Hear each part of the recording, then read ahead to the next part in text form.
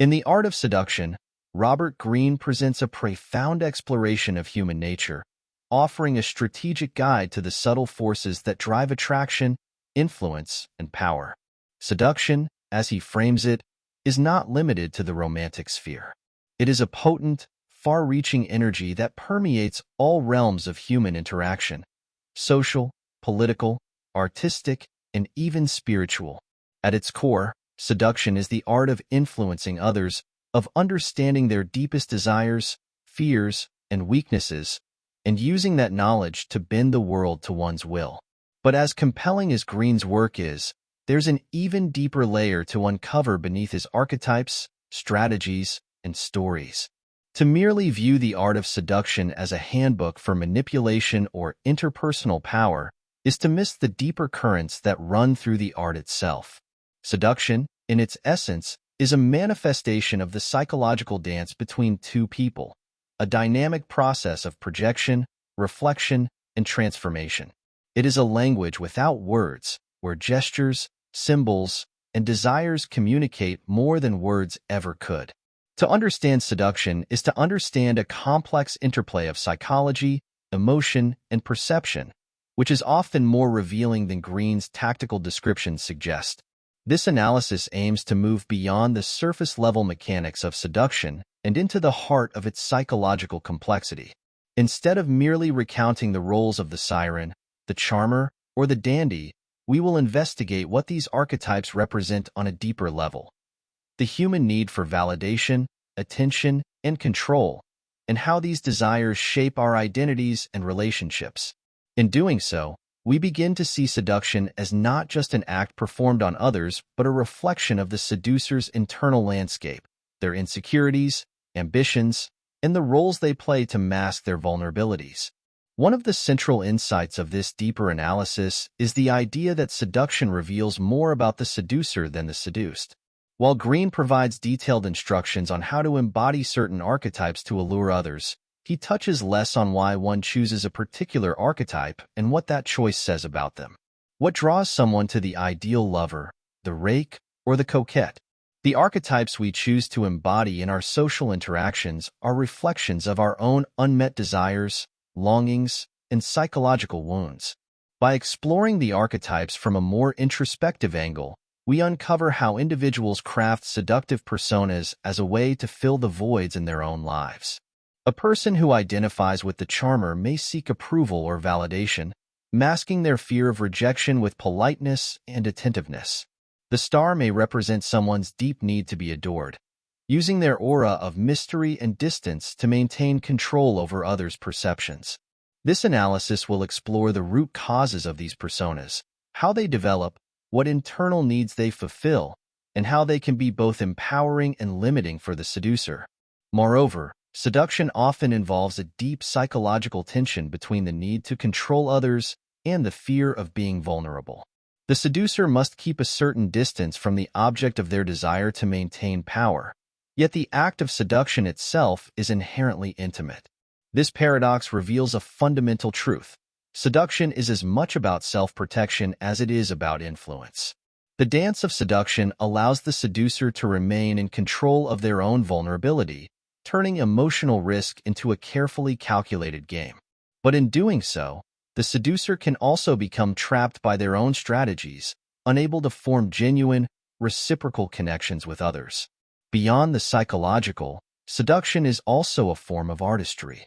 Like any art, it requires skill, intuition, and creativity. In this analysis, we'll examine how seduction can be understood as an act of creation, a performance that transforms both the seducer and the seduced. Seduction is not simply about gaining power or satisfying desires. It is an aesthetic experience, a narrative in which the seducer writes themselves into the other person's life. The most successful seducers create fantasies that resonate with the deepest, often unspoken, desires of their target. This artistic dimension of seduction is perhaps the most subtle yet most profound aspect of Greene's work. He touches on it, but the depth of the craft behind seduction warrants further exploration. Like an artist manipulating color and form to create a masterpiece, the seducer plays with emotions, perceptions, and atmospheres to create an alluring vision. The most potent seductions are those that feel seamless and effortless, where the seduced feels as if they are willingly stepping into the fantasy the seducer has created for them. In this analysis, we will explore the intricacies of this artistic process, how seduction involves the careful crafting of moods, moments, and identities, and how it parallels other forms of art in its capacity to captivate and transform. While Greene's archetypes are drawn from historical and literary figures, the principles of seduction are ever-evolving. The ways in which we seduce and are seduced have changed with the times. In today's fast-paced, image-saturated world, seduction often takes place in digital spaces where personas are curated and controlled with precision. In this context, the archetypes Greene describes take on new forms. The rake and the siren, for example, may now manifest through carefully curated Instagram feeds or cryptic yet captivating social media personas. Seduction has become more subtle, perhaps more psychological than ever before, as the art of mystery and allure is now intertwined with our online identities. In this analysis, we will investigate how these timeless archetypes play out in the modern world and how the art of seduction has adapted to new social dynamics. What does it mean to be a charmer or a dandy in the age of social media? How do we seduce in a world where attention is fragmented and fleeting? And what does the rise of technology mean for the future of seduction as an art form? Ultimately, the aim of this analysis is to go beyond the tactical guide that Greene provides and delve into the heart of seduction as a reflection of human nature. Seduction is not just about power or manipulation, but about understanding the emotional and psychological forces that shape our interactions with others. By exploring these dynamics in greater depth, we can gain a more nuanced understanding of ourselves, our desires, and the ways we interact with those around us. Seduction is an art, yes, but it is also a mirror, reflecting our most profound longings, fears, and ambitions. By examining it closely, we not only learn how to influence others, but also how to understand the deeper motivations behind the roles we play in our relationships. This analysis will serve as a guide to that deeper understanding, offering insights into the complex dance of human connection and influence that goes beyond Greene's pages. The siren archetype, as described by Robert Greene, is the embodiment of allure and irresistible attraction. However, beyond the surface-level tactics of this archetype lies a deeper psychological reality, one that speaks to both the internal motivations of the siren and the emotional dynamics at play between her and those she seduces. At its core, the siren is a reflection of our deep, often unconscious desire for escape. She taps into a longing that many people harbor, the need to break free from the mundane and the ordinary. The siren offers a fantasy, an enticing world where boundaries dissolve and pleasures reign supreme. Her power lies not just in her physical beauty or charm, but in her ability to embody a dreamlike state that seduces the imagination. From a psychological standpoint, the siren's allure can be seen as a mirror to the internal world of the person she captivates. Those who are drawn to her often crave freedom from their own limitations, whether those are responsibilities, societal expectations, or internal insecurities. The siren represents an escape from the rigid structures of reality, offering a glimpse of a world where desire is unrestrained and where the seduced can, momentarily, lose themselves. But what drives someone to take on the role of the siren? At a deeper level, the siren herself may be compensating for her own internal fears or insecurities. Her seductive power is a form of control, a way to command attention and admiration. In creating an intoxicating world for others, she masks her vulnerability, using her allure as a shield. The siren must constantly maintain this aura of mystery and seduction, lest the illusion break and reveal the more ordinary aspects of her identity. The siren's seduction, therefore, is not just a one-way interaction. It is a psychological exchange. On one side, the seduced is drawn to the siren because she represents something they lack: spontaneity, adventure, or an escape from reality. On the other side, The siren crafts this persona as a way of navigating her own insecurities and maintaining a sense of control in her interactions with others. However, the siren's success is also her greatest limitation. To maintain her seductive allure, she must keep her emotional distance, avoiding vulnerability or genuine connection. The very fantasy she creates for others becomes her own trap, as she is bound by the role she plays. This tension between maintaining the illusion and the desire for real connection is central to the siren's existence. She may find herself caught in a perpetual loop of seduction, where she must constantly create new illusions to stay relevant and maintain power. In the modern world, the siren archetype has evolved, but the core dynamics remain. Social media and digital platforms have given rise to a new kind of siren, one who curates an alluring persona online, attracting followers with carefully crafted images of beauty, luxury, and escapism. These modern-day sirens offer a digital fantasy, playing into the same desires for escape and intrigue that Greene identified. Yet, behind the perfectly curated feed, the same psychological patterns play out: a need for control, attention, and validation, often concealing deeper vulnerabilities. In this analysis of the siren, we move beyond the notion of seduction as a simple act of luring others. We see it as a complex, psychological interplay where both the seducer and the seduced are engaged in a dance of projection, desire, and control. The siren, like all archetypes, reveals much more about the human condition than just surface-level attraction. She is a mirror to our need for fantasy, our desire for liberation, and our struggles with vulnerability. The rake archetype, as outlined by Robert Greene, is the embodiment of passion, intensity, and relentless pursuit of desire. While the rake is often seen as the ultimate seducer, someone who is unapologetically devoted to pleasure and indulgence, a deeper analysis reveals that his allure goes far beyond the surface charm. At its core, the rake's persona is driven by powerful internal forces, both in terms of what he seeks in others and what he's trying to avoid within himself. The rake's primary power lies in his ability to make his target feel uniquely desired. His charm isn't just about attraction, it's about devotion. The rake gives the impression that his entire world revolves around the object of his affection, creating a sense of urgency and excitement. To those he seduces, this intense focus can be intoxicating.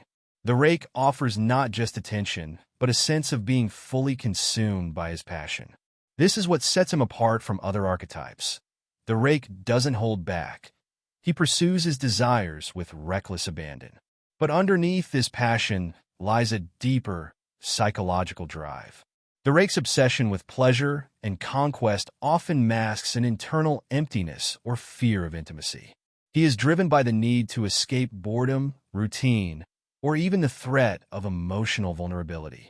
His constant pursuit of new conquests is not just about pleasure, but about avoiding stillness, where his own insecurities or unresolved issues might surface. The rake thrives in the chase, not necessarily in the connection that follows.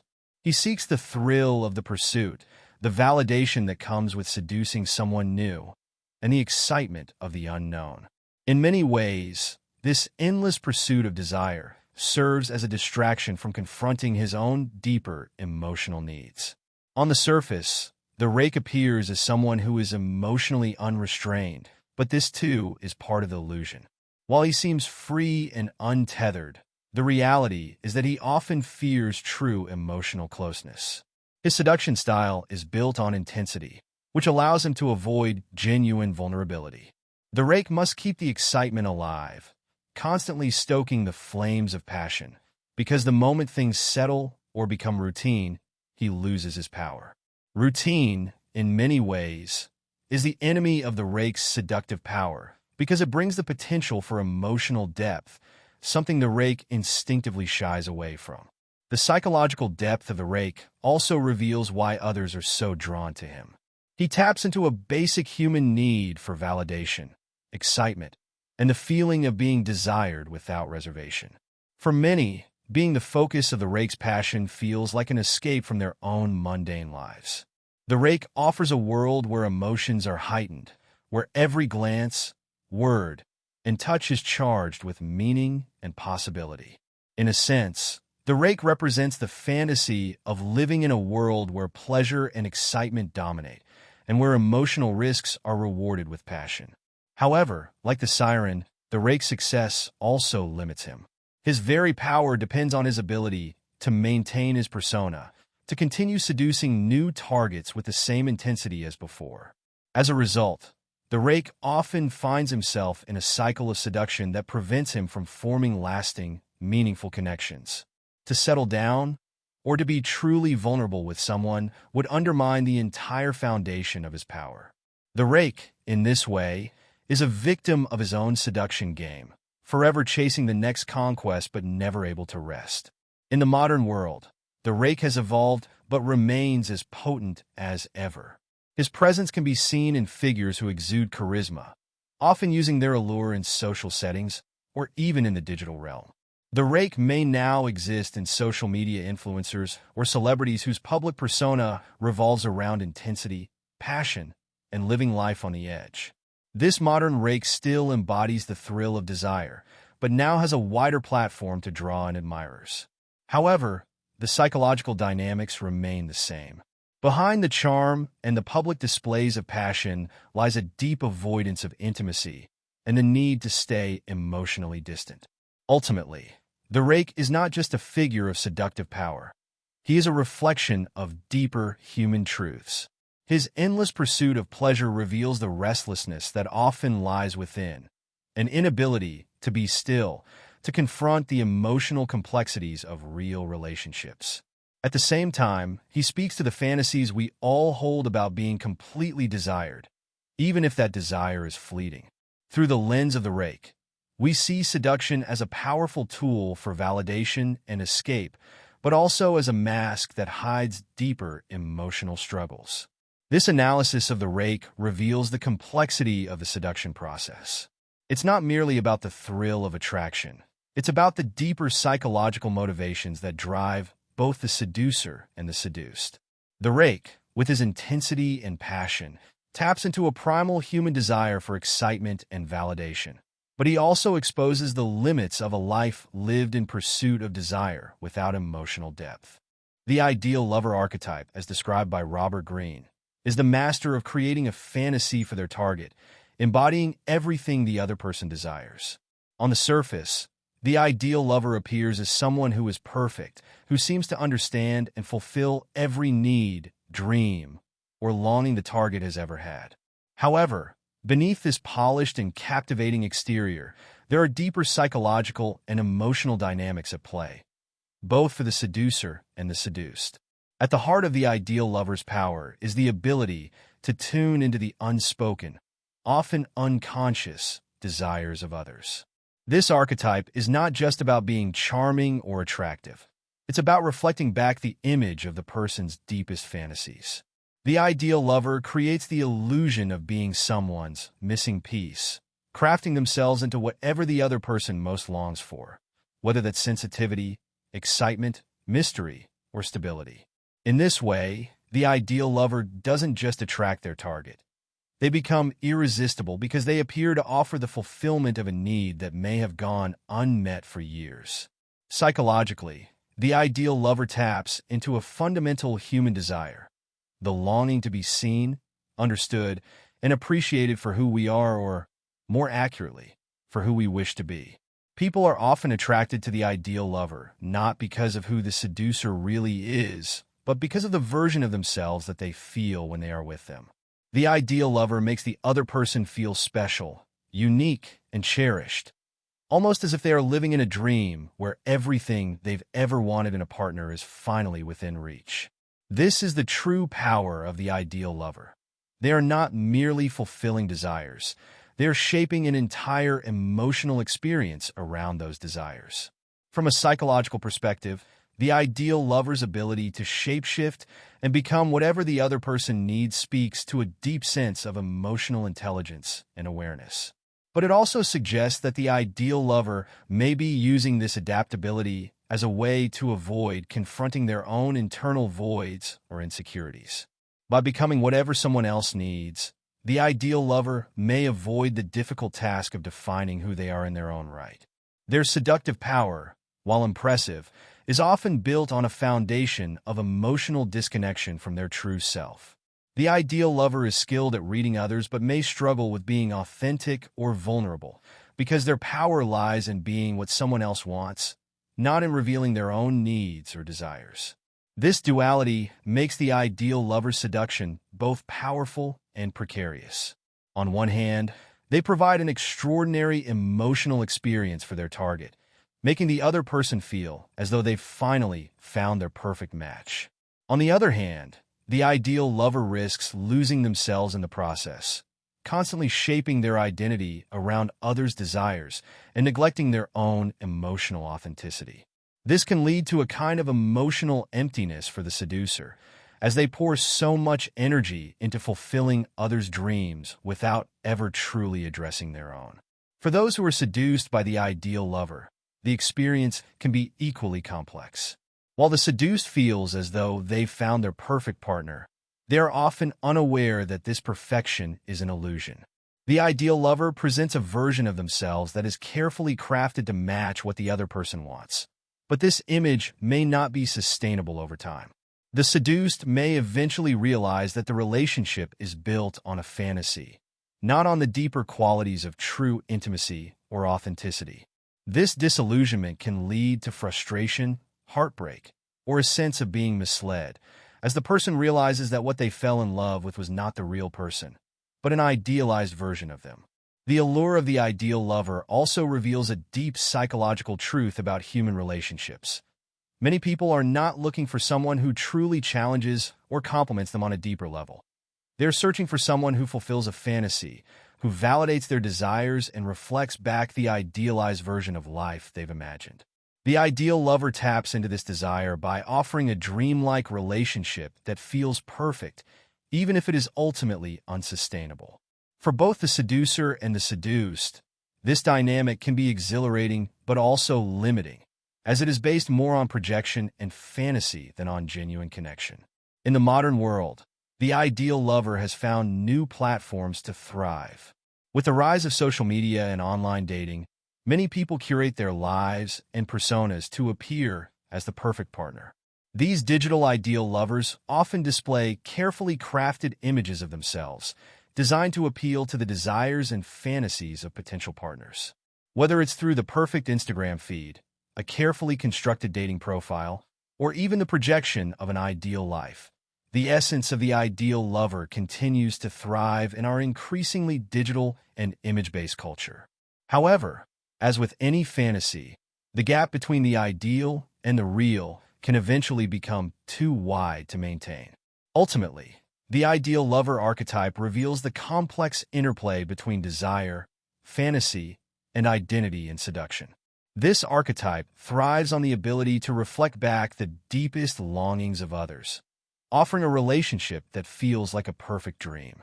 But this dream, while enchanting, is also fragile. The ideal lover must constantly maintain the illusion of perfection, often at the expense of their own emotional needs and authenticity.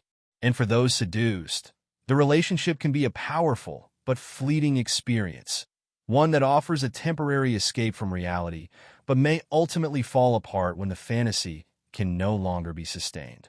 In exploring the ideal lover, we see seduction as an art that relies heavily on emotional attunement and psychological insight. This archetype speaks to the human desire for idealized connection and the lengths people will go to, on both sides of the seduction, to create or maintain that ideal.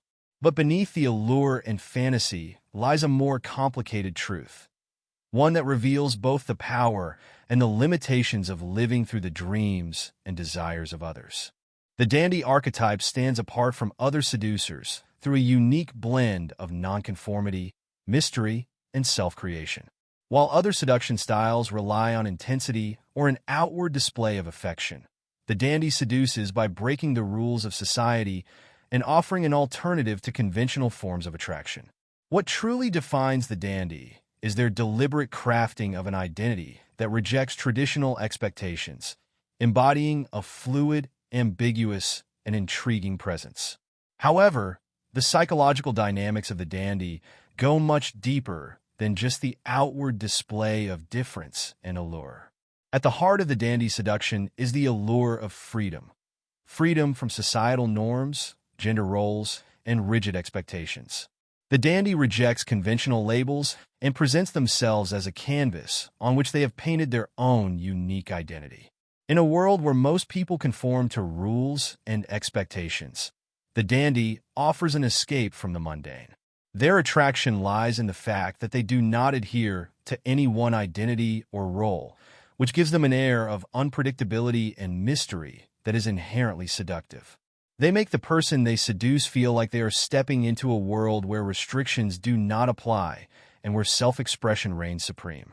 On a psychological level, the dandy's power stems from their ability to blur boundaries, particularly around gender and social roles.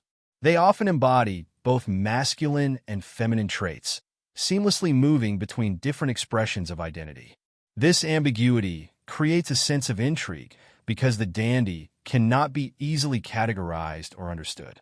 The people who are drawn to the dandy are often those who feel constrained by the roles they are expected to play, and the dandy offers them an enticing glimpse of liberation from those constraints. In this sense, the dandy is not only seducing the other person, but also offering a kind of emotional and psychological escape. The dandy also seduces by drawing attention to the fact that they are, in many ways, self-created. This self-creation is one of the dandy's greatest strengths. Unlike other archetypes, who may rely on inherent charm or beauty, the dandy's power comes from their deliberate crafting of a persona that is intriguing, unconventional, and ever-evolving. The dandy's allure is built on their ability to constantly reinvent themselves, which keeps their target captivated. The people drawn to the dandy are often those who yearn for a break from predictability and are enchanted by the idea of someone who seems to live outside the bounds of ordinary life. But beneath this surface-level allure, the dandy's psychological motivations are more complex. The dandy's refusal to conform to societal expectations and their constant reinvention may also be driven by a deep need for control. By shaping their own identity and refusing to fit into any one role, the dandy maintains power over how they are perceived. This is a form of protection, as it allows the dandy to avoid vulnerability by never fully revealing who they truly are. In seducing others with their fluid and ambiguous persona, the dandy can maintain emotional distance, ensuring that they are never fully known or understood, which preserves their sense of freedom. For the dandy, seduction is not just about attracting someone. It's about making others question their own assumptions and the roles they play in life. The dandy offers a mirror to their target, reflecting the limitations of their conventional choices and inviting them to imagine a more liberated way of being. In this way, the dandy seduction is both an intellectual and emotional process. They challenge others to see beyond the surface of attraction and to consider what it means to live authentically and on one's own terms. For those who fall under the dandy's spell, the attraction often lies in the promise of transformation. The dandy represents a way of life that feels more exciting, more free, and more true to one's inner desires. However, this seduction can also have its limitations. Because the dandy is constantly reinventing themselves, it can be difficult to form a deep, lasting connection with them. The dandy may avoid emotional depth in favor of maintaining their elusive, ever-changing persona. This can leave the person being seduced feeling captivated but ultimately unsatisfied, as the dandy's allure is based more on illusion and fantasy than on genuine intimacy. In today's world, the dandy archetype continues to thrive, especially in spaces where individuality and self-expression are celebrated. Fashion, art, and even social media have become platforms for modern-day dandies to showcase their rejection of societal norms and their fluid approach to identity. The dandy's appeal remains strong because they offer an alternative to the rigid structures of identity and attraction that many people find limiting. They thrive on being unconventional and mysterious, drawing people into their world by making them question the norms that they've taken for granted. Ultimately, the dandy is not just a figure of seduction. They are a symbol of liberation and self-invention. Their ability to transcend traditional roles and expectations makes them incredibly powerful seducers, but it also reveals a deeper truth about human attraction. We are often drawn to those who offer us a glimpse of the freedom and authenticity we may not allow ourselves. Through their rejection of conventional norms, the dandy invites others to explore new ways of being, to embrace their own uniqueness, and to question the roles they play in life. Yet, in offering this liberation, the dandy may also keep others at arm's length, ensuring that their power remains rooted in mystery and intrigue. In exploring the dandy, we see that seduction is not just about attraction. It's about challenging assumptions, breaking boundaries, and offering a taste of freedom. The dandy's power lies in their ability to craft an identity that is both captivating and elusive, making them a symbol of the seductive potential of self-creation. However, this very elusiveness can also be a barrier to true emotional connection, as the dandy's allure is built on maintaining control over how they are perceived, ensuring that they remain forever fascinating but never fully known. The natural archetype is built on the power of spontaneity, innocence, and a sense of childlike wonder. Unlike other seducers who may craft elaborate personas or use strategic manipulation, the natural seduces by drawing others into a world where playfulness, freedom, and simplicity reign. The essence of the natural's power lies in their ability to make others feel as though they can drop their defenses, return to a time before complexity and stress, and embrace the joy of living in the moment. Yet, beneath this innocent and carefree exterior lies a deeper psychological dynamic that gives the natural their unique charm. At the core of the natural seduction style is a sense of authenticity that others find deeply refreshing. In a world full of calculated actions, social hierarchies, and endless pretensions, the natural stands out by offering an escape from these constraints. Their behavior seems unforced and sincere, giving the impression that they are not trying to seduce, but simply being themselves. This disarming quality makes people feel at ease around them, and they draw others in not through intensity or mystery, but through openness and a sense of shared humanity. The natural seems to have no agenda other than to enjoy life, and that energy is infectious. Psychologically, the natural's power is rooted in their ability to tap into a primal part of human nature, the longing for innocence, freedom, and joy. As people grow older, they often become burdened by societal expectations, responsibilities, and the complexities of adult life. The natural offers a glimpse of something many people crave: the return to a simpler, more carefree state of being. They remind others of what it feels like to be spontaneous, curious, and unencumbered by the weight of the world. In a sense, the natural doesn't just seduce the individual, they seduce the inner child within their target, reawakening a sense of playfulness that may have been long forgotten. The natural also wields the power of vulnerability. Unlike seducers who maintain control by keeping their emotions hidden or projecting a larger-than-life image, the natural embraces imperfection. They are not afraid to show their flaws, to laugh at themselves, or to be emotionally open. This vulnerability is incredibly attractive because it gives others permission to drop their own guard. People often feel a sense of relief when they are around the natural because they no longer have to pretend or live up to societal expectations. The natural's openness and ability to let go of their defenses create a safe space for others to do the same. And this sense of emotional safety is a key element of their seduction. However, beneath the playful and carefree surface, the natural's charm can also be seen as a form of protection. Their lighthearted approach to life, while disarming and refreshing, may also be a way of avoiding the deeper, more complex emotions or struggles that come with adulthood. By maintaining an air of childlike innocence, the natural can sidestep the more serious or challenging aspects of relationships, often staying emotionally detached from deeper commitment or conflict. Their charm lies in simplicity, but that simplicity can sometimes mask a reluctance to engage with the full spectrum of emotional experiences. For the people drawn to the natural, the attraction is rooted in the desire to escape the pressures and complexities of their own lives. Being around a natural feels like stepping into a world where joy and simplicity take precedence, where the burdens of responsibility and seriousness can be momentarily forgotten. The natural brings out the carefree, playful side in others, offering them an experience that feels refreshing and liberating. Yet, the seduced may also find themselves craving more depth or stability over time, as the light-hearted charm of the natural, while enchanting, may not always provide the emotional grounding they need for a long-term relationship. In the modern world, the natural archetype thrives in environments where authenticity and spontaneity are highly valued. The natural may be someone who draws attention not through sophistication or calculated charm, but through their ability to be fully present, to engage with others in a genuine and unaffected way. They might stand out in social settings where people are often trying to impress or conform, offering a breath of fresh air with their easygoing and down-to-earth demeanor.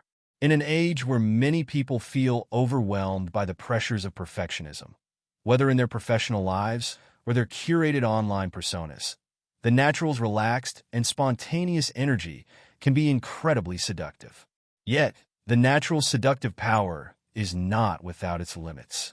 Because their charm often relies on playfulness and emotional simplicity, they may struggle when faced with deeper emotional challenges or when a relationship moves into more serious territory.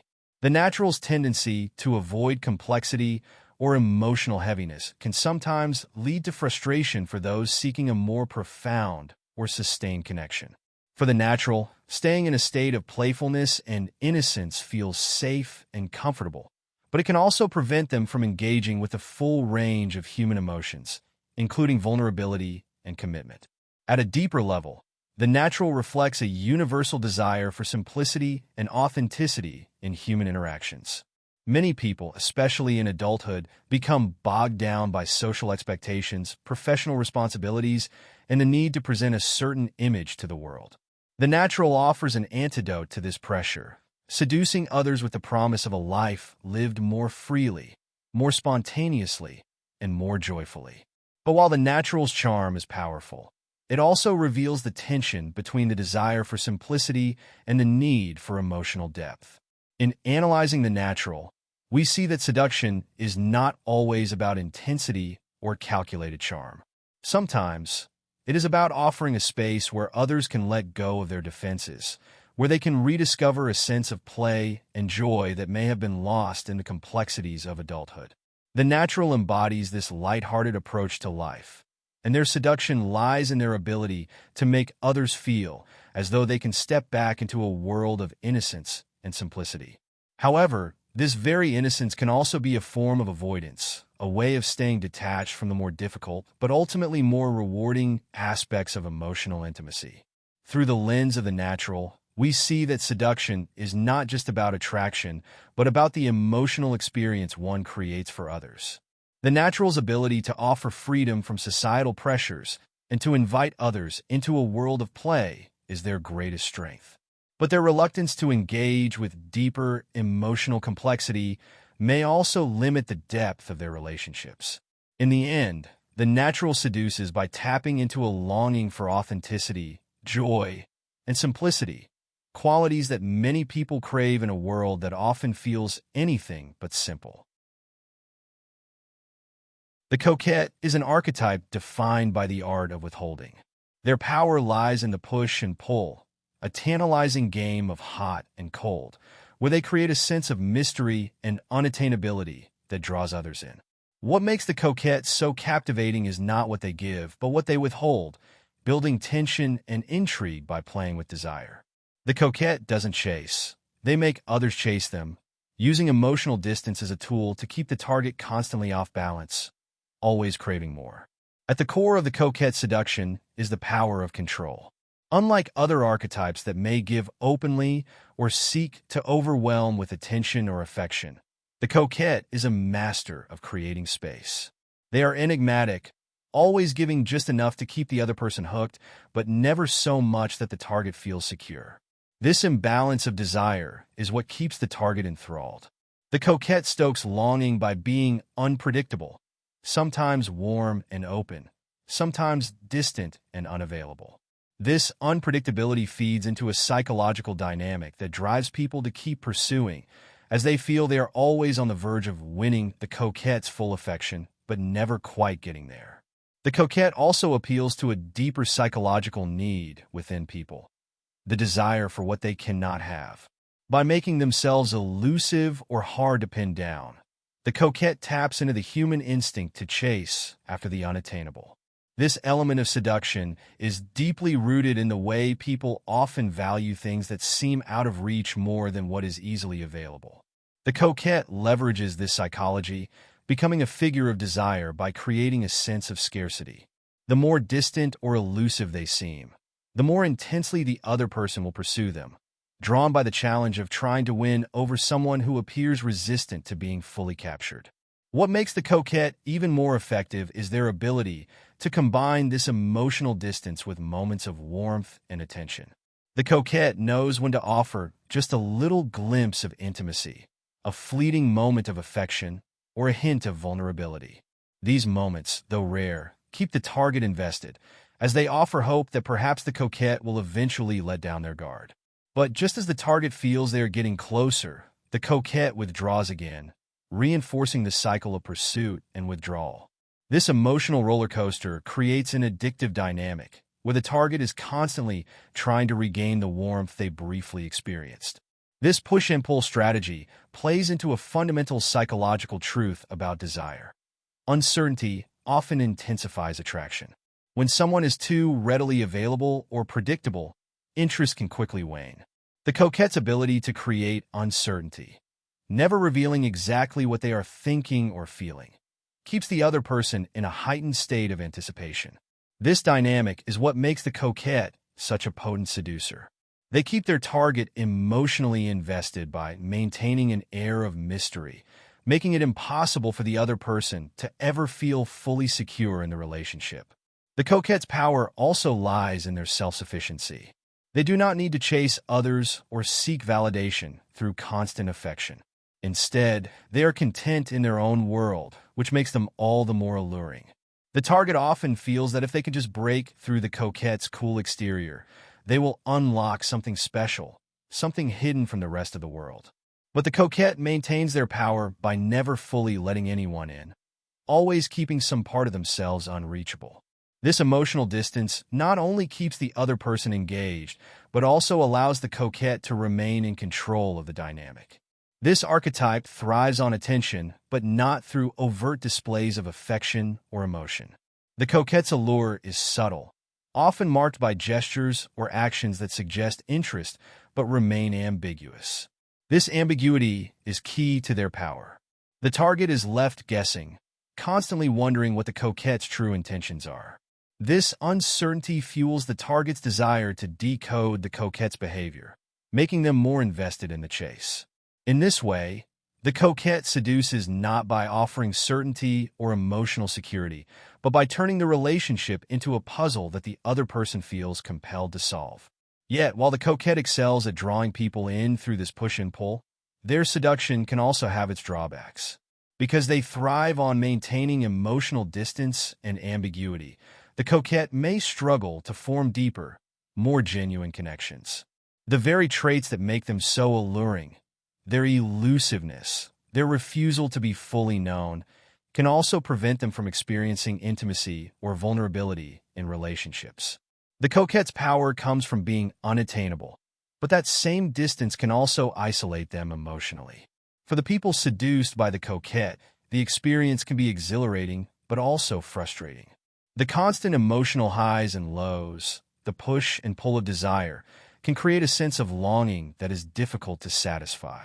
The target may become obsessed with trying to win over the coquette, not realizing that the very nature of the dynamic is designed to keep them in a state of perpetual pursuit. Over time, this can lead to emotional exhaustion, as the target invests more and more energy into a relationship that never fully delivers the security or closeness they crave. In modern contexts, the coquette archetype thrives in situations where ambiguity and emotional distance are seen as attractive. Whether through aloof behavior on social media, a flirtatious yet non-committal attitude in dating, or the careful balance of attention and withdrawal in relationships. The coquette knows how to play on the modern desire for what seems out of reach. In a world where attention spans are short and instant gratification is common, the coquette's ability to create an emotional challenge makes them stand out. They resist the pull of immediate connection, offering something slower, more tantalizing, and ultimately more addictive. In essence, the coquette represents the power of restraint. Where other seducers may use intensity or emotional availability to captivate, the coquette captivates by withholding. They understand that desire thrives on the unknown, on the anticipation of what could be, rather than what is. By keeping their emotions guarded, their intentions unclear, and their affections sporadic, the coquette creates a dynamic that is both alluring and infuriating, drawing others into their web through the sheer power of mystery and emotional distance. The charmer archetype is all about making others feel good, using warmth, attentiveness, and subtle flattery to create a connection that is smooth and effortless.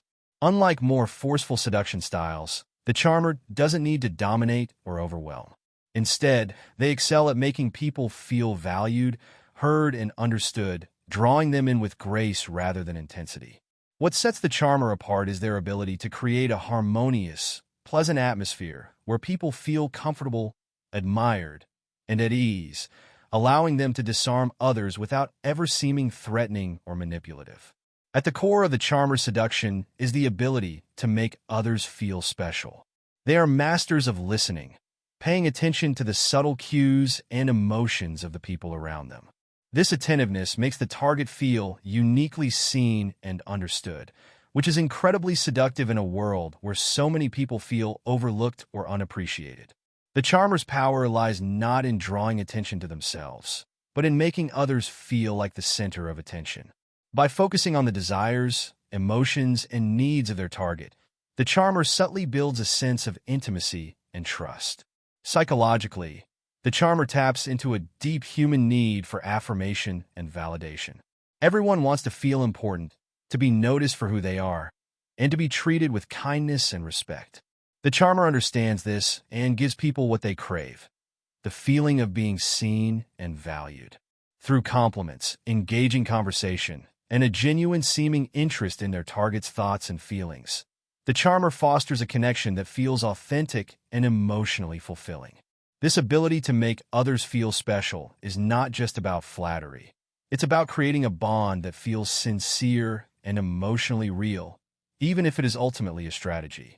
The charmer is also adept at reading social situations and adjusting their behavior accordingly.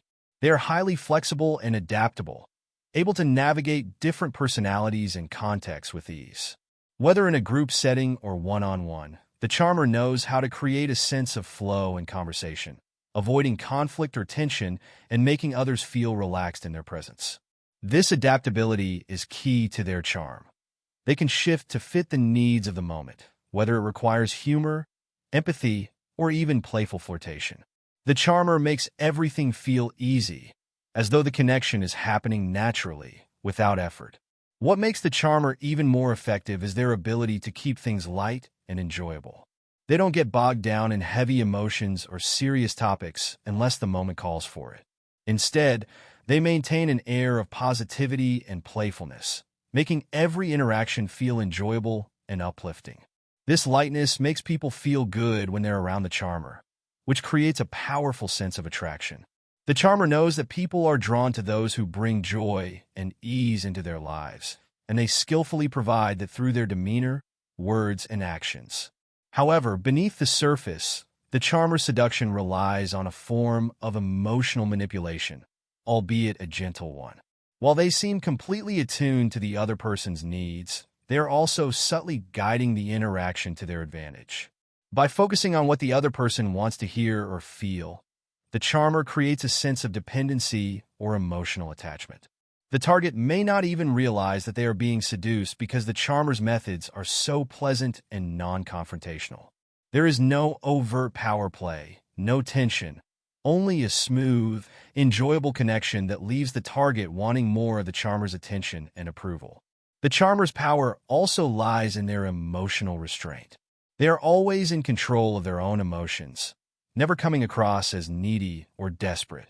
This emotional self-possession makes them even more attractive because they seem self-sufficient and confident, qualities that naturally draw others in.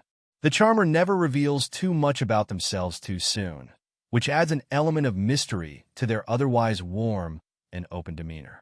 They maintain a delicate balance, giving enough to make the other person feel connected, but holding back just enough to keep the intrigue alive. In many ways, the charmer operates by creating a sense of reciprocity. They give others the gift of attention, admiration, and warmth, which makes the target feel indebted in some way, even if only subconsciously. The person being charmed feels a natural inclination to return the kindness and affection, deepening the bond without even realizing they are being led down a path of seduction. The charmer's ability to make others feel good becomes a tool for influence, as people are far more likely to be swayed by someone who makes them feel positive and appreciated. The charmer's seduction style works particularly well in social and professional settings, where overt seduction might seem inappropriate or out of place. Their ability to blend warmth, attentiveness, and subtle allure makes them highly effective in environments where influence is key.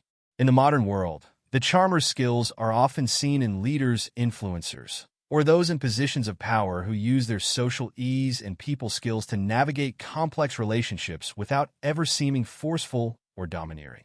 But while the charmer's approach is highly effective, it also has limitations. Because their seduction is based on creating ease and harmony, they may struggle when faced with conflict or more intense emotional dynamics. The charmer's instinct is to avoid confrontation and keep things pleasant, which can sometimes prevent them from forming deeper, more emotionally raw connections. Their seduction style thrives on keeping things light and enjoyable, but this can lead to relationships that feel surface level or lacking in emotional depth over time. For those seduced by the charmer, the experience can be intoxicating. The charmer makes them feel good, makes everything seem easy, and creates a bond that feels natural and effortless.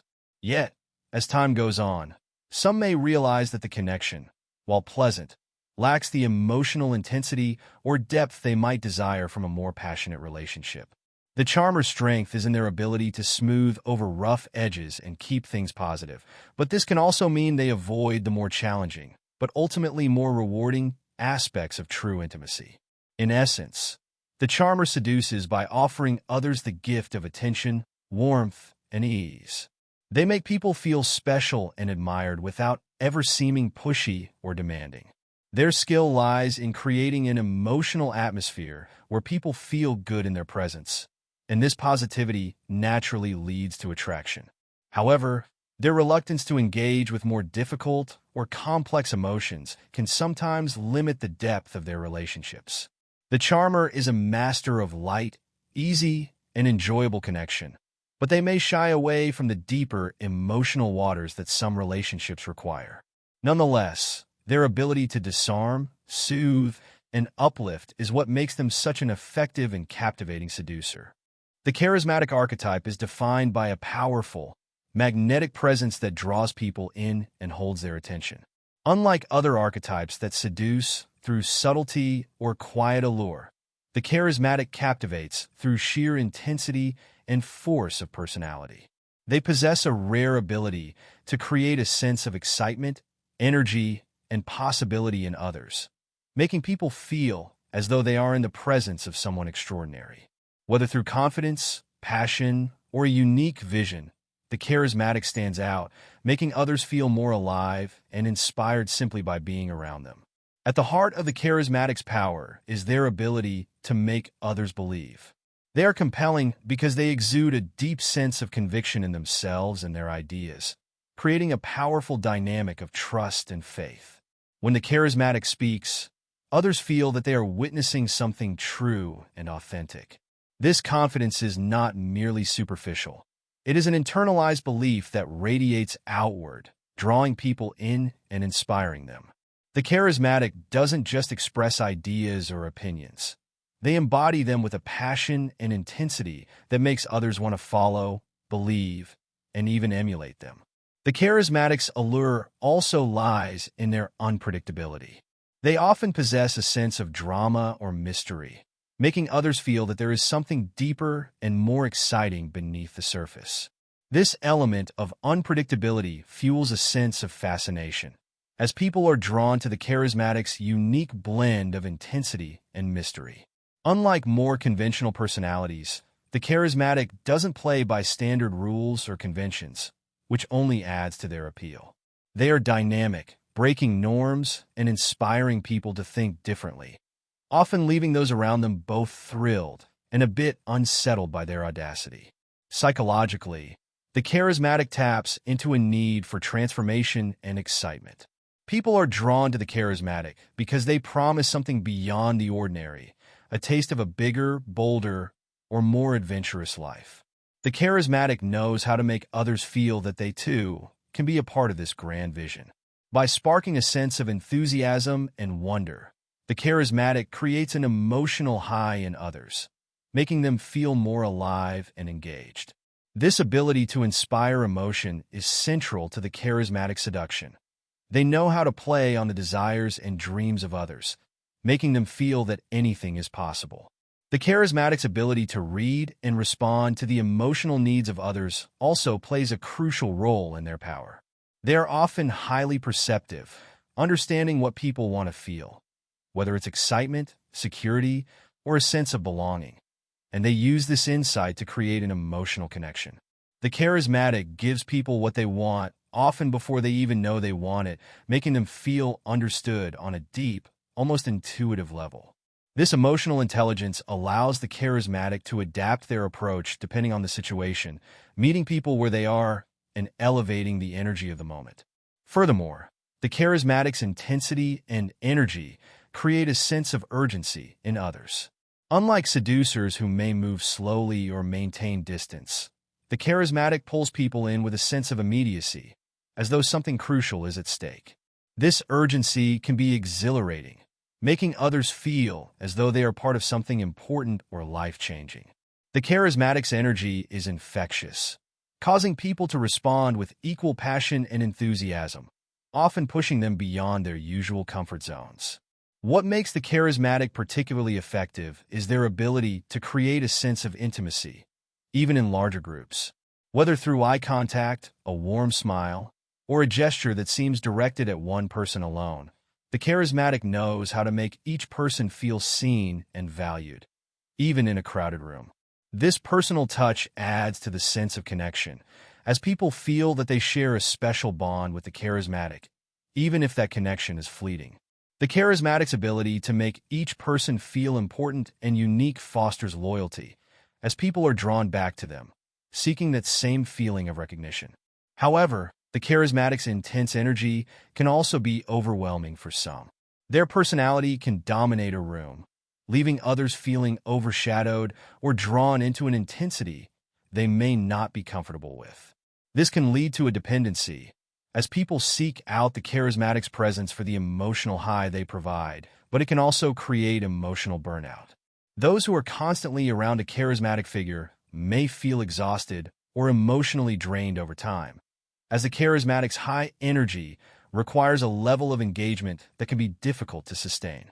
In the modern world, the charismatic is often seen in leaders, influencers, and individuals who possess a unique vision or sense of purpose. Their appeal lies in their ability to make people feel excited and inspired, promising a break from the mundane and a glimpse into something extraordinary.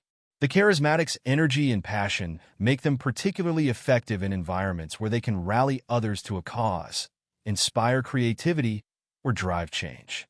They are the people who light up a room, capture attention without effort, and leave a lasting impression on everyone they meet. While the charismatic can be incredibly influential, their power can also lead to challenges. Because they are so used to being the center of attention, they may struggle in situations where they are not in control or when they encounter people who are not receptive to their intensity. The charismatic thrives on connection and attention, but this need for validation can sometimes become a weakness, as they may feel unfulfilled if they are not able to captivate those around them. Ultimately, the charismatic archetype seduces by offering people a vision of something greater. Their energy, passion, and ability to connect make others feel that they are a part of something unique and special. By radiating confidence and intensity, the charismatic brings out a sense of adventure and excitement in others, encouraging them to break out of their routines and experience life with more depth and passion. It's this ability to inspire, to make others feel alive and important, that makes the charismatic such a powerful and enduring archetype in the art of seduction. The star archetype is captivating because it embodies qualities that people long for, but often feel they lack in their own lives. Stars are known for their glamour, mystery, and a magnetic quality that draws others in, creating a sense of intrigue and fascination. Unlike other archetypes that might captivate through direct charisma or intensity, the star seduces by embodying something just out of reach, an aura of unattainable beauty, success, or mystique. They seem to live in a world of their own, one that is filled with excitement, luxury, or depth, and people are drawn to them because they represent an idealized image that others aspire to, but feel they can't fully attain. The star's allure lies in their ability to create a sense of distance while still maintaining a compelling presence. They are not overly available or accessible. They seem to exist in a world set apart from the ordinary, which makes them appear rare and special. This distance adds to their appeal, as people often desire what they can't easily have. By remaining somewhat elusive, the star fuels the imagination of others, allowing them to project their own fantasies onto the star. This projection is key to the star's seductive power. People see in the star what they most long for, whether it's beauty, success, mystery, or inner peace. One of the star's main tactics in seduction is their ability to stand out without seeming to try. They have a natural aura or presence that makes others want to look, listen, or follow. Often, this quality comes from a strong sense of self and an awareness of how to use their appearance, mannerisms, or even silence to draw attention. Unlike the charmer or charismatic, who actively engage others, the star pulls people in with their mere presence, as though they are inherently captivating simply by being who they are. This sense of effortless magnetism creates a kind of mystique that makes people want to get closer and learn more, even if the star remains largely aloof. The star also seduces by embodying an ideal. They often represent beauty, talent, success, or some other quality that society celebrates. In many ways, the star is a living fantasy, someone who embodies what others dream of becoming or experiencing. Because of this, people are drawn to the star not only because of their personal qualities, but because of the dream they represent. This dream can be incredibly potent, as people see in the star a reflection of their own desires, aspirations, and even insecurities. The star doesn't need to do much to seduce others. By simply being an idealized version of something people want, they naturally attract admiration, desire, and even devotion. Psychologically, the star taps into the human need for escapism. People are often drawn to those who can transport them away from the everyday into a world of glamour, luxury, or mystery. The star provides this escape, giving others a sense of excitement and beauty that contrasts with the mundane aspects of daily life. Being around the star feels like stepping into another world, one that is filled with possibilities, beauty, and perhaps a hint of danger or intrigue. This sense of escape is incredibly alluring because it allows people to step outside of their own lives and experience a sense of fantasy, even if only for a short time. In many ways, the star maintains their power through their mystery. They reveal just enough to keep people interested, but never enough to be fully understood. This mystery allows people to project their own desires onto the star, filling in the gaps with their own fantasies and ideals. The star knows that too much openness can dilute their allure. By remaining slightly unknowable, they create an endless source of fascination and intrigue. This controlled exposure keeps others guessing, always wanting more, as they never feel they fully understand the star. Another essential quality of the star is their ability to make people feel special by association. People are often drawn to the star because they hope that, by being close to them, some of that glamour, beauty, or excitement will rub off. The star represents something larger than life, and people want to be a part of that world, even if only peripherally. This desire to be associated with the star's aura of success, beauty, or mystery makes people willing to overlook flaws, give admiration, and even make sacrifices. The star doesn't need to be perfect. They just need to represent something desirable enough that others are willing to idealize them. However, the star's allure can also have its limitations. Because their power lies in their mystique and unattainability, they may struggle with forming deep, authentic connections.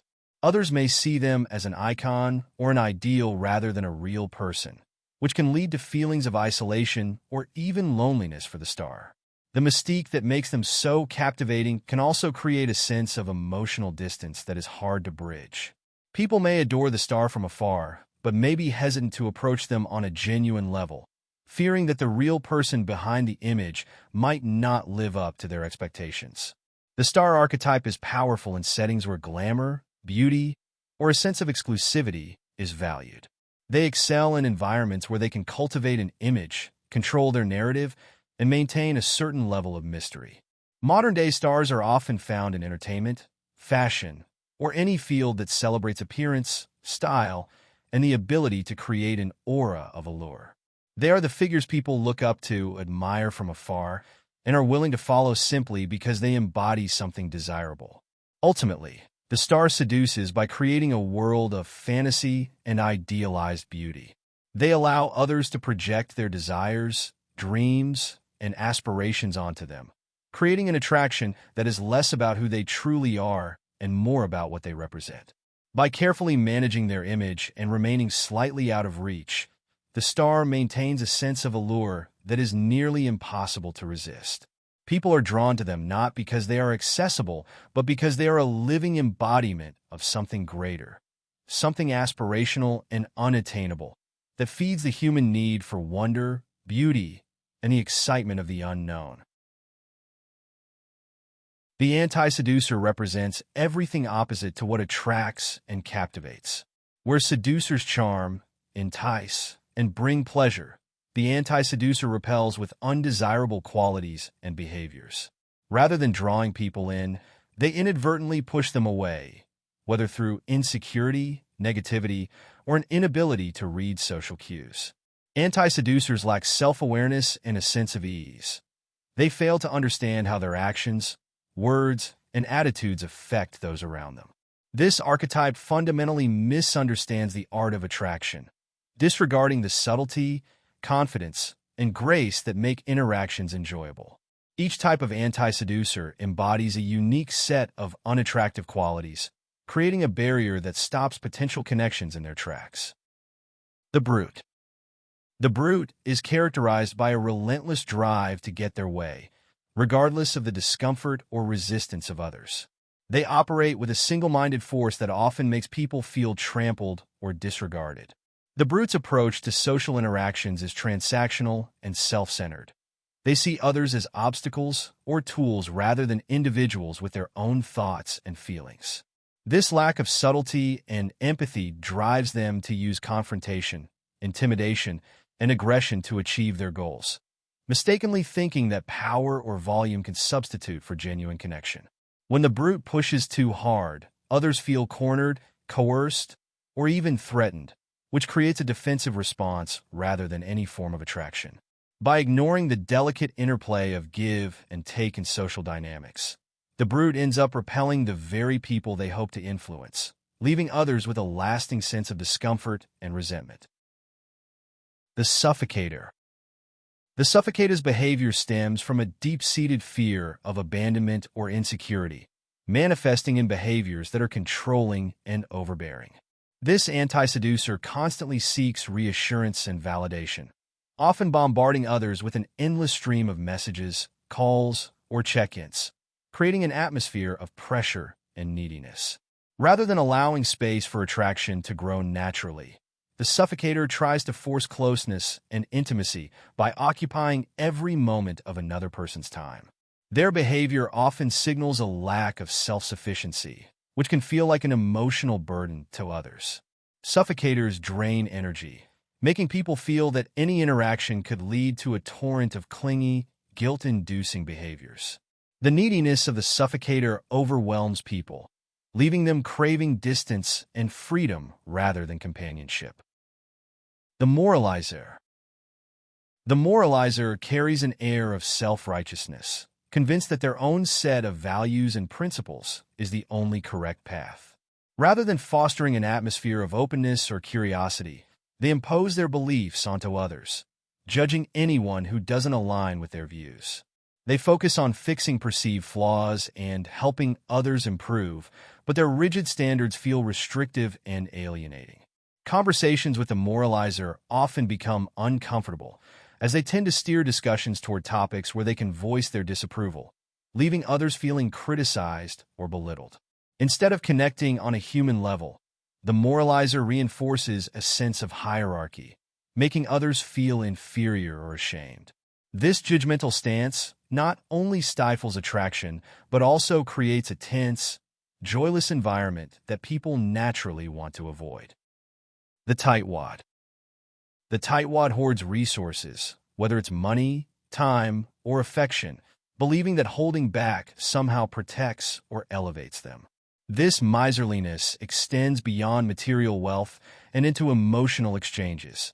The tightwad withholds compliments, expressions of warmth, and gestures of generosity. They may view giving as a weakness or something that leaves them vulnerable, failing to see that generosity fosters goodwill and connection. Their stinginess often leaves others feeling unappreciated, creating a stark imbalance in relationships. Rather than experiencing a sense of mutual respect or affection, people feel that the tightwad takes without reciprocating, treating relationships as a one-sided transaction. This reluctance to give creates a sense of deprivation and emotional coldness, driving others away and leaving the tightwad isolated in their own scarcity mindset. The bumbler. Awkward and often painfully self-conscious, the bumbler struggles to navigate social situations gracefully. This anti-seducer frequently stumbles over words, makes clumsy remarks, and creates uncomfortable pauses that can make others feel tense or embarrassed. The bumbler is overly focused on their own insecurities, which colors their interactions with an air of uncertainty and unease. Often, they overthink their actions and words to the point of stilted conversation, making people feel like they're engaging in a forced or uncomfortable exchange. The bumbler's lack of self-assurance makes others feel on edge, sensing that the interaction could go wrong at any moment. Instead of allowing for natural flow and relaxation, the bumbler's nervousness introduces an awkwardness that makes social engagement feel more like a chore than a pleasure. The windbag. The windbag dominates conversations with a relentless monologue that centers solely on themselves. Oblivious to the needs or interests of others, they drone on about their own opinions, achievements, and concerns, leaving no space for a balanced exchange. Instead of showing interest in others or creating a back-and-forth dialogue, the windbag essentially turns every interaction into a one-person show. This self-centered approach leaves others feeling sidelined and unimportant, as though they're mere spectators in a conversation. The windbag's inability to listen and acknowledge others' perspectives prevents any real connection from forming, as people feel unseen and undervalued. By monopolizing the conversation, the windbag creates a wall that separates them from others, diminishing any chance of building rapport or attraction. The reactor.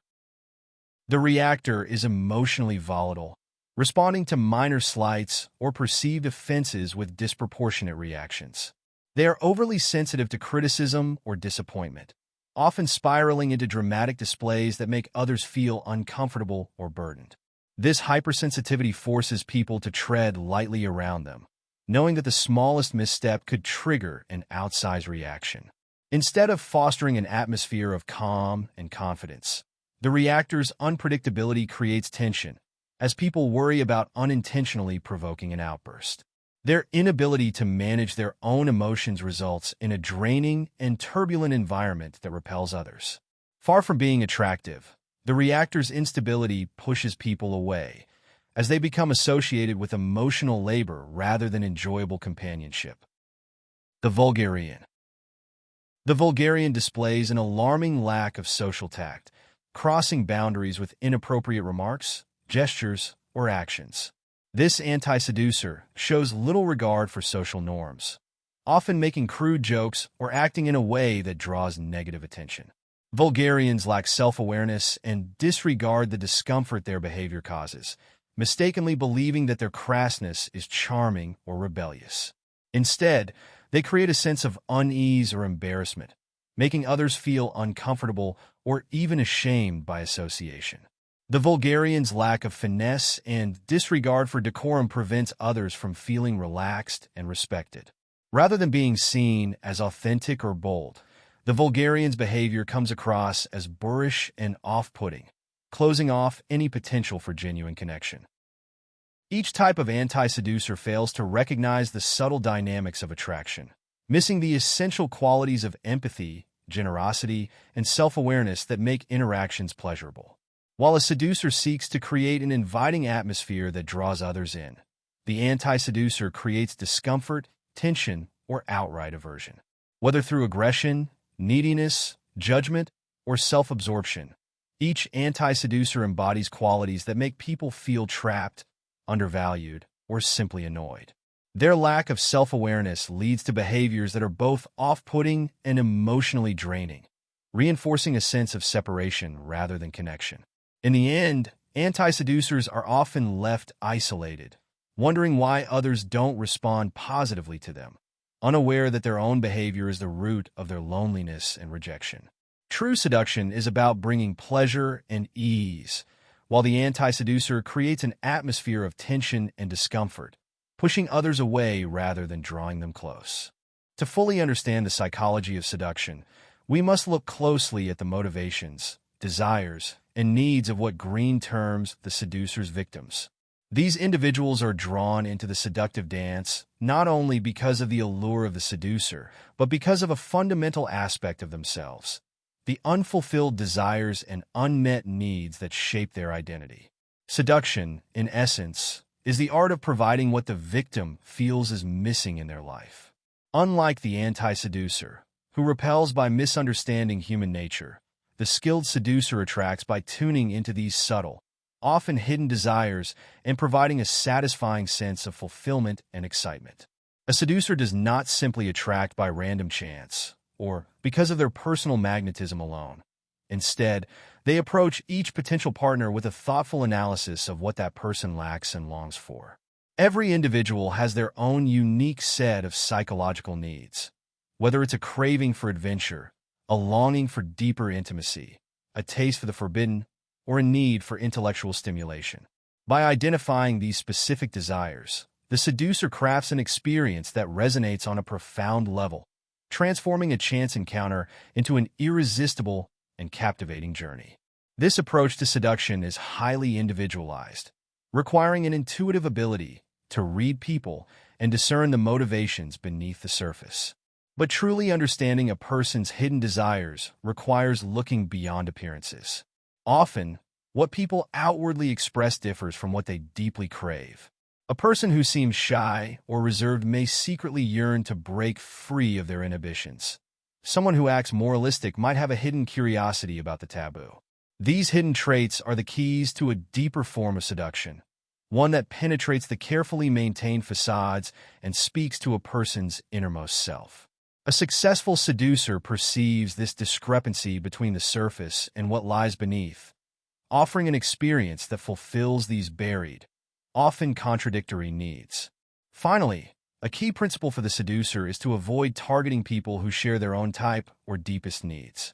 This isn't about avoiding those with similar personalities, but rather about recognizing that people with shared deficits or desires are less likely to engage in a balanced, magnetic exchange. Instead, the seducer should choose partners with contrasting needs that they can fulfill, creating a dynamic where both parties feel drawn together in a complementary rather than mirrored way. Seducing someone with a similar emotional landscape can create friction, exposing insecurities rather than fostering intrigue. In this regard, the seducer must have the self-awareness to recognize their own tendencies and desires to make effective choices. These concepts lay the groundwork for a deep analysis of the seducer's victims, each with distinct characteristics and motivations that, when understood, become the building blocks of a powerful seduction. Let's explore each type in detail, looking at what these individuals feel they lack and how an attuned seducer can fulfill that void. This analysis will examine how subtle cues can reveal hidden desires and offer ways to approach each type with a tailored, strategic appeal, allowing the seduction to feel as natural and inevitable as possible. In seduction, one fundamental concept stands above all others. People are often drawn to those who seem to fulfill or complete something they feel is missing within themselves. This victim theory underlies much of what drives our attraction to others and, in turn, what makes us vulnerable to their charms. No one feels entirely whole or self-sufficient. Whether consciously or not, we all carry within us certain gaps or lacks, parts of ourselves we wish to complete. These unmet needs shape our sense of attraction and openness to another person. When someone seems to possess what we lack or embody qualities we deeply desire, the result is a powerful magnetic pull, a sense of filling in the gaps. Understanding this underlying principle gives a seducer unparalleled insight into how to draw others close by offering them precisely what they feel is missing in their lives. To cultivate this insight, the seducer must shift their perspective from the surface to the depths of the person they seek to seduce. Ordinary social interactions focus on the obvious, the way a person dresses, speaks, and behaves outwardly. But for seduction, this superficial view is not enough. The true art of seduction requires looking beyond the social exterior, beyond the constructed facade, to the hidden aspects of a person's psyche. By focusing on subtle signs, gestures, comments, and unguarded expressions, a seducer can detect the outline of what someone feels they lack. Every choice they make, from their style of dress to the stories they tell, can reveal glimpses of their unfulfilled desires and needs. With careful observation, the seducer can draw a detailed map of these missing pieces and use them to engage with the person in a profoundly meaningful way. People are constantly giving off signals of their innermost desires, even if they are unaware of it. This longing for completeness, whether real or an illusion, reveals itself in everything from what they collect in their homes to the glances they steal in conversations. These cues are valuable insights, telling a seducer what someone might be yearning for in their life. Many people crave a sense of wholeness, but do not realize how openly they express these needs through their choices and actions. When someone feels understood in their desires, they naturally feel drawn to the person who sees them, creating an almost magical sense of connection. A seducer with a keen eye for these signals wields significant influence, as they can play the role of the missing piece, the final touch to another's quest for self-completion. In studying these signals, understanding someone's past is particularly useful. People's experiences, especially in romance, often reveal the voids that remain in their lives. By gently guiding conversations to explore past relationships and disappointments, a seducer can see patterns emerge. Perhaps they were left feeling unheard, unappreciated, or deprived of excitement. This exploration provides clues on how to approach them now, playing to these unaddressed needs and offering what has been previously absent in their lives. To further complicate things, people often develop a social exterior to mask these lacks, presenting a version of themselves designed to conceal their perceived weaknesses. This facade serves as a shield, creating the illusion of completeness to avoid vulnerability. By understanding that this polished exterior is only a partial truth, the seducer knows to look deeper, beyond the strong persona some use to hide insecurities, or the carefree facade concealing a longing for stability. The real art lies in seeing beyond this surface to what they try so hard to keep hidden. Many feel that exposing their weaknesses or gaps would lead to rejection, but in reality, these vulnerabilities often make people relatable and even endearing. This duality, between the social self and the hidden self, provides the seducer with a unique opportunity to engage on a level that no one else does. By gently acknowledging and respecting these vulnerabilities, the seducer offers an experience of being truly seen and understood. while others may react only to the exterior. A successful seducer looks beyond it to find the deeper needs underneath, creating a bond that feels genuine and irreplaceable. One crucial principle in this approach is the awareness that people's needs vary widely, and that projecting one's own lacks onto others can be a seducer's downfall. It's a common mistake to assume that others seek the same things we do, but effective seduction requires a suspension of this bias. When a seducer assumes they know someone's needs based on their own desires, they risk misinterpreting or even alienating the other person. An effective seducer must be an observer, someone who can approach with curiosity rather than presumption, realizing that each person's gaps are unique to their experiences and inner worlds. Further, seduction becomes ineffective when both parties share the same deficits. For instance, if two people both lack adventure and thrill in their lives, their relationship will likely stagnate, with neither being able to fulfill the other's needs. When similar lacks collide, they act as two puzzles missing the same piece, resulting in frustration rather than intrigue. A seducer knows to seek out people who complement rather than mirror their own needs, creating a relationship where both feel fulfilled. By pursuing those with differing desires, the seducer becomes the antidote to the other person's dissatisfaction, leading to a balanced and mutually enriching connection. This framework for understanding victim theory lays the groundwork for a deep, nuanced approach to each type of potential seduction victim. Each type of individual has a specific void, need, or craving that shapes their behavior and perceptions. And by understanding these distinctions, a seducer can approach them with a precise, tailored appeal. This art of tuning into others' hidden desires and contrasting them with one's own strengths is what transforms seduction into a transformative, often unforgettable experience for both parties.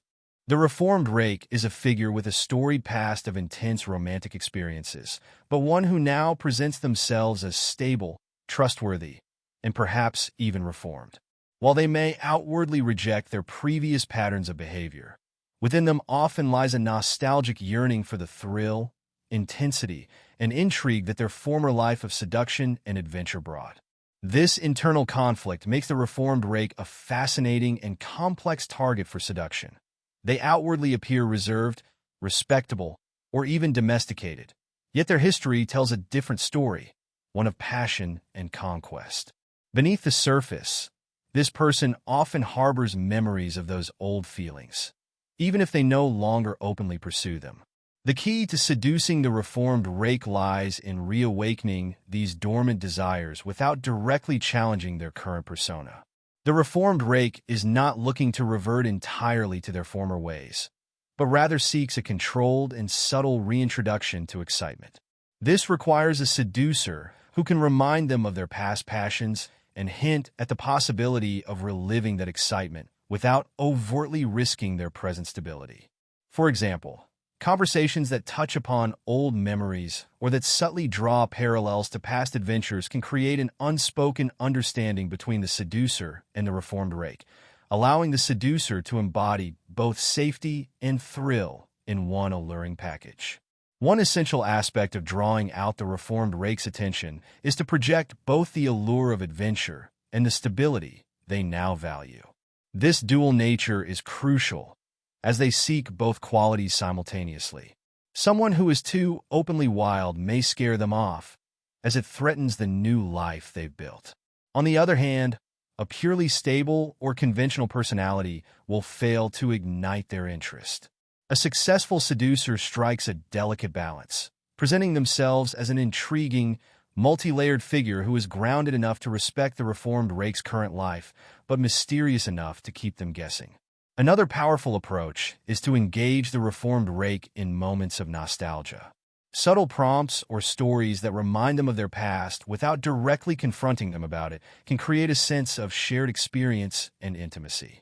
This might involve mentioning a concert that reminds you of back when life was a little more spontaneous, or referring to travel experiences that evoke a sense of exploration. This approach allows the reformed rake to reminisce without feeling judged, rekindling the spark of adventure within them in a way that feels comfortable and natural. Because the reformed rake may have undergone a moral transformation or a lifestyle shift, they are careful not to revisit their past too openly. They are often highly attuned to the possibility of being pulled back into an unstable lifestyle, making subtlety essential in any attempt to seduce them. A seducer should be wary of direct or heavy-handed approaches, as these may appear too reminiscent of the rake's old life and therefore signal a threat to their newfound stability. Instead, the seducer should use hints and nuances to foster a private understanding, letting the reformed rake feel as though they are gradually rediscovering a part of themselves rather than being lured back into reckless behavior. Ultimately, the reformed rake wants the best of both worlds, the allure and intensity of their past, tempered with the structure and respectability they now prize. By offering a balanced approach, respecting their transformation, and subtly evoking past excitement, a skilled seducer can create a compelling pull for the reformed rake. This appeal offers them the thrill of adventure without the danger, creating a seductive dynamic that speaks to both their past desires and their present ideals. The disappointed dreamer is a person who once held high values, a sense of wonder, and an unwavering belief in the beauty or potential of life. This type likely grew up envisioning a life filled with love, adventure, or creative fulfillment. But over time, disillusionment set in. Perhaps they faced a series of disappointments, or the harsh realities of life chipped away at their optimism and dulled their dreams. This person may now lead a life of quiet resignation, yearning for the magic they once believed in, but fearing they'll never find it again. A skilled seducer sees this hidden longing and offers the disappointed dreamer a glimpse of the world they once aspired to, becoming the embodiment of the ideals and magic they've almost given up on. Seducing the disappointed dreamer requires a delicate touch. Unlike other types, they do not crave intensity or drama. Instead, they are drawn to a gentle, steady rekindling of hope.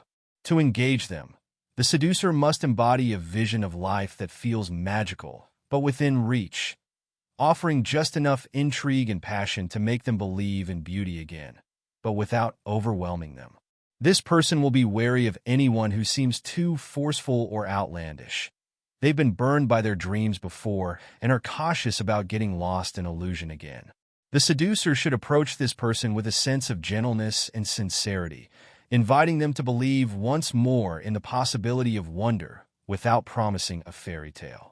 For instance, subtle but thoughtful gestures, such as giving them a book that stirs their imagination or taking them to a beautiful, little-known spot in nature, will resonate more deeply than grand gestures.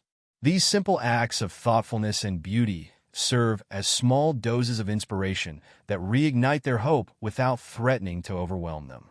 Encouraging the disappointed dreamer to open up about their past dreams, especially those they feel are now impossible, is another powerful way to build connection and trust.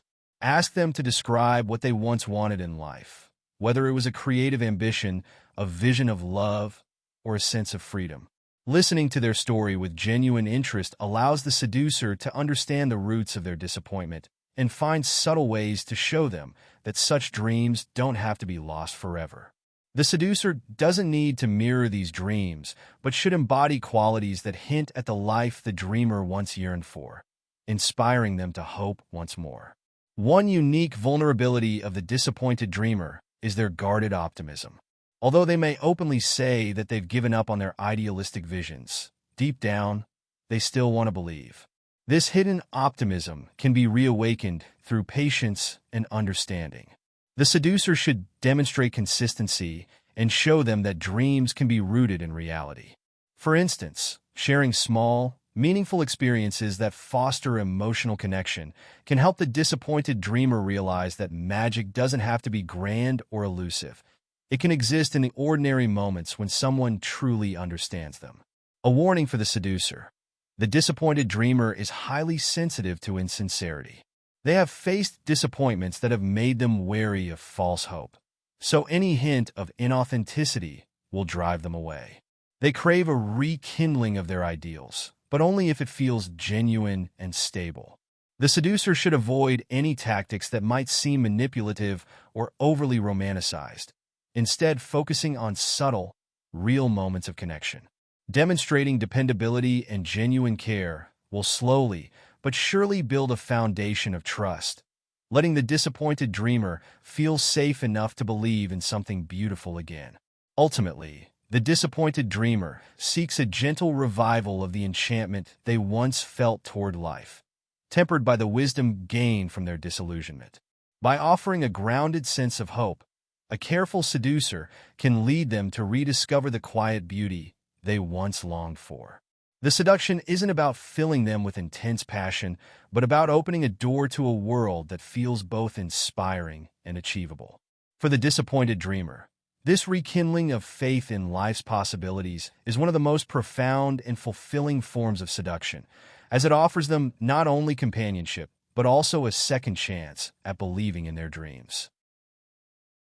The pampered royal is someone who has grown accustomed to admiration, comfort, and indulgence, often as a result of a privileged upbringing or a life filled with luxury.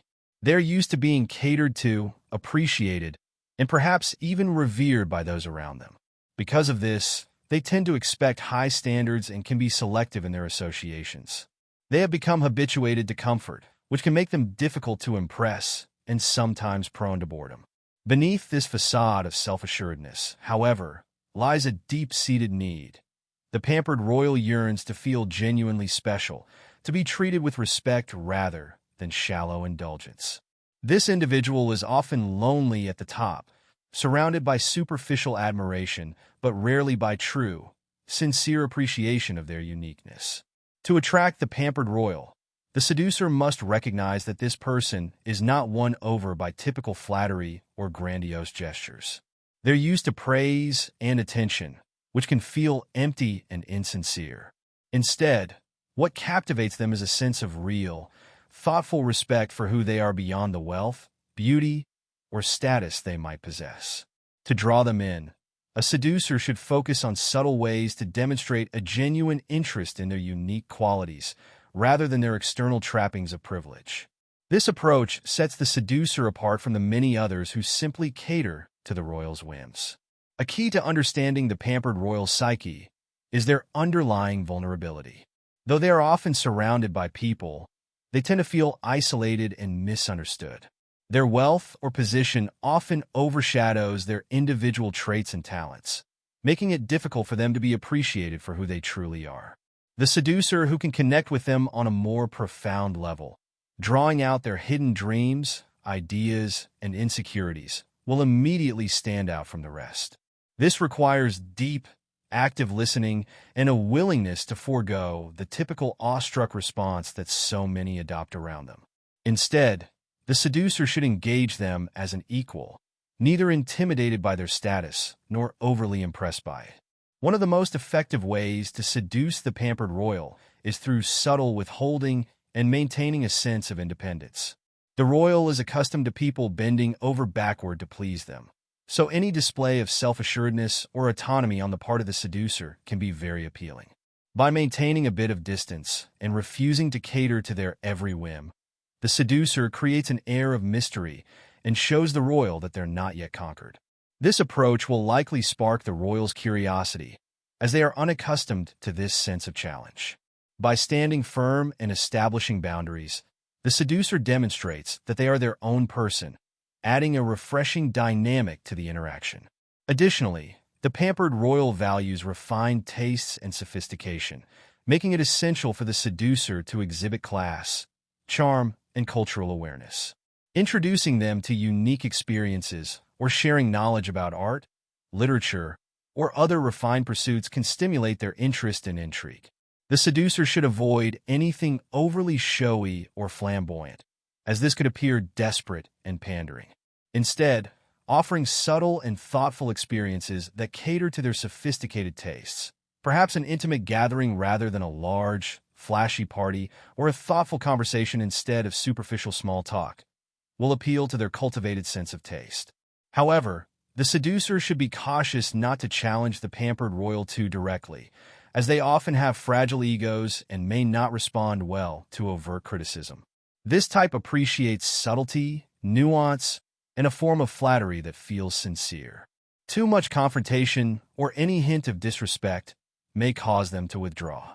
The seducer should balance admiration with independence, showing that they appreciate the royal's uniqueness while maintaining their own dignity and self-respect. This blend of appreciation and self-assuredness gives the royal something they often crave, yet seldom find: genuine recognition combined with a hint of challenge. Ultimately, what the pampered royal desires is someone who appreciates them for who they are beneath the luxury and privilege, who treats them with a delicate balance of respect, admiration, and independence. By providing a grounded, thoughtful admiration that feels authentic, and by refusing to simply cater to their every whim, a skilled seducer can offer the pampered royal an experience that is both refreshing and deeply engaging. This approach shows the royal that they are valued, not as a trophy or a status symbol, but as an individual, creating a bond that is both unique and meaningful. The new prude is a fascinating contradiction. Someone who outwardly espouses strict morals, conservative beliefs, or a carefully controlled demeanor, but is secretly drawn to the allure of transgression. They might have grown up with a set of strict values or chosen to adopt a disciplined lifestyle, striving to maintain an image of virtue or propriety. Despite this polished surface, the new prude harbors a hidden desire for excitement, sensuality, or rebellion. Their restraint, while sincere, is not absolute. It masks an inner yearning to break free from the confines of their own standards and indulge in what they secretly fantasize about. To seduce the new prude, the key is subtlety. This person will resist any overt advances or direct provocations, as these clash too sharply with their self-image. What they crave is a slow, tantalizing approach that allows them to explore their desires without openly challenging their values. The seducer must be patient, offering them an escape route that feels both thrilling and safe, as though they are stepping into forbidden territory without abandoning their principles. The seducer who can introduce them to small, harmless transgressions, an unusual night out, an adventurous but tasteful conversation, a playful but respectful flirtation, will intrigue the new prude, who is drawn to novelty but needs to experience it within a controlled context. This type often masks their desires with layers of self-discipline, politeness, and even slight aloofness. To draw them out, the seducer should embody a sense of mystery and restraint as well, showing respect for their boundaries while hinting at something deeper. By mirroring the new prude's restraint, yet subtly suggesting a different, freer world, the seducer provides them with an experience that feels provocative but not reckless. This person doesn't want to be forced into any situation, but rather gently led, giving them the sense that they are in control and are free to back out at any moment. Another effective tactic is to appeal to the new prude's curiosity about alternative perspectives. Engaging them in thoughtful, open-ended discussions about taboo subjects, art, romance, or philosophy, can plant seeds of intrigue without pressuring them to act on those ideas. The seducer who approaches with intelligence and nuance rather than crude or obvious seduction will appear both trustworthy and tantalizingly complex. This type is not interested in a seducer who disrupts their life. Rather, they're drawn to one who respects their boundaries yet stirs something dormant within them. One crucial aspect to understand about the new prude is that they are often repressing a certain restlessness or dissatisfaction, though they may not admit it. Their carefully structured life can feel stifling, and they long for someone to shake things up without compromising their values. They may even resent their own restraint at times, wishing they could indulge in the same freedoms they secretly admire in others. A seducer who subtly acknowledges this inner conflict, perhaps by sharing stories of moments when they broke from their own routines, will strike a chord, allowing the new prude to feel understood in a way that is comforting rather than challenging. It is important for the seducer to remember that the new prude values their reputation and takes pride in their self-discipline. They do not want to feel as though they are being led into something they can't control. Rather than attempting to break down their defenses, the seducer should offer an experience that feels both exciting and respectful, allowing the new prude to step out of their comfort zone without the risk of losing themselves. An elegant night out, a private moment shared in a hidden space, or even a playful but tasteful compliment can spark their interest without triggering their resistance. Ultimately, the new prude seeks a connection that allows them to explore the forbidden without feeling overtly rebellious. A seducer who embodies charm, restraint, and a hint of daring can draw them into a world that feels thrilling yet contained, satisfying their hidden desires while honoring their need for control. This approach lets the new prude indulge in the allure of transgression without abandoning their sense of self, creating an experience that is as liberating as it is deeply fulfilling. The crush star is someone who, at one point in life, basked in admiration, attention, or a sense of importance. They were once adored, perhaps in their youth, their career, or within a social circle, and experienced the thrill of standing out. Over time, however, this admiration faded. Maybe age, changes in circumstance, or shifts in social dynamics caused them to lose their status. Though outwardly, they may appear to have adjusted, deep down they carry a profound sense of loss and unfulfilled potential. The crushed star yearns to feel that glow of admiration again, to recapture the spark that once made them feel special and seen. To engage the crushed star, the seducer must first understand that this person is both wistful and wary. They desire attention and recognition, but often guard themselves against vulnerability. They may not openly express their sense of loss, perhaps due to pride or self-protection, but they crave validation that feels sincere and personal. A successful seducer will gently peel back the layers of the crushed star's defenses, showing admiration not just for who they were in the past, but for the qualities that still define them today. This requires a keen eye and a genuine appreciation for their essence, recognizing both their hidden strengths and the remnants of the star they once were. The seducer should offer small, targeted forms of validation that remind the crushed star of their former glory, without resorting to flattery that feels shallow or superficial. Instead of direct compliments on their appearance or status, focus on qualities that hint at the admirable person they still are, their intellect, charm, humor, or talent. By acknowledging these traits, the seducer slowly rekindles the crushed star's inner confidence, making them feel valued for who they are now while reminding them of the potential they believe has been lost. This approach helps the crushed star reconnect with their own self-worth, rekindling the spark of admiration they miss without overindulging them in unrealistic nostalgia. One powerful tactic with the crushed star is to reintroduce a sense of importance and spotlight through meaningful experiences. The seducer might invite them to small gatherings where they're the center of attention or ask for their insights on subjects that allow them to demonstrate their knowledge or charisma. This strategy fulfills the crushed star's need for significance while allowing them to feel valued for more than just past achievements. For example, by asking them to share stories or insights that highlight their unique experiences, the seducer subtly encourages them to embrace their former allure in a present context, making them feel relevant and admired again. The crushed star is also vulnerable to the seducer, who offers a sense of renewal. Having experienced the loss of admiration, they long for someone to recognize that they still have more to offer, that their best days aren't entirely behind them. By inspiring new goals, interests, or adventures, the seducer can help the crushed star to feel vibrant and valued once again. This might involve exposing them to new ideas, encouraging them to pursue long-neglected passions, or simply treating them as if they are still capable of captivating others. It's not about recreating the past, but about helping them find new avenues for fulfillment that resonate with the attention they once enjoyed. It's important to remember that the crushed star can be sensitive to insincerity, so the seducer must avoid any attempts to overplay nostalgia or feign interest in their past achievements. Rather than dwelling on their glory days, the seducer should guide them to embrace their unique qualities in the here and now. By showing genuine interest in who they are beyond the faded spotlight, the seducer provides the crushed star with a path toward a renewed sense of self-worth and admiration. Ultimately, the crushed star is searching for someone who can rekindle their sense of significance without forcing them to live in the past. A skilled seducer will make them feel relevant, respected, and worthy of admiration in the present moment.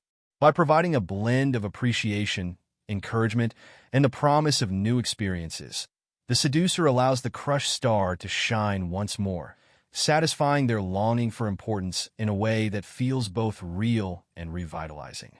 This creates an experience that not only fulfills their desire for admiration, but also helps them build a renewed sense of identity, one that goes beyond past glories and makes them feel captivating once again. The novice is someone new to the realms of romance, adventure, or certain sophisticated pleasures, often due to a sheltered or innocent past. They may feel inexperienced or shy, but are deeply curious about the things they have yet to encounter. For the novice, the world of relationships and intrigue holds a captivating allure, full of unknowns and untested waters. They are both cautious and drawn to the thrill of exploration, torn between their hesitations and their desire to experience something they've only glimpsed from afar. Beneath their guarded nature lies a powerful yearning to expand their world and discover who they are outside the limits of what they've known. To approach the novice successfully, the seducer must embody a gentle yet alluring presence, someone who can guide without overwhelming them. A brash or overly aggressive approach will likely frighten or repel the novice, who needs a sense of safety as they navigate unfamiliar territory. What the novice desires is a patient teacher, someone who can introduce them to new experiences in a way that feels controlled and respectful. The seducer should aim to foster a sense of trust, making the novice feel comfortable enough to lower their guard and lean into their curiosity. Subtlety is essential with the novice, who may feel uncertain about diving into unknown experiences. Rather than pushing them to break out of their shell too quickly, the seducer should use a gradual approach, offering glimpses of new sensations and ideas that pique the novice's interest without overwhelming them. This might involve engaging in conversations that hint at deeper layers of attraction or sharing small, intimate moments that feel safe and manageable. By moving slowly and respecting their boundaries, the seducer allows the novice to feel that they're taking each step willingly and at their own pace, transforming what might have been fear into anticipation. One of the novice's defining traits is a need for reassurance, as they're still testing the waters of what they're comfortable with. They are eager to explore but fear looking foolish or vulnerable, and they're often afraid of taking missteps in unfamiliar terrain. To reassure them, the seducer should adopt a playful, easygoing tone, encouraging the novice to relax and enjoy each new experience without fear of judgment. The seducer, who can turn the journey of discovery into a light-hearted adventure, filled with small steps rather than high-stakes leaps, will ease the novice's mind, making them feel that exploring with this person is not only safe but also genuinely enjoyable. To deepen the connection, the seducer can introduce the novice to unique experiences that stimulate both curiosity and emotional openness. For example, sharing a hidden interest, teaching a skill, or exposing them to an art form they've never considered can ignite their imagination and subtly bond them to the seducer as a trusted guide.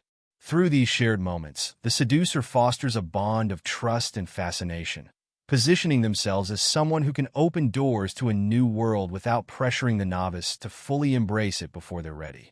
Because the novice is drawn to the allure of mystery, the seducer can also benefit by maintaining an air of enigma.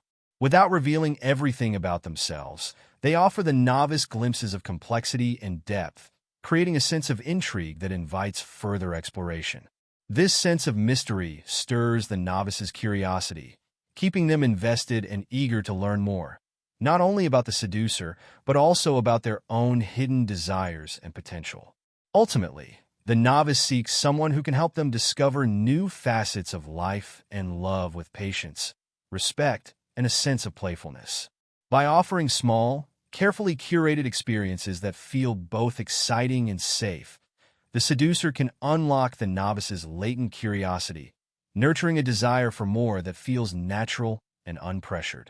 The result is a dynamic of discovery and growth that satisfies the novice's longing for experience, transforming their initial hesitations into a budding sense of confidence and freedom. Through this, the novice learns not only to trust the seducer, but also to trust themselves, creating a powerful connection based on exploration, support, and mutual transformation. The conqueror is a personality defined by their love of competition, challenge, and the thrill of the chase. They are driven by a desire to overcome obstacles and feel a sense of victory, often in their professional life or social pursuits, and they bring this same mentality to romance. For the conqueror, the process of winning over someone is as exciting as the relationship itself, and they are most drawn to people or situations that aren't easily won. In love and seduction, the conqueror is looking for someone who presents a worthy challenge, someone who will engage their competitive nature and keep them on their toes. Approaching the conqueror means recognizing that this person doesn't respond well to anything that feels too easy or overly available. They crave a sense of resistance and subtle play, something that will ignite their need to pursue. If the seducer is too accessible or too compliant, the conqueror will likely lose interest as they equate difficulty with desirability. Instead, the seducer should embody a blend of attraction and aloofness, offering enough warmth to spark interest, but maintaining a layer of intrigue and independence that makes the conqueror feel as though there's something worth pursuing. The conqueror finds excitement in unpredictability and subtle resistance. The seducer should adopt a demeanor that keeps them guessing, perhaps by occasionally challenging their ideas, showing confidence in their own interests, or even playfully resisting the conqueror's initial advances. This creates a dynamic of light tension that excites the conqueror's need to win over someone who isn't easily impressed or persuaded. To them, this resistance signifies depth and independence, qualities they find irresistible in a potential partner. To truly captivate the conqueror, the seducer should also subtly show off traits that signal uniqueness and high value. This might mean demonstrating talents, interests, or perspectives that are outside the ordinary, suggesting that the seducer isn't easily swayed or impressed by anyone. The conqueror, in turn, sees them as a prize worth competing for, someone who will require more than just surface-level charm to truly connect with. A hint of mystery or a sense of refined taste also goes a long way with the conqueror, feeding their desire to win over someone who seems just out of reach. One essential tactic in engaging the conqueror is pacing the pursuit. Rather than rushing toward intimacy, the seducer should allow the dynamic to unfold gradually, offering moments of closeness, but then stepping back to create space. This push-pull rhythm amplifies the conqueror's desire, as it never allows them to feel fully in control. By giving glimpses of warmth or vulnerability, only to pull back slightly, the seducer keeps the conqueror engaged and prevents their interest from fading. Each small victory they achieve in the process of winning the seducer over fuels their desire, creating a sense of continual excitement. The conqueror's Achilles heel is predictability. Once they feel they have fully won someone over, their passion can fade. For this reason, the seducer must resist becoming too available or overly consistent, instead remaining slightly elusive. This doesn't mean creating false drama or manipulating, but simply allowing space for the conqueror's imagination to stay engaged.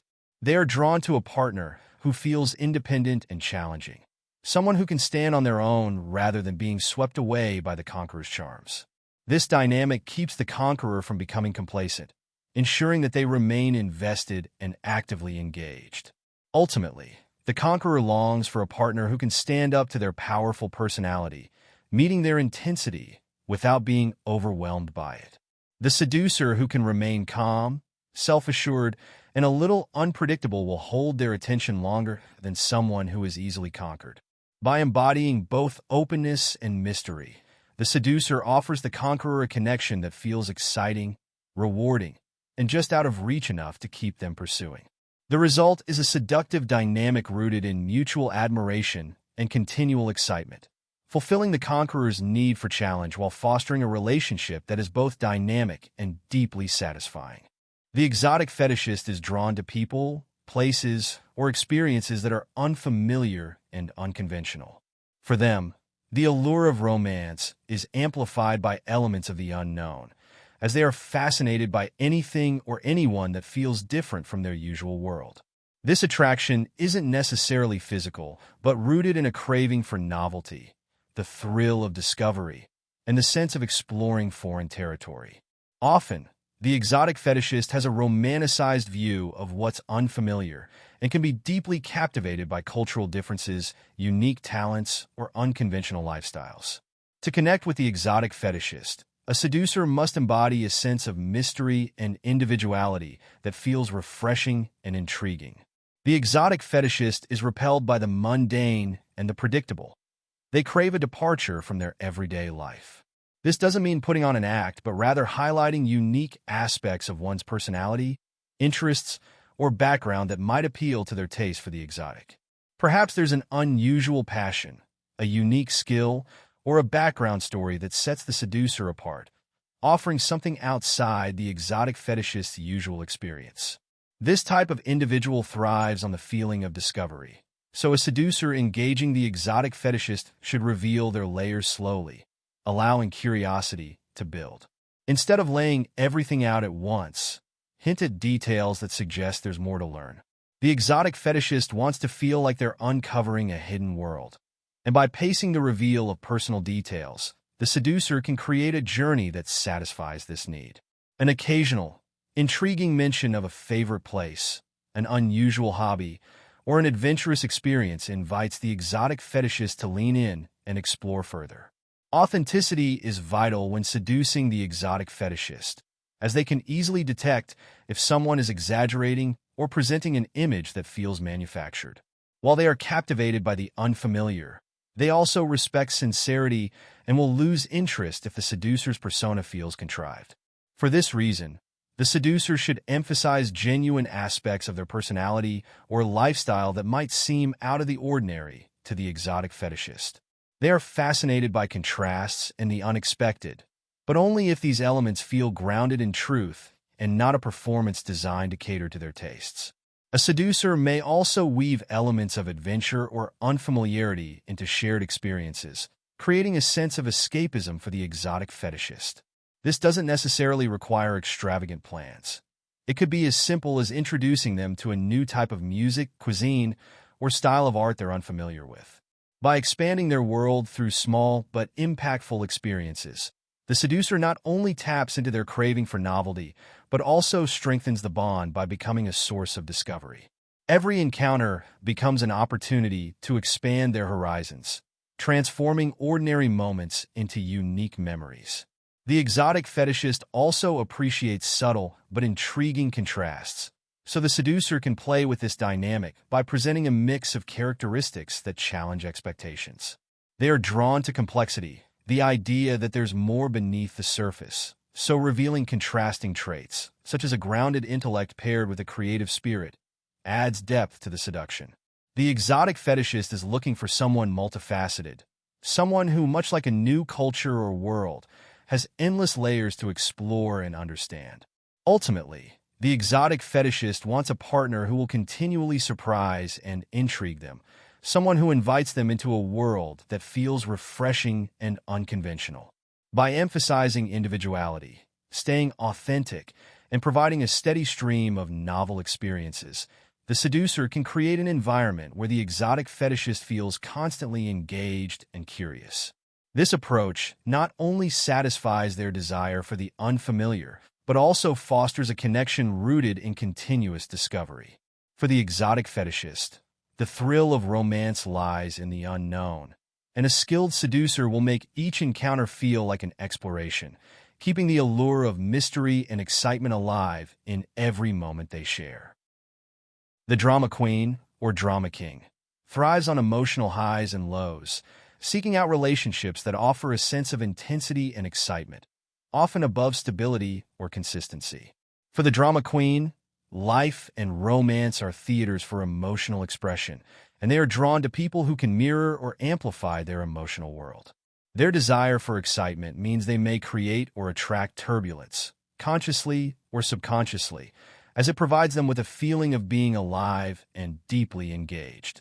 What the drama queen craves isn't calm companionship, but a relationship that feels vivid, urgent, and brimming with passion. To engage the drama queen, the seducer should embody a sense of excitement, emotion, and charisma. They need someone who can play into their hunger for intensity without being overwhelmed by it. Rather than aiming to calm or pacify them, the seducer can use mirroring tactics, matching their tone and intensity at times, showing enthusiasm, and leaning into their stories with genuine engagement. However, the seducer must maintain an emotional center, able to go along with the emotional flow without being consumed by it. This balanced approach shows the drama queen that the seducer can participate in the emotional whirlwind while remaining grounded. Drama queens are fascinated by the unexpected, drawn to a sense of spontaneity that keeps them on their toes. A seducer can foster this interest by introducing elements of surprise into the dynamic, whether through spontaneous plans, unexpected gestures, or intense conversations. By keeping things unpredictable, the seducer ensures that the drama queen's attention remains fixed, as the feeling of suspense and anticipation fuels their need for emotional stimulation. A sudden, playful change in tone or the introduction of a unique activity can stoke their desire for the dramatic, while still allowing the seducer to guide the intensity rather than being overtaken by it.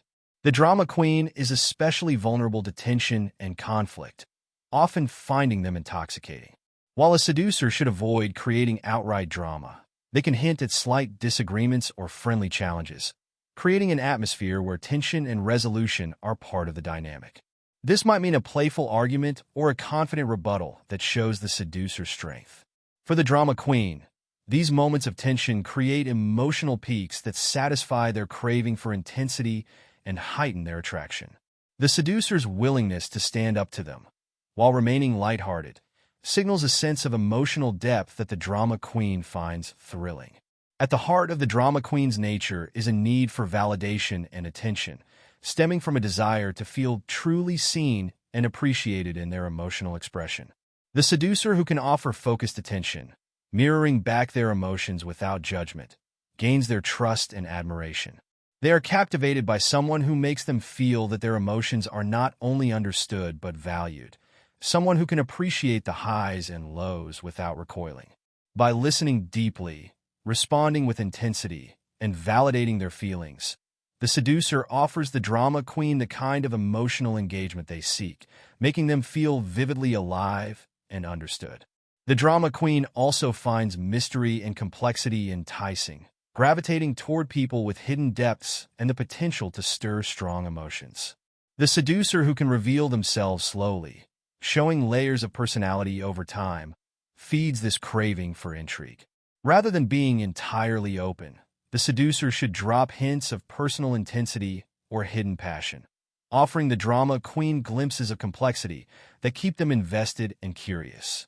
This strategy provides an ongoing sense of discovery, satisfying the drama queen's desire for intensity while allowing the seducer to manage the rhythm of the relationship.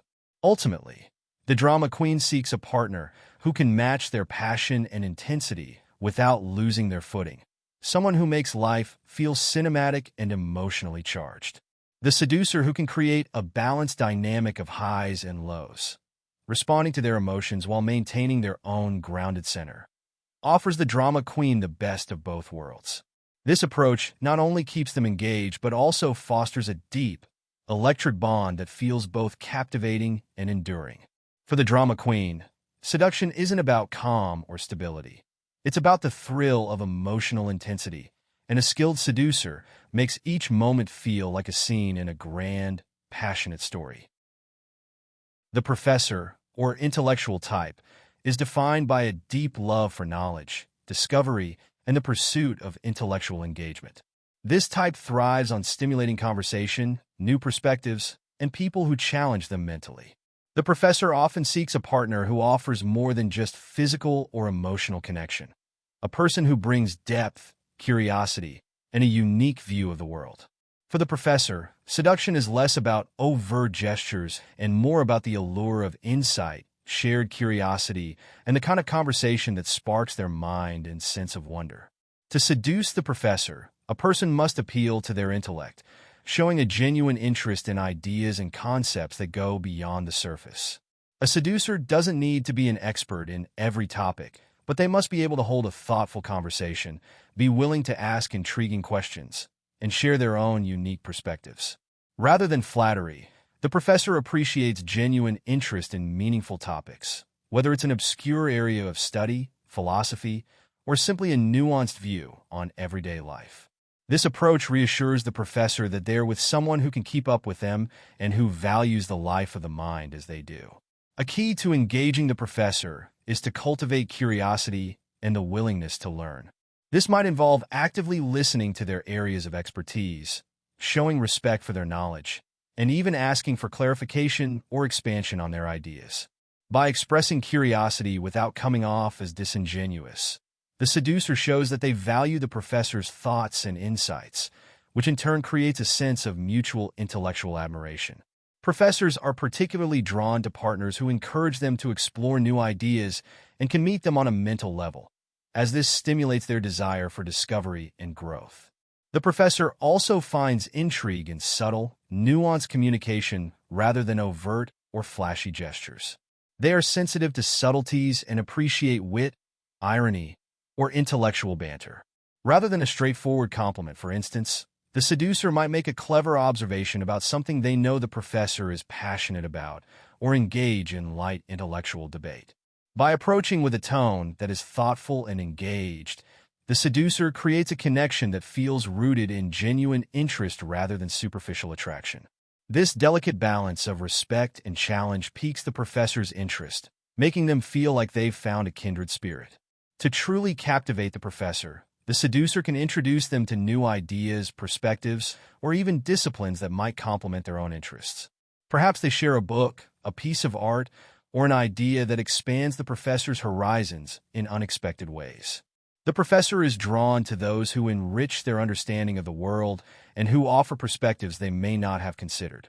In this way, the seducer doesn't merely echo their thoughts, but instead provides insights that feel fresh, challenging, and worthy of exploration. This mutual exchange of knowledge fosters a bond that is deeply satisfying to the professor. The professor may also appreciate someone with a bit of mystery, as they enjoy the process of uncovering layers and gaining deeper insights into a person's thoughts and perspectives over time. This means the seducer should reveal personal beliefs and values gradually, allowing the professor to experience the satisfaction of discovery. By remaining a little elusive or unpredictable, the seducer maintains an aura of intrigue that keeps the professor's interest alive. This subtle mystery speaks to the professor's love for exploration, encouraging them to stay engaged in the journey of getting to know their partner. Ultimately, the professor wants a partner who challenges them intellectually, offers them fresh insights, and appreciates the depth of their knowledge. The seducer who can meet these needs by creating an environment of respect, curiosity, and ongoing discovery will capture their heart and mind. For the professor, seduction lies in the meeting of two thoughtful, curious individuals, and the seducer who can create this mental and intellectual connection will find that the professor is not only captivated but deeply fulfilled.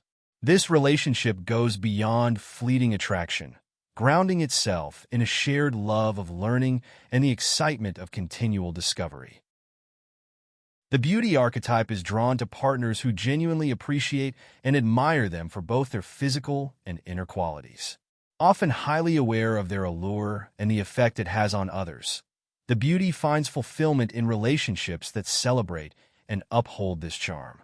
However, they are not simply seeking shallow compliments, but are instead looking for someone who sees beyond their appearance, who values them as individuals, and who can make them feel special, valued, and uniquely beautiful. For the beauty, attraction is about appreciation, attention, and a sense of being adored. To seduce the beauty, a partner must show sincere admiration without falling into empty flattery. They must see beyond the physical surface, appreciating qualities that others might overlook. Whether it's the beauty's kindness, creativity, or unique outlook on life. This deeper form of admiration resonates with the beauty, who often longs for validation that goes beyond the superficial. Recognizing and complimenting these qualities, while still appreciating their outward appearance, helps the seducer forge a bond that feels sincere and meaningful. The beauty is highly attuned to subtle acts of admiration, so gestures should feel genuine and well-considered. Rather than simply showering them with praise, the seducer might compliment them in ways that feel specific and personal. For instance, noticing how they carry themselves or expressing admiration for a unique feature or personal style choice can be more impactful than generic comments.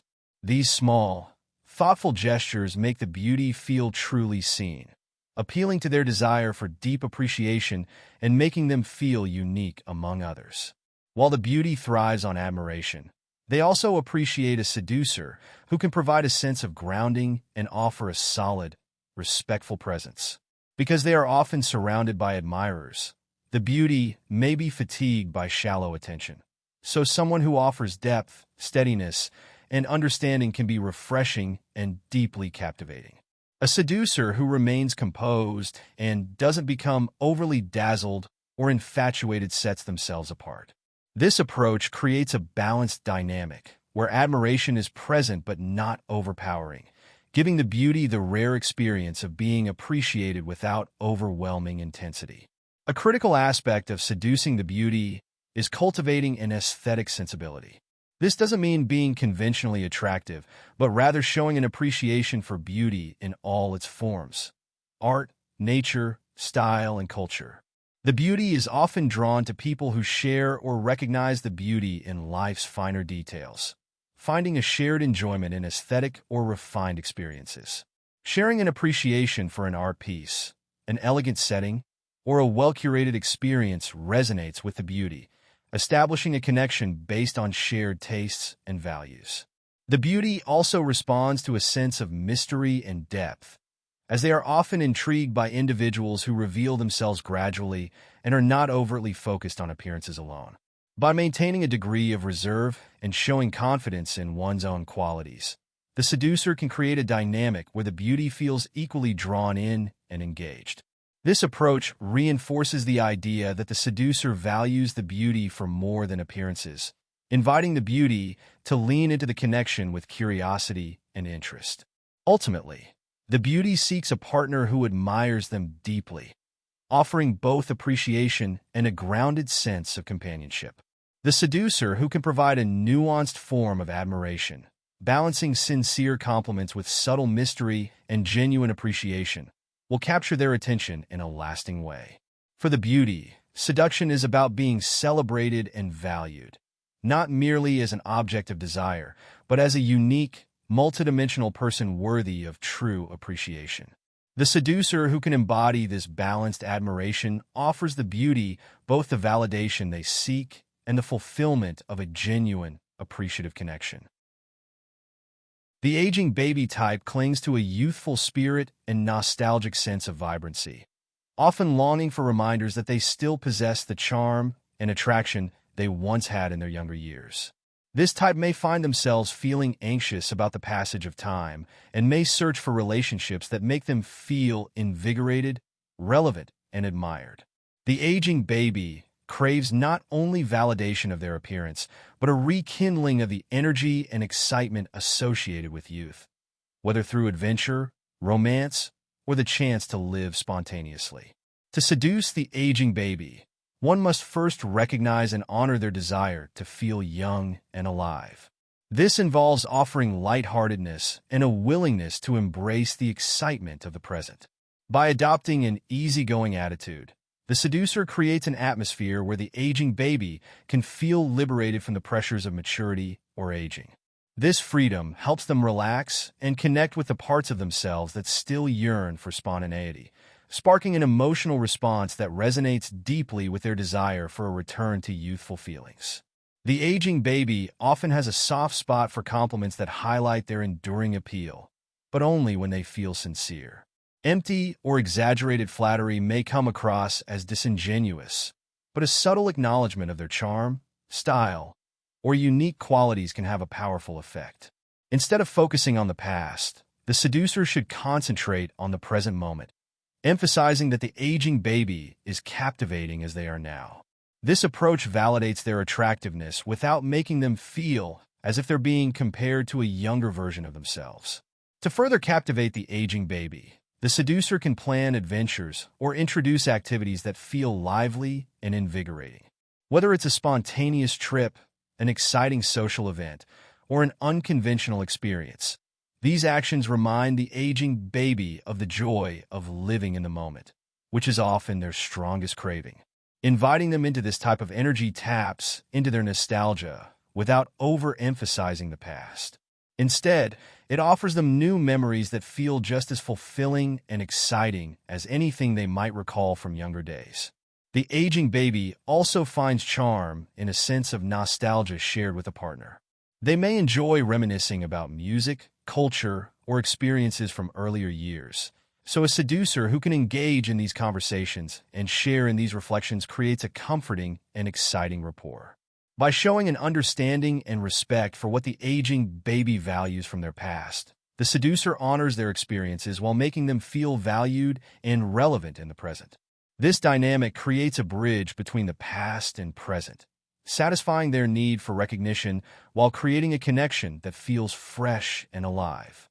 At the same time, it's essential to avoid making the aging baby feel as though they are chasing after youth or trying to keep up with younger generations.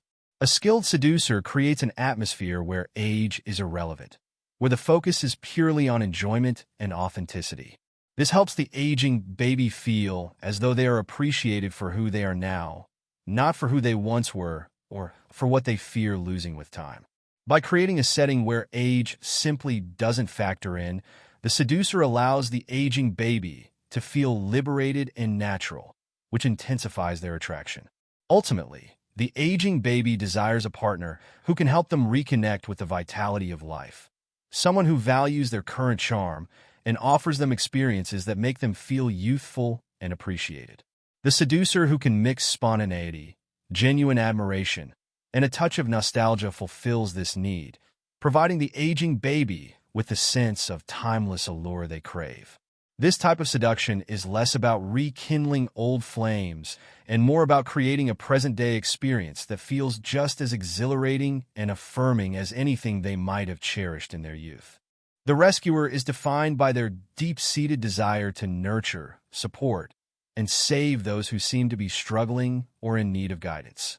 Often, the rescuer is someone who feels most valued when they are helping others, drawn to relationships where they can play the role of caretaker, protector, or healer.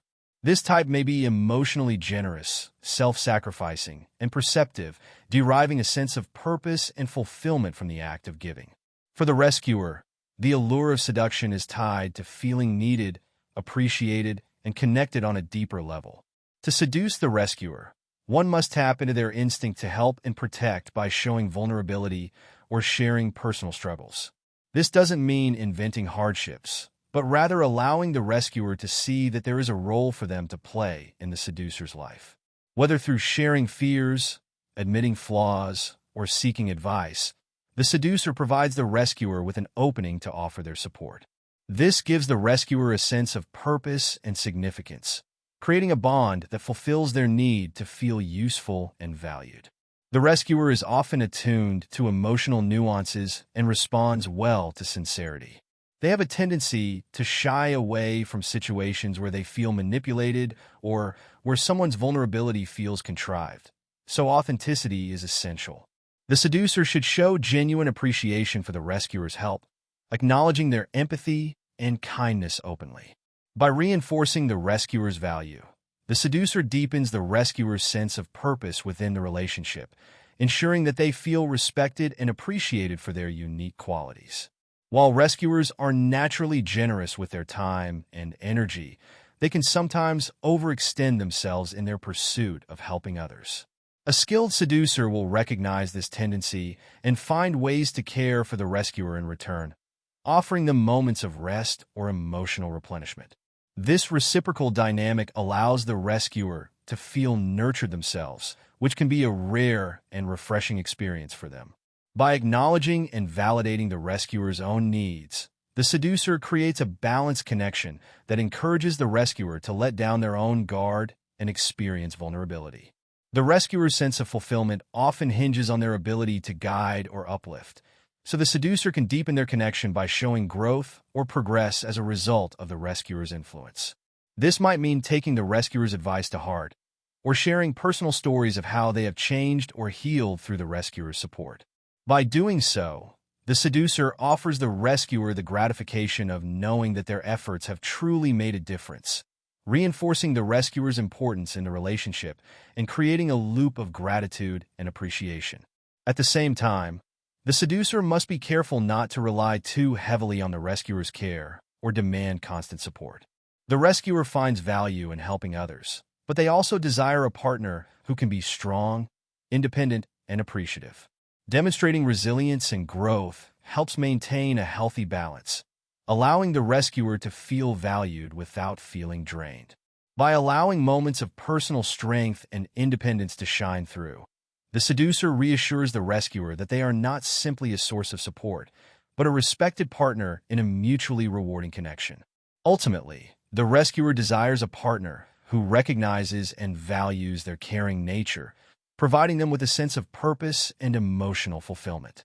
The seducer who approaches them with authenticity, openness, and gratitude taps into this need, creating a connection that feels both supportive and uplifting. For the rescuer, seduction is less about physical attraction or thrill and more about the opportunity to make a genuine impact, to feel needed, and to find validation through the act of giving. The seducer who can honor this will find themselves cherished by the rescuer, not just for who they are, but for the purpose they fulfill within the rescuer's life. The roue is a type often defined by a history of indulgence and decadence, someone who has experienced the thrills and excesses of life and now feels the fatigue that often follows. Once deeply passionate and adventurous, the roue now craves the stimulation of novelty, looking for ways to escape the dullness that has set in over time. This type is not easily impressed, but they long for a seduction that can reignite their sense of vitality, indulging their need for something fresh, tantalizing, and even a bit dangerous. For the roue, the allure of seduction is bound to experiences that feel new and revitalizing, giving them a way to taste excitement they once reveled in but may feel is slipping away. To captivate the roue, one must embrace a sense of mystery and provide glimpses of forbidden or exotic pleasures. This doesn't require exaggeration, but rather creating a sense of intrigue, hinting at experiences that are beyond the roue's usual reach or imagination. By presenting oneself as slightly unconventional, a seducer can appear fresh and alluring to the roue, capturing their attention in a way that is not easy to dismiss. The seducer should play with subtle suggestions of adventure or decadence, hinting at possibilities that are novel and enticing, creating a feeling of intrigue that the roue finds irresistible. The roue is often cynical or jaded from past experiences, so they are unlikely to be drawn in by sentimental flattery or romantic ideals. They respond best to an approach that is playful and slightly aloof, treating seduction as a game rather than a serious endeavor. This type of seducer understands that the roue is seeking stimulation without strings attached and tailors the interaction accordingly. Keeping things light and letting the seduction build gradually is key, as the roue is naturally wary of emotional intensity. Instead, they are drawn to the promise of fleeting joy and sensuous pleasure without the weight of emotional entanglements. For the roue, aesthetic appeal and refined tastes are deeply seductive, as they are often connoisseurs of life's finer pleasures. To further attract this type, the seducer should cultivate an aura of sophistication or elegance, whether through style, conversation, or choice of experiences. The roue craves stimulation that is both sensual and sophisticated, preferring partners who understand and appreciate luxury, beauty, and the thrill of indulgence. By creating encounters that feel refined and exclusive, the seducer plays into the roue's desire for unique experiences that go beyond the ordinary and into the realm of the exceptional. At the same time, the seducer should avoid pressuring the roue for commitment or intense emotional displays. The roue is drawn to freedom and dislikes anything that feels confining or possessive. They are most attracted to those who can offer them a sense of adventure without the obligations of deeper emotional entanglements. The ideal seducer respects their independence and is willing to let the connection remain light and unbound, reinforcing the roué's preference for relationships that feel liberating rather than restrictive. By maintaining a sense of distance and allowing the roué to set the pace, the seducer becomes even more alluring, giving the roué exactly what they crave: intense, uninhibited experiences without commitment. The roué, more than anything, seeks a return to the thrill of indulgence and sensuality that once brought them excitement. They crave the opportunity to explore and revel in pleasure without the shadow of boredom or restraint. The seducer who can balance sophistication with freedom, offering a taste of indulgence without strings attached, fulfills the roué's deepest desire for novelty and escapism. For the roué, seduction is about reawakening their senses, letting them feel alive, and reminding them of the passions that still linger within, waiting to be reignited. The seducer who can deliver this experience offers them a chance to relive the excitement of their past passions, even if only for a fleeting moment, satisfying their hunger for the unique and the unforgettable. The idol worshiper is a type marked by a yearning for something beyond the ordinary, a figure, presence, or personality that represents an ideal. They are drawn to those who seem extraordinary or almost otherworldly, individuals who embody qualities they admire and aspire to. The idol worshiper lives in awe, constantly seeking an object of admiration to fill an inner sense of emptiness or to offer them a vision of perfection they can't achieve on their own. For them, seduction is about connecting to someone they can put on a pedestal, someone who helps them escape the mundane by offering a glimpse of beauty, strength, or wisdom beyond their reach. To seduce the idol worshiper, a person must cultivate an aura of mystery, allure, or excellence. This does not require actual perfection, but rather the suggestion of something extraordinary through style, intelligence, talent, or charisma. The seducer presents themselves as an ideal, not by claiming it, but by hinting at depths that the idol worshiper yearns to explore. The seducer might dress with intentionality, carry themselves with quiet confidence, or speak with a poetic or intellectual flair that elevates their presence. The idol worshiper's attraction will grow with each subtle revelation, as they feel they are gradually uncovering an exceptional character worthy of admiration. The idol worshiper is often idealistic and will be attracted to those who seem to carry qualities they aspire to have.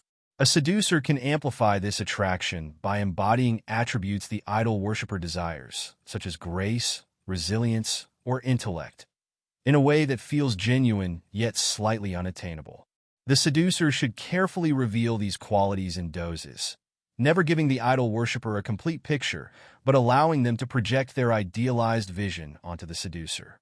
In this way, the idol worshiper fills in the blanks with their imagination, often viewing the seducer as larger than life and more remarkable than they may truly be.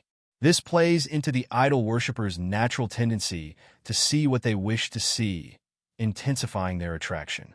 At the heart of the idol worshiper's desires is a sense of longing for connection with something higher or more meaningful. They are not easily captivated by common charms. They look for partners who bring a sense of depth and purpose to their lives.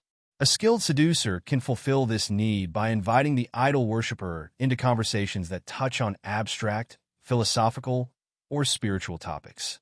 Discussing personal dreams, creative pursuits, or ambitious goals gives the idol worshiper a sense that the seducer's life is filled with purpose and meaning, adding to the allure. This fulfills their craving for inspiration, giving them someone to look up to and aspire toward, as well as a connection that feels profound. The idol worshiper is highly sensitive to behavior that might break the illusion. They may be easily disappointed if they see the seducer engage in anything that feels mundane or contradictory to their idealized image. To keep the idol worshiper entranced, the seducer must avoid actions or statements that could bring them back down to the ordinary. The seducer should remain somewhat reserved and detached, giving only enough to sustain the idol worshiper's fascination while maintaining an air of mystery and exceptionality. The balance lies in being just elusive enough that the idol worshiper feels privileged to witness the special qualities in their partner. Above all, The idol worshiper craves affirmation that their chosen idol is worthy of admiration. The seducer should subtly reinforce this by accepting their admiration without overt humility or downplaying. The idol worshiper doesn't want someone overly modest or dismissive of praise. They want a figure who seems to fit the pedestal they've created. By accepting their admiration gracefully and displaying gratitude rather than rejection, the seducer gives the idol worshiper permission to indulge their admiration, deepening the bond. Ultimately, the idol worshiper seeks a partner who embodies qualities they aspire to possess, someone who can act as a mirror for their ideals and provide a sense of purpose and direction. The seducer who can become an object of admiration fulfills this role perfectly, offering the idol worshiper a feeling of connection to something grander and more significant. For the idol worshiper, seduction is not merely attraction. It is the fulfillment of a personal quest to find a guiding star, a person whose light elevates and inspires them, creating an experience that feels both transcendent and deeply intimate. The sensualist is someone profoundly attuned to the pleasures of the physical world, craving experiences that appeal to their senses and indulge their love for beauty, texture, taste, and touch. They derive joy from immersing themselves fully in the moment, seeking partners who can deepen their appreciation of life's tangible delights. The sensualist doesn't just want an intellectual connection. They yearn for a relationship that feels vibrant and emotionally textured. For the sensualist, seduction is about experiencing the world more intensely, finding someone who can guide them into richer realms of sensation and emotion. To seduce the sensualist, a person must embody and exude a sensual awareness. This begins with attending to personal presentation, taking care with elements like scent, style, and tone of voice. Subtle details, like the fabric of clothing, the warmth of a smile, or a soft yet firm handshake, can have a strong impact. The sensualist is often highly observant, noticing and savoring these details. They respond well to a partner who shows appreciation for the aesthetic, the natural, and the refined, seeing in them a fellow lover of the sensory experiences that make life vivid and memorable. A skilled seducer can draw the sensualist in by creating an environment where they feel free to indulge in pleasure without restraint. This could mean introducing them to new flavors, textures, or sensations that heighten their awareness of the moment. Inviting the sensualist to a beautifully designed restaurant, taking them for a walk in a picturesque setting, or engaging in a sensory activity like wine tasting or art viewing all feed into their craving for immersion and experiences. With the sensualist, it's essential to create encounters that feel enveloping and captivating, as they respond most to relationships that provide an emotional and sensory escape from the ordinary. The sensualist is also attuned to the emotional layers of an interaction, craving moments that feel genuine and deeply felt. Superficiality can be a turn-off, as the sensualist looks for authenticity and experiences that resonate emotionally. The seducer can connect on this level by showing vulnerability and expressing emotions openly, allowing the sensualist to feel that they're engaging with someone who is fully present and emotionally available. By openly sharing personal stories, passions, or feelings, the seducer enhances the emotional intimacy of the interaction, creating a space where the sensualist feels understood and seen. In conversation, the seducer should focus on topics that evoke imagery, sensation, or emotion, avoiding overly intellectual discussions that might feel dry to the sensualist. Describing a scene vividly, sharing sensory memories, or talking about tastes, smells, and sounds creates a bridge into the sensualist's world, stimulating their imagination and deepening the connection. For the sensualist, words that evoke sensory images are highly alluring, as they invite them to visualize and feel through language, intensifying their engagement and building anticipation. The sensualist values warmth and attentiveness, so the seducer should be mindful of physical cues, maintaining eye contact, offering genuine smiles, and using touch thoughtfully when appropriate. Physical closeness and gestures that feel caring and attentive create a sense of connection that satisfies the sensualist's craving for intimate presence. They want to feel like their partner is attuned to them, responding to their needs and desires without being asked. This creates a bond that feels nurturing and fulfilling, making the sensualist feel safe and deeply connected. Ultimately, the sensualist is searching for a partner who can bring vibrancy to their life, enriching their experience of the world through physical and emotional closeness.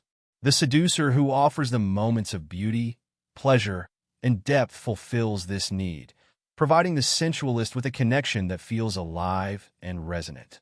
For the sensualist, seduction is a journey into heightened awareness, a chance to savor the world's pleasures more fully, with someone who understands their hunger for depth and experience.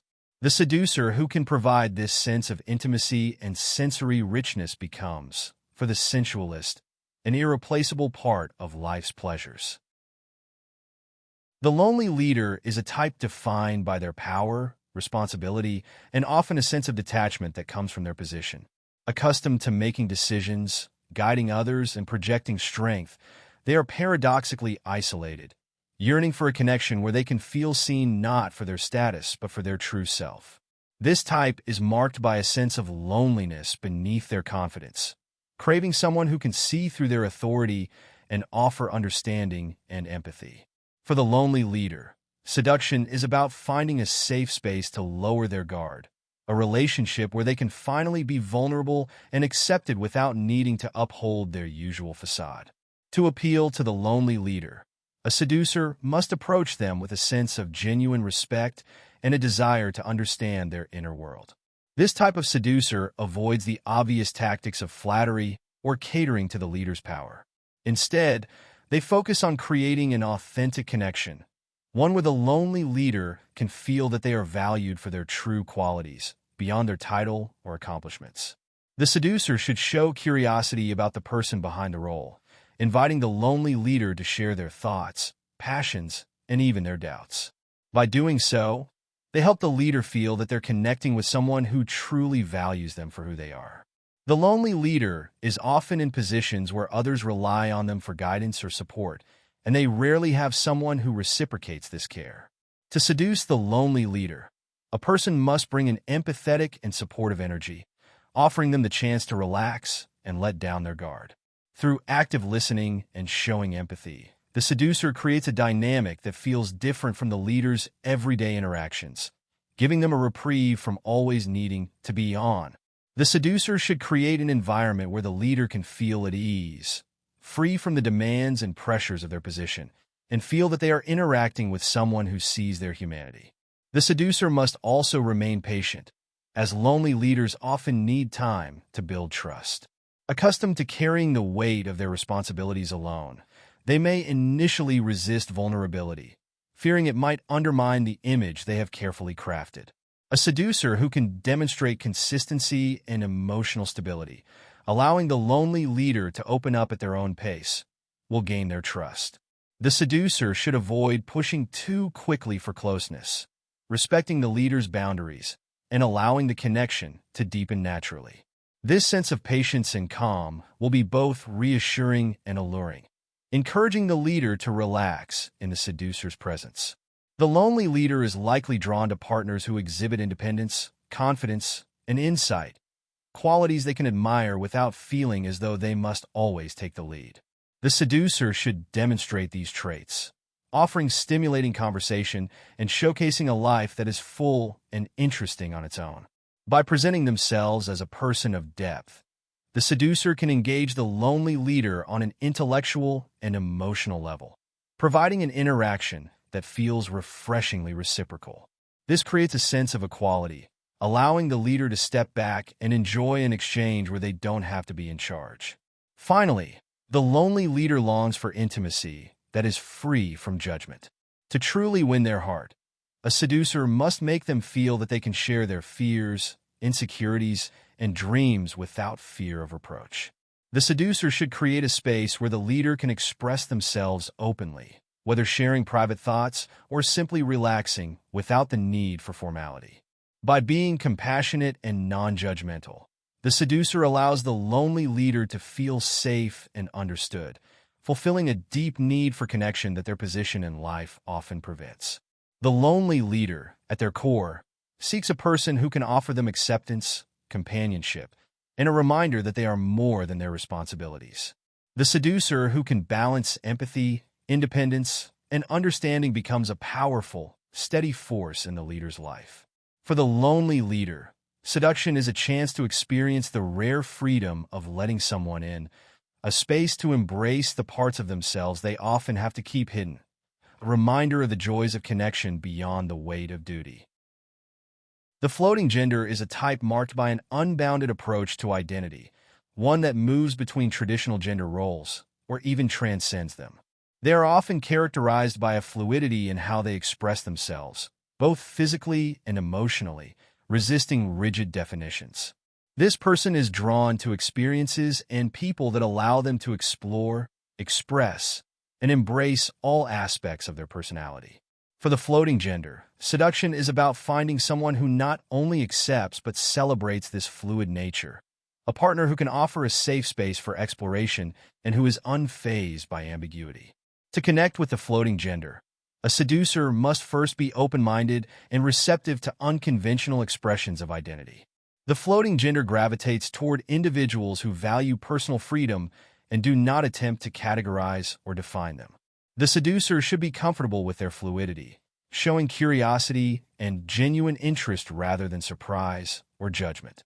By focusing on shared experiences and emotional connection rather than superficial labels, the seducer sets the tone for a relationship that respects and values the floating gender's unique approach to life. The floating gender often seeks someone who can inspire them, while also offering a sense of stability. While they may enjoy exploring various sides of themselves, they also long for a partner who can ground them, providing reassurance and acceptance as they journey through different identities. A skilled seducer can meet this need by creating an environment where the floating gender feels free to express different facets of themselves. This might include indulging in a shared love of aesthetics, supporting their creative expression, or simply enjoying a relationship that feels fluid and flexible. For the floating gender, the ideal partner is one who can adapt and appreciate them in all their forms, mirroring their adaptability and providing an anchor of acceptance. To further engage the floating gender, the seducer can explore the dynamic interplay of masculine and feminine energies within themselves. They should not shy away from showing sensitivity, vulnerability, or strength, allowing the floating gender to witness a balanced approach to self-expression. This creates a connection that is not confined by traditional roles and allows both partners to interact on a deeper, more intuitive level. By breaking free of rigid norms, the seducer reinforces the floating gender's need for a relationship that celebrates individuality and fluidity, rather than restricting it.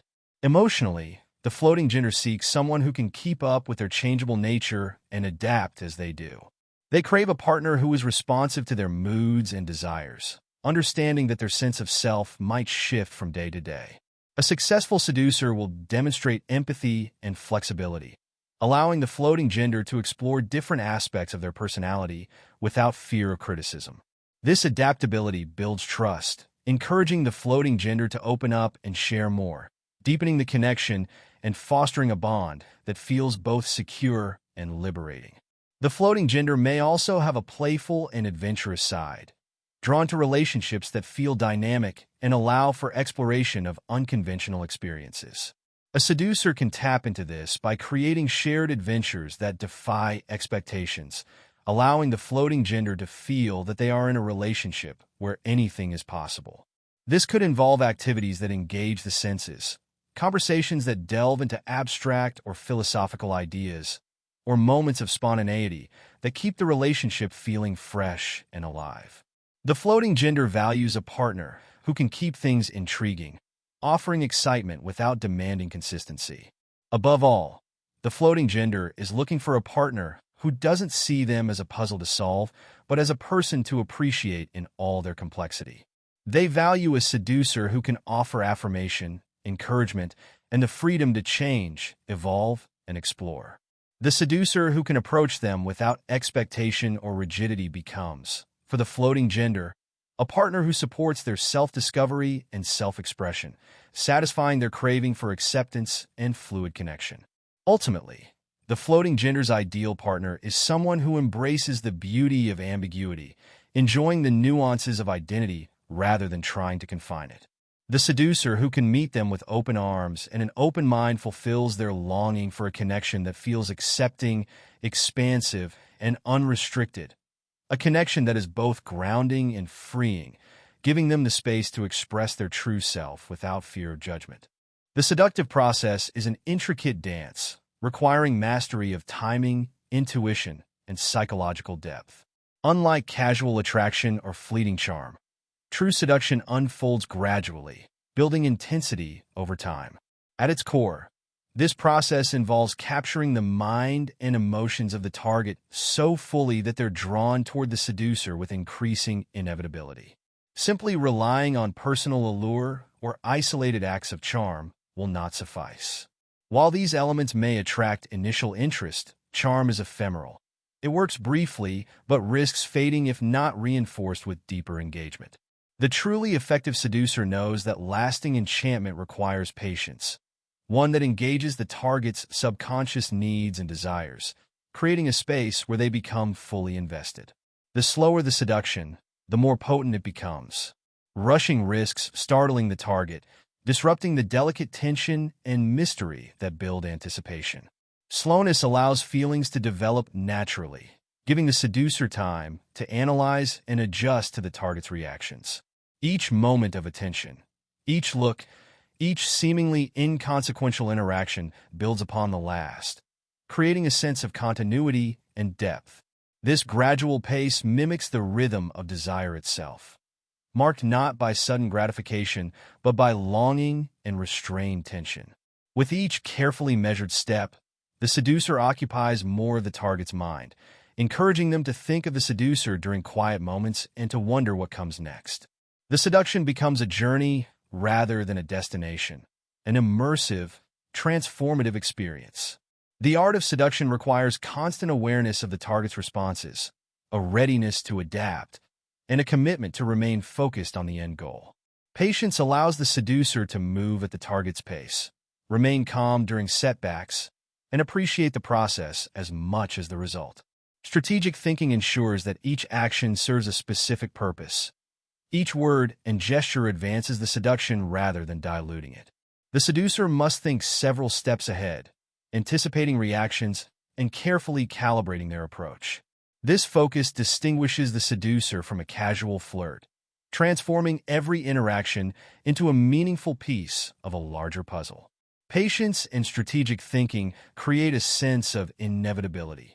The seduction feels as if it has a natural flow that draws the target in deeper with each encounter.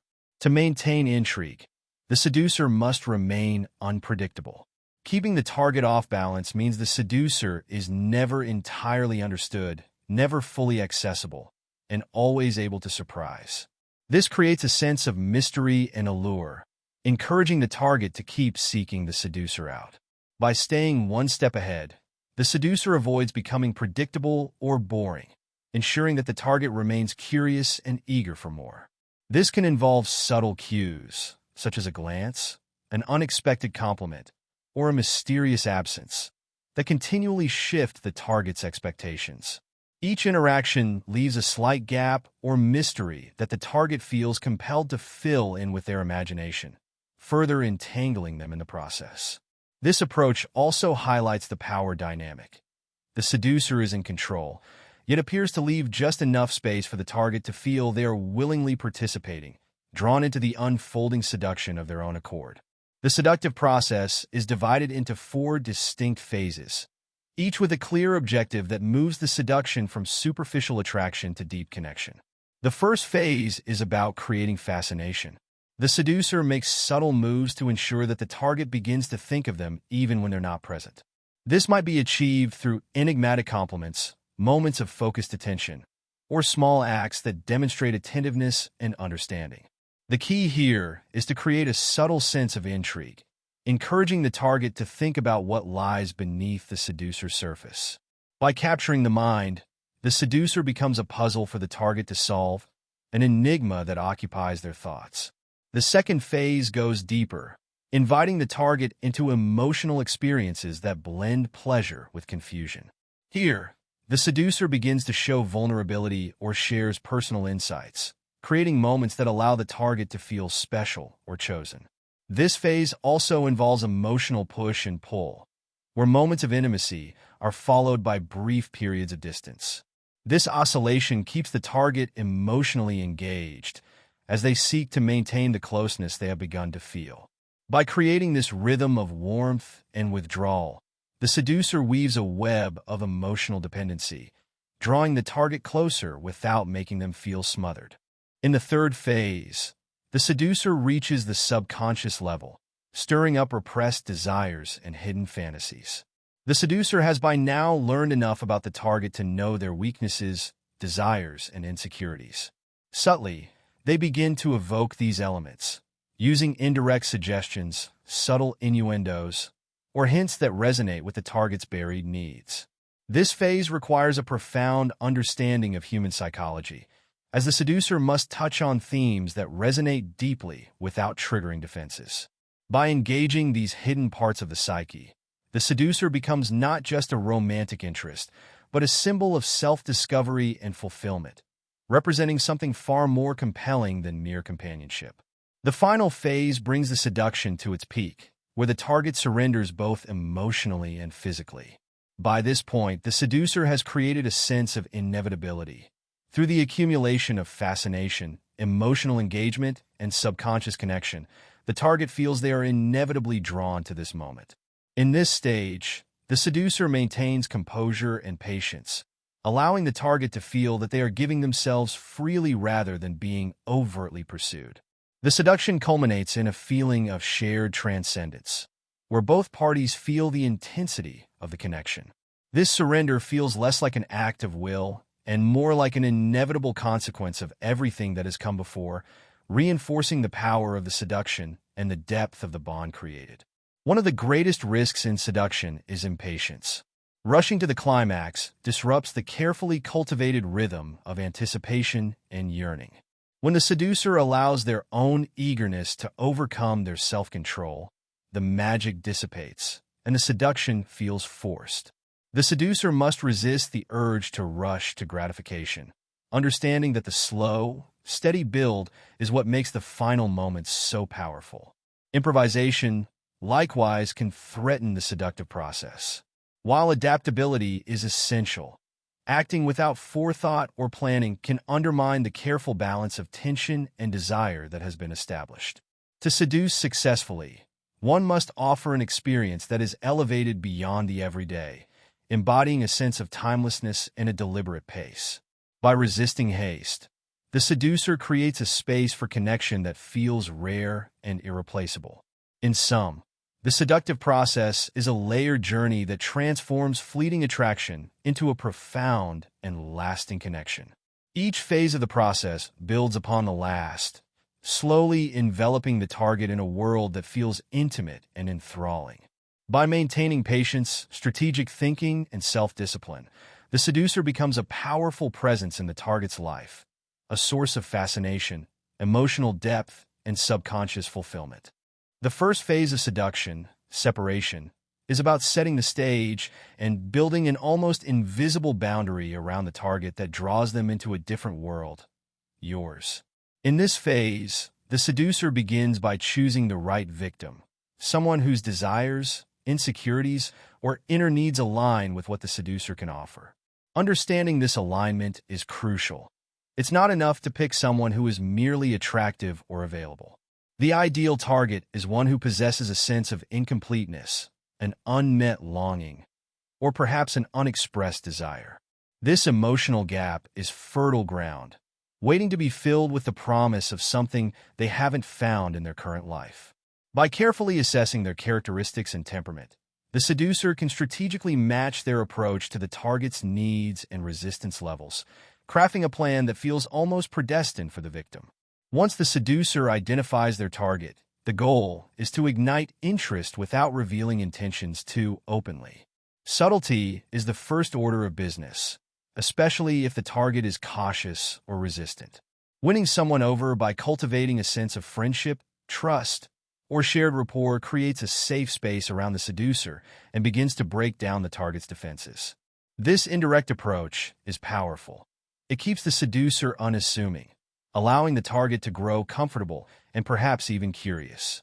This false sense of security can make the target feel in control, which only serves to disarm them further, allowing the seducer's true intentions to seep through without causing alarm. For a more receptive or bored target, a bolder strategy may be appropriate.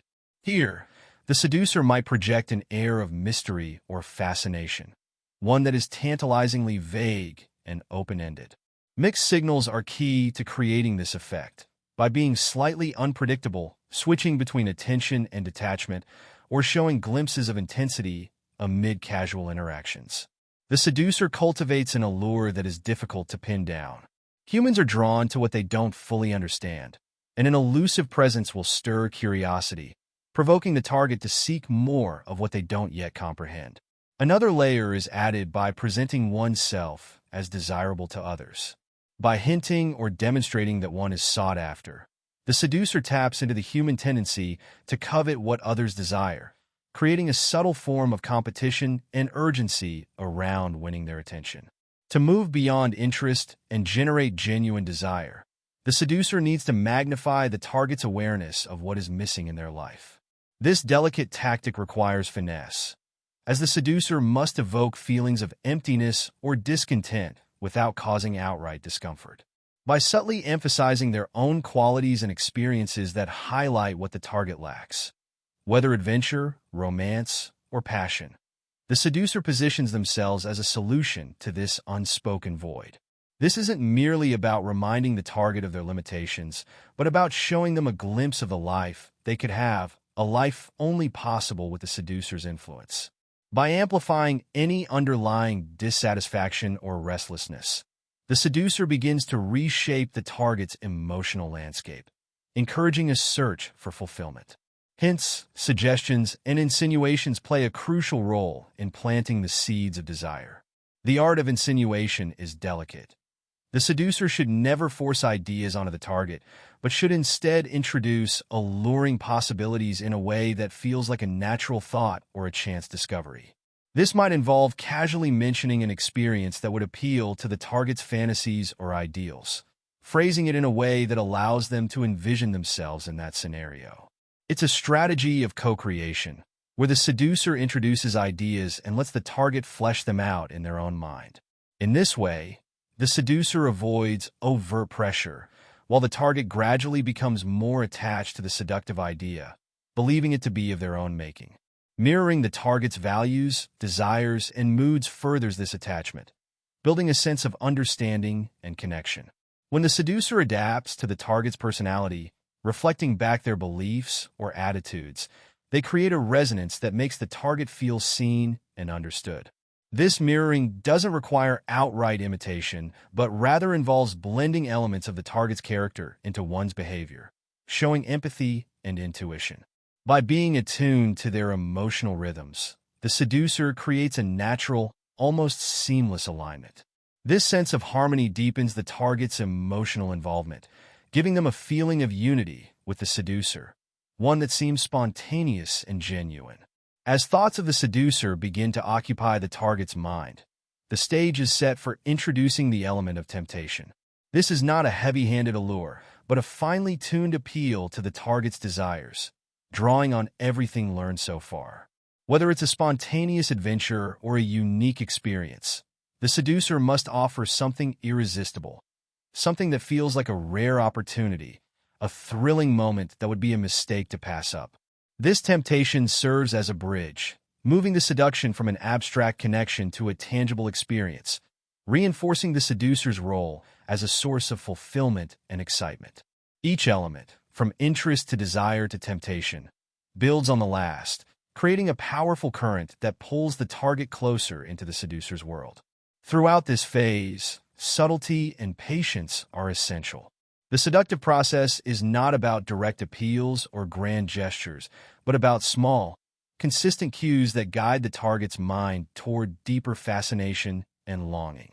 Each move creates a layer of intrigue, weaving a tapestry of emotion and desire that makes the seducer appear as both a remedy to the target's inner void and the embodiment of their most alluring fantasies. Choosing the right victim is the essential first step in any successful seduction. It's a principle grounded in the recognition that not everyone is open or receptive to seduction in the same way. Each person brings a unique blend of emotional needs, personality traits, and vulnerabilities, and aligning your approach with these elements increases the likelihood of a connection that feels organic and almost destined. The art of choosing a victim, then, lies in finding someone whose unmet desires match the qualities you possess or can project, creating a sense of potential fulfillment. The ideal target has specific gaps in their life, and these gaps are where a seducer's appeal can take root. The seducer's task is to carefully assess these needs, taking stock of how they manifest in subtle cues. Observing a target's interactions, listening for signs of dissatisfaction or longing, and analyzing their personality helps build a profile of what they lack or crave. If a person's lifestyle seems monotonous, for example, they might long for adventure or excitement. Someone who has become jaded by superficial relationships might yearn for an intense, emotional connection. The seducer's appeal must be tailored to the individual, offering precisely what the target subconsciously desires. Choosing the right victim isn't merely about appealing to anyone receptive. It involves a careful understanding of compatibility, not in the romantic sense but in a psychological one. Someone who aligns with the seducer's style and capabilities will be more open to influence. Trying to seduce someone who isn't responsive to your personality or cannot appreciate the qualities you bring will likely lead to frustration and failure. Seduction is not about imposing desire, but about awakening latent feelings within the target. Therefore, a successful seduction happens most naturally when there is a symbiotic fit between what the seducer offers and what the target needs. For example, if a target has a strong, independent personality, a seducer who exudes subtle strength and respect for independence will be far more effective than one who tries to dominate or control. Understanding a potential victim's temperament and preferences allows the seducer to craft a personalized approach. The right target will respond almost instinctively, creating a dynamic that feels less like manipulation and more like mutual attraction. This connection, however nuanced, can spark the genuine attachment necessary for seduction to progress from interest to deeper emotional involvement. An equally crucial aspect of choosing the right victim is recognizing how susceptible they are to influence. People who are too closed off or suspicious may instinctively resist any attempts at seduction. A target who is excessively distracted by their own insecurities or external pressures might not have the psychological space to become truly invested in someone new. In these cases, the energy and subtlety required to lower their defenses might make the seduction a waste of time and effort. Conversely, individuals who are more open to new experiences, who show signs of curiosity or restlessness, can often be guided into a state of fascination more readily. Choosing someone who is psychologically open does not mean they must be immediately available. Often, a person's apparent disinterest is merely a shield for inner longing. Those who appear aloof, cautious, or even a bit guarded often harbor an unmet desire for connection. An effective seducer can read beyond these facades, interpreting the subtleties of body language, stray comments, or even unintentional gestures as clues to a person's hidden vulnerabilities. Finding these signs and using them to shape the initial approach creates a sense of understanding and curiosity that can overcome resistance. It's also essential to evaluate the emotional availability of the target. Seduction relies heavily on the target's willingness to engage emotionally, which can be challenging if the target is already deeply entangled in an intense relationship or carries significant emotional baggage. For someone recently out of a relationship, for instance, lingering feelings might overshadow any new connection. In this case, patience and subtlety are necessary, allowing the seducer to offer comfort or distraction while gently fostering attachment over time. Finally, a wise seducer must be cautious not to invest in victims who mirror their own insecurities, weaknesses, or gaps. Seducing someone with similar emotional needs can lead to a relationship where both parties lean on each other for the same qualities, ultimately creating imbalance and leaving both unfulfilled. Instead, the seducer should seek targets who complement them, offering a counterbalance to their own personality and temperament. This strategic selection ensures a more dynamic, intriguing interaction, heightening the target's attraction and establishing a relationship in which both parties feel stimulated and complete. Choosing the right victim is therefore about reading beneath the surface, seeing through facades, and identifying a person's true emotional and psychological needs.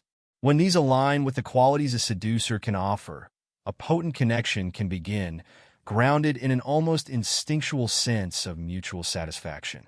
This step is not about settling for convenience, but about setting the stage for a powerful, transformative seduction where both parties find themselves drawn into a shared world that fulfills their inner voids. Creating a false sense of security by approaching indirectly is a fundamental tactic in seduction. Direct pursuit can often trigger a target's defenses, creating resistance or suspicion. An indirect approach allows the seducer to move gradually, subtly, and often under the radar of the target's conscious awareness, crafting a connection that feels both natural and disarming. By positioning oneself as non-threatening and initially avoiding overt displays of attraction, the seducer diffuses any potential tension, allowing the target to relax and even become receptive without realizing they're being led down a path of deepening attachment. The psychology behind an indirect approach lies in understanding the power of gradual influence. When a seducer initially presents themselves as merely a friend, confidant, or casual acquaintance, the target doesn't feel pressured to perform or reciprocate immediately. This safe position can be especially effective with those who are more guarded, independent, or skeptical of romantic intentions. These individuals often interpret any bold approach as a sign of manipulation, feeling that their autonomy or control is threatened. Instead, they respond to subtlety, preferring interactions that develop organically rather than being pushed into place.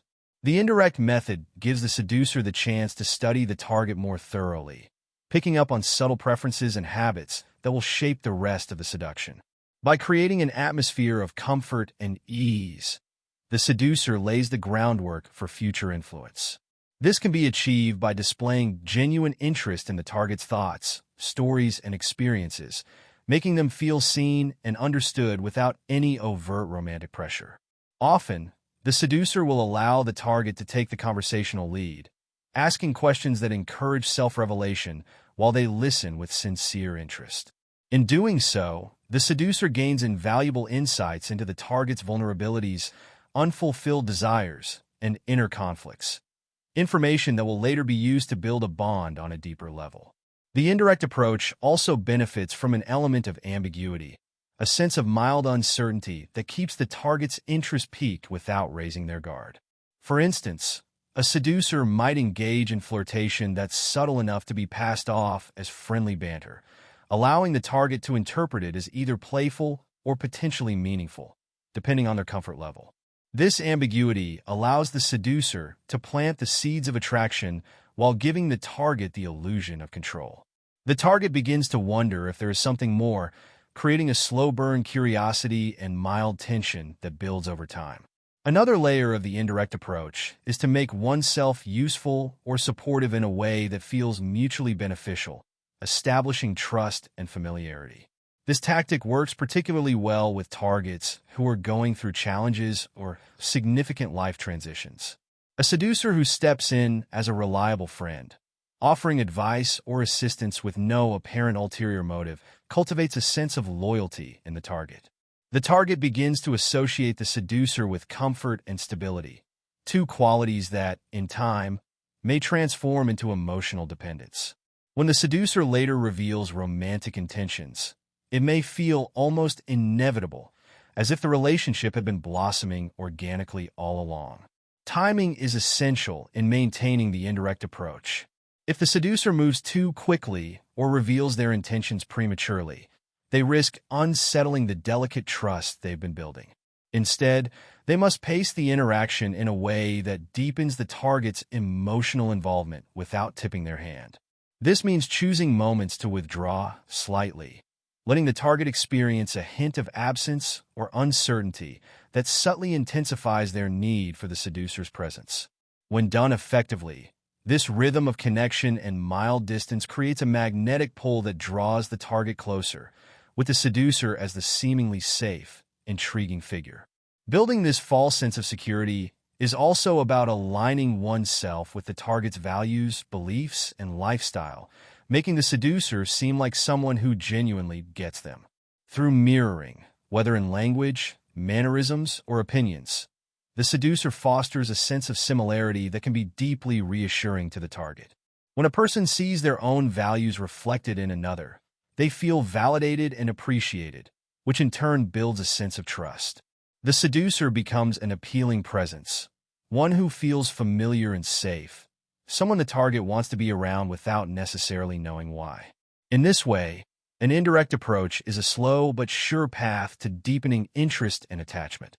It bypasses resistance and suspicion by focusing on the target's comfort and emotional needs first, letting romantic or sexual tension simmer beneath the surface.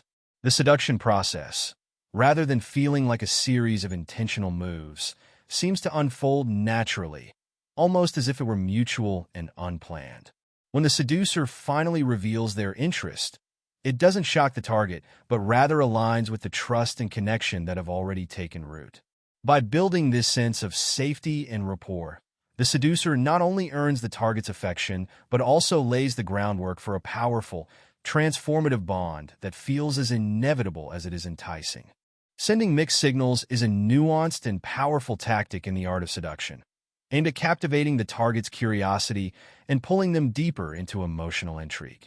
This strategy operates on the principle that ambiguity is compelling, encouraging the target to try and decode the seducer's intentions, thereby investing more of their own mental energy in the connection. Humans are naturally drawn to mystery. When someone's behavior or emotions are not entirely clear, it creates an irresistible urge to solve the puzzle. Mixed signals create a fascinating tension between attraction and uncertainty, encouraging the target to look for clues and, in the process, deepening their emotional engagement. The foundation of sending mixed signals is to keep the target slightly off balance, unable to predict the seducer's next move.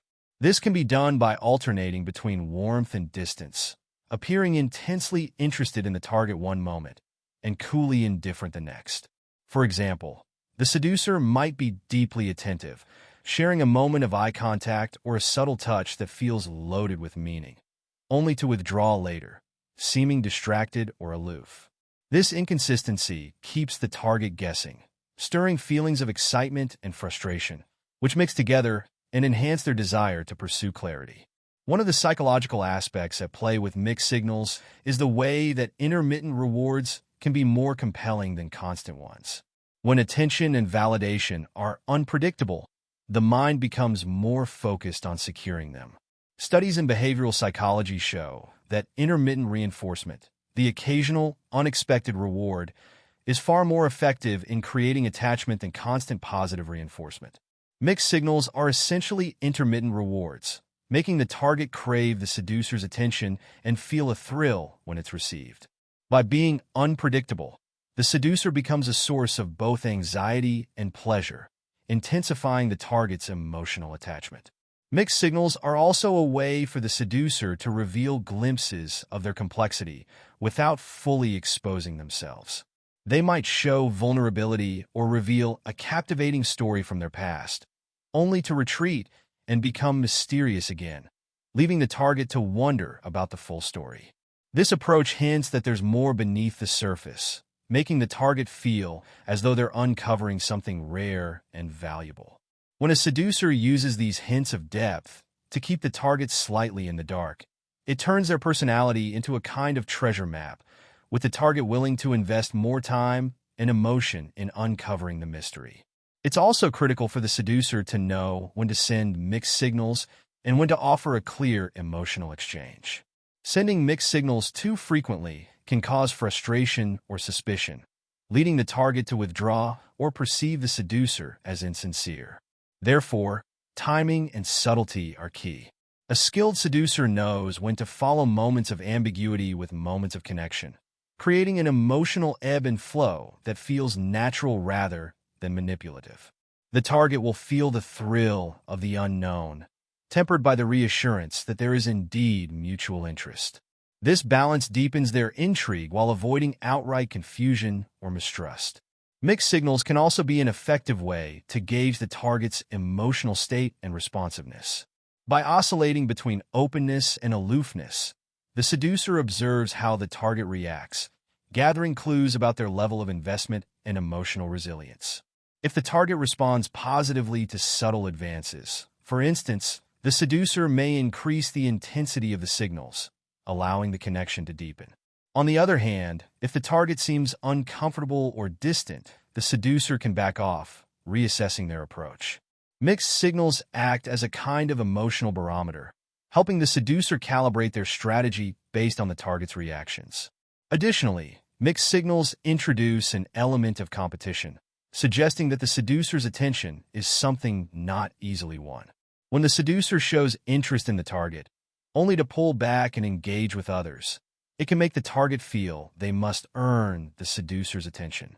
This dynamic can create feelings of jealousy or insecurity, which, while challenging, also make the seducer appear more desirable.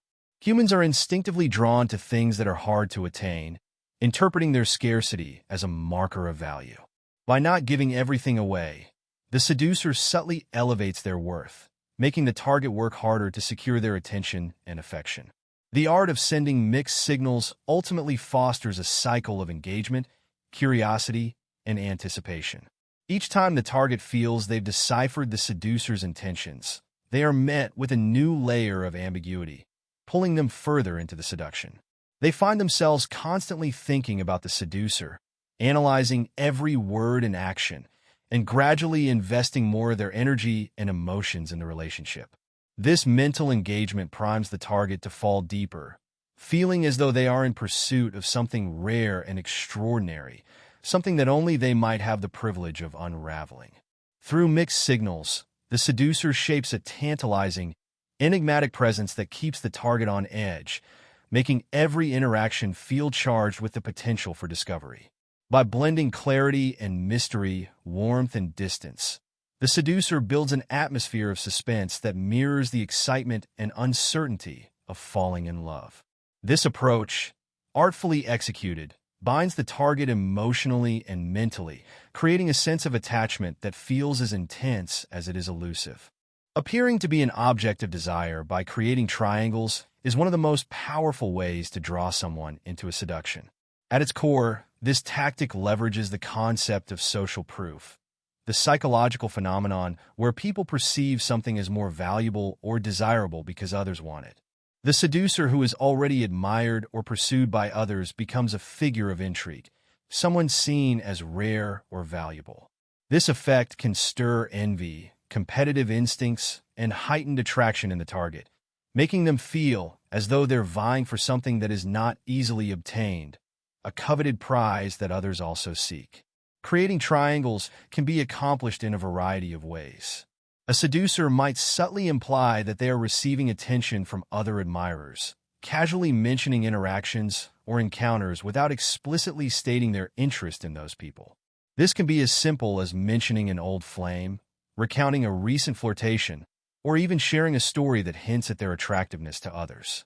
The goal is not to make the target feel unimportant, but rather to subtly signal that the seducer is in demand. This naturally raises the seducer's social value in the target's eyes and can make the target feel they need to prove their own worthiness or stand out to gain the seducer's attention. Another aspect of creating triangles is to cultivate an air of exclusivity, making the target feel that being close to the seducer is a privilege. This might involve allowing the target to see that the seducer has admirers or a circle of people who desire their company, but giving the target more time, attention, or intimacy than others. The seducer can create scenarios where the target sees this preferential treatment, such as focusing on them in social settings or offering them private conversations that feel unique. When done effectively, the target perceives themselves as winning the seducer's favor over others, creating a sense of triumph and satisfaction that deepens their attachment. A highly effective way to establish this dynamic is through subtle comparisons or contrasts.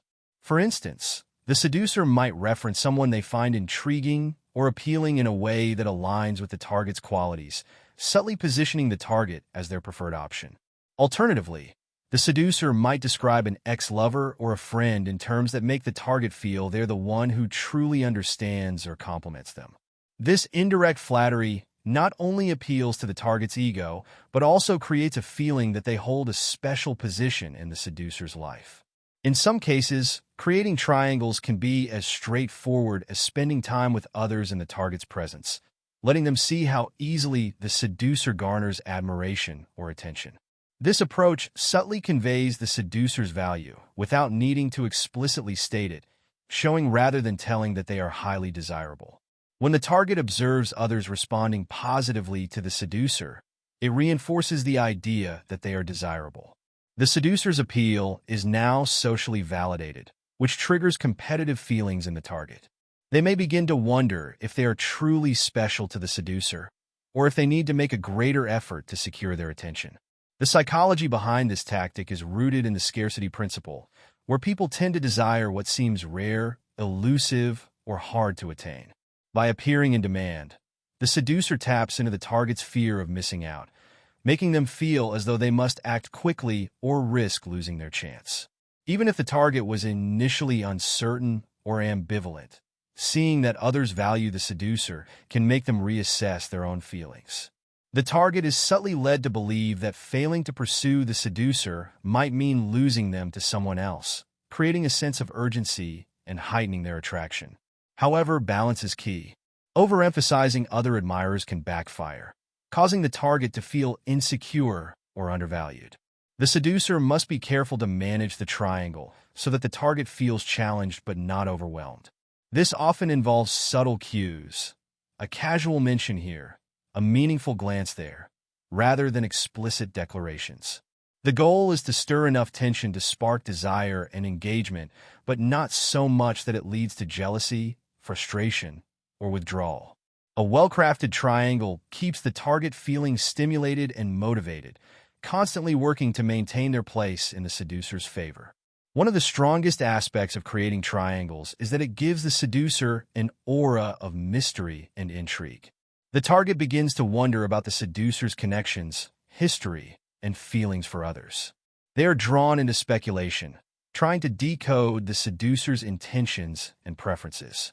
This mental engagement binds them further to the seduction, as they invest more time and thought in trying to understand the seducer's behavior. With each moment of uncertainty, the seducer becomes an enigma that the target feels compelled to solve, deepening their psychological involvement in the relationship. Through carefully managed triangles, the seducer becomes a figure who is not only desirable, but also scarce, elusive, and subtly challenging. This tactic makes the target feel that they must continuously work to hold the seducer's attention, stirring feelings of excitement and even mild tension. The seduction process, in turn, becomes a thrilling pursuit where the target feels they are actively competing and striving for something truly valuable. The seducer, by fostering this sense of competition and exclusivity, ultimately becomes an object of desire that feels irresistibly unique, precious, and worth fighting for. Creating a need in a target by stirring anxiety and discontent is a critical strategy in the seduction process.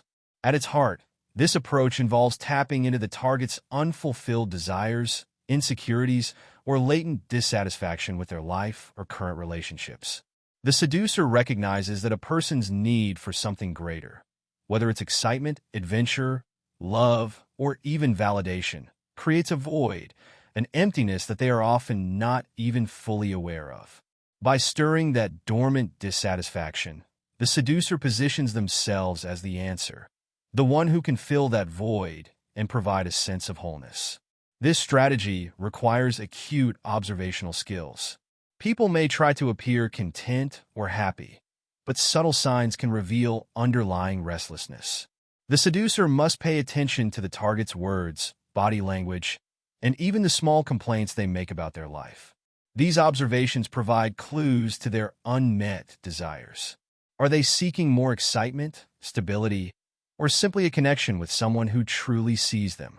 By identifying these desires, the seducer can gently draw attention to what's lacking in the target's life, stirring an awareness of their discontent.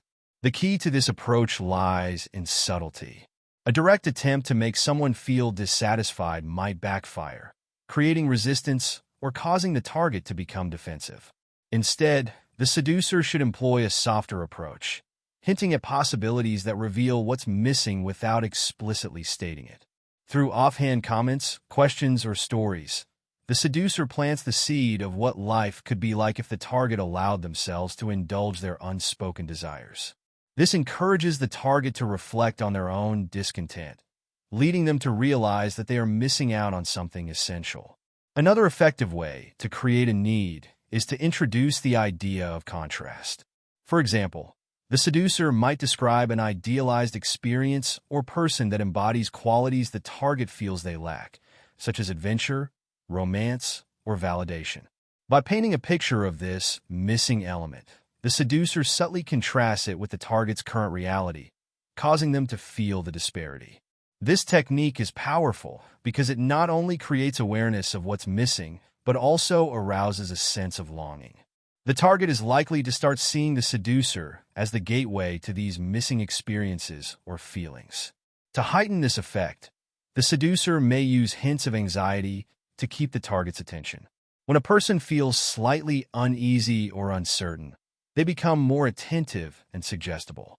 For instance, the seducer might talk about fleeting opportunities or rare moments that slip by when not acted upon.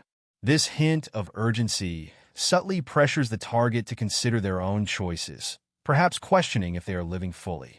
The goal is not to create overwhelming anxiety, but to add a subtle edge of tension, an awareness that there's more to life than their current experience, and that perhaps they haven't been reaching their true potential or fulfilling their deepest desires.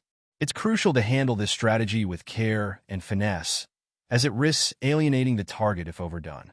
The seducer should allow the target to arrive at their own conclusions, merely guiding their thoughts in a particular direction.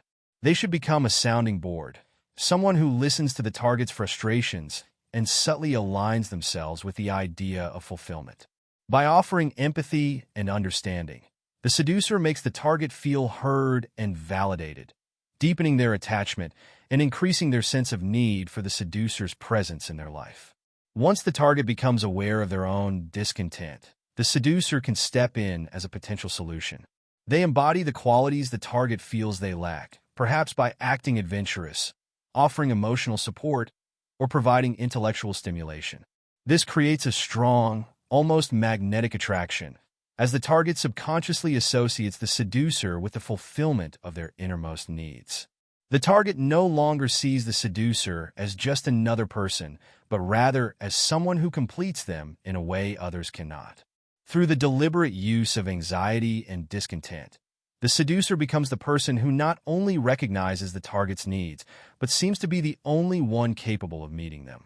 The seductive process then moves from mere interest to dependency as the target begins to crave the sense of fulfillment the seducer offers.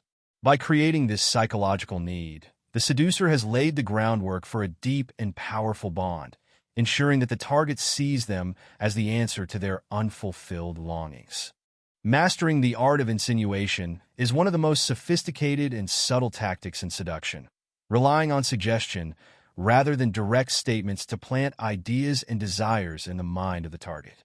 Unlike overt statements or declarations, insinuation works by leaving just enough ambiguity to engage the target's imagination, allowing them to fill in the blanks with their own thoughts and emotions. This approach makes the seduction feel more organic, as the target isn't told what to feel or think, but rather arrives at these conclusions on their own, often without realizing they've been guided there.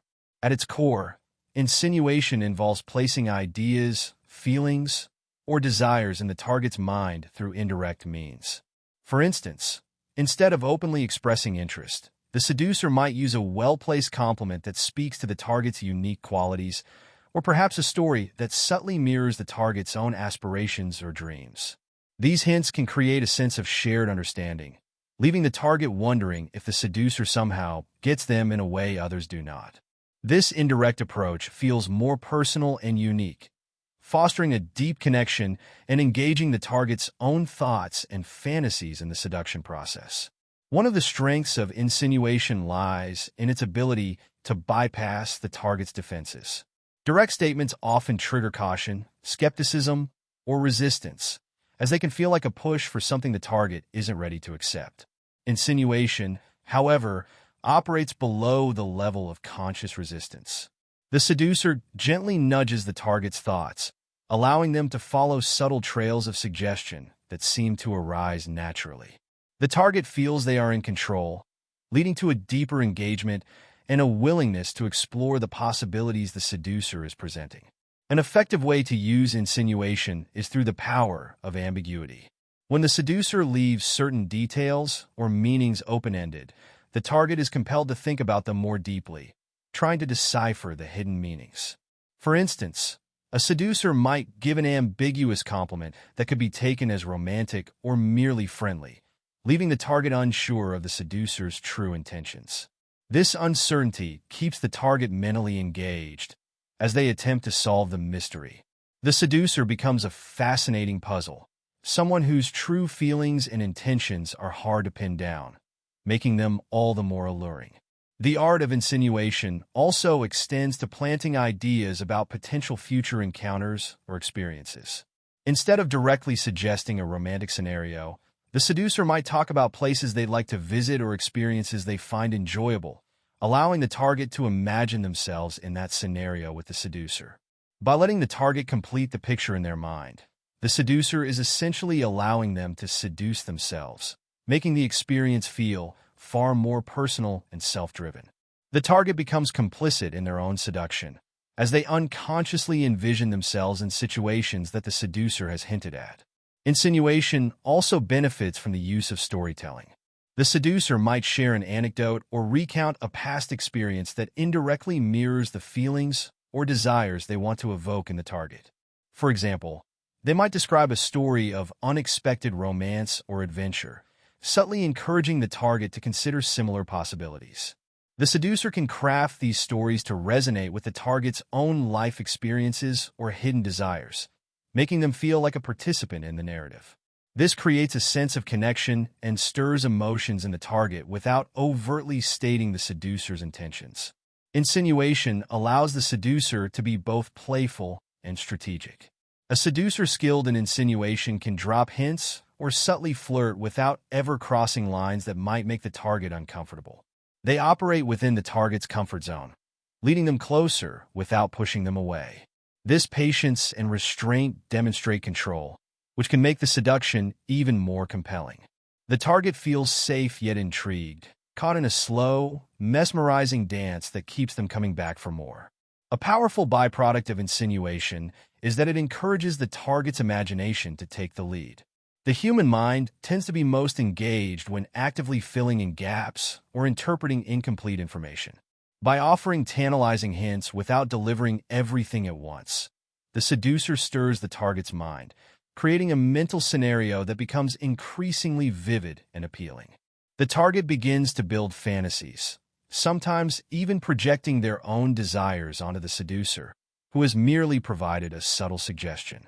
This mental involvement deepens the seduction, as the target's own thoughts become entangled with the seducer's presence and potential.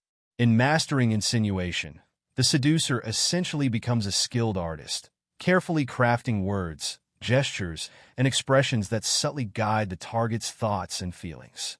This indirect approach is powerful because it respects the target's autonomy, giving them the illusion that they are in control of the situation. They believe they are choosing to explore these thoughts, making the connection feel more genuine and less contrived. Over time, this method can foster a deep psychological bond, as the target feels drawn into the seduction without ever feeling pressured or manipulated. Ultimately, insinuation is about creating a space where the target feels compelled to explore their own desires, often discovering aspects of themselves they didn't realize were there. The seducer becomes the one who opens this door, providing a glimpse into the unknown or forbidden and letting the target's curiosity take over. Through insinuation, the seducer doesn't just draw the target in. They make them feel that they have found something they were searching for all along, deepening both their attraction and their sense of connection. Entering the spirit of your target is a technique that requires empathy, adaptability, and the willingness to immerse yourself fully in the world of another. Unlike other steps in seduction that might focus on strategy or subtle persuasion, this approach involves connecting deeply with the target on an emotional, intellectual, and even spiritual level. Entering their spirit is about mirroring their values, embracing their moods, and aligning yourself with their worldview, creating a bond that feels both authentic and profoundly personal. To truly enter someone's spirit, the seducer must cultivate genuine curiosity and open-mindedness. This means listening attentively to the target's thoughts, interests, and values, not just to gather information, but to understand the essence of who they are. What makes them passionate? What drives their curiosity? And what gives them joy? By tuning in to these aspects of their personality, the seducer gains insight into the target's inner world, allowing them to adjust their own behavior, language, and demeanor to resonate on a deeper level. Mirroring plays a significant role in this process, but it's not a simple act of imitation. Instead, it's about genuinely embracing and reflecting aspects of the target's character back to them. If the target is whimsical and loves adventure, the seducer might take on a playful, spontaneous demeanor. If they are more introspective and value deep conversations, the seducer might adopt a thoughtful, contemplative approach. This mirroring is subtle. It's not about losing oneself, but rather becoming flexible and adaptable. When done well, this creates a sense of harmony, as if the seducer naturally complements the target. Entering the spirit of the target also means understanding and, when appropriate, aligning with their values. People are drawn to those who share or respect their ideals. By expressing an appreciation for what the target holds dear, the seducer builds trust and rapport. For example, if the target is passionate about environmental causes, the seducer could find ways to support or engage in those causes genuinely. It's important here to avoid insincerity, as people can sense when someone is feigning interest. The seducer should aim to find common ground and show respect for what truly matters to the target.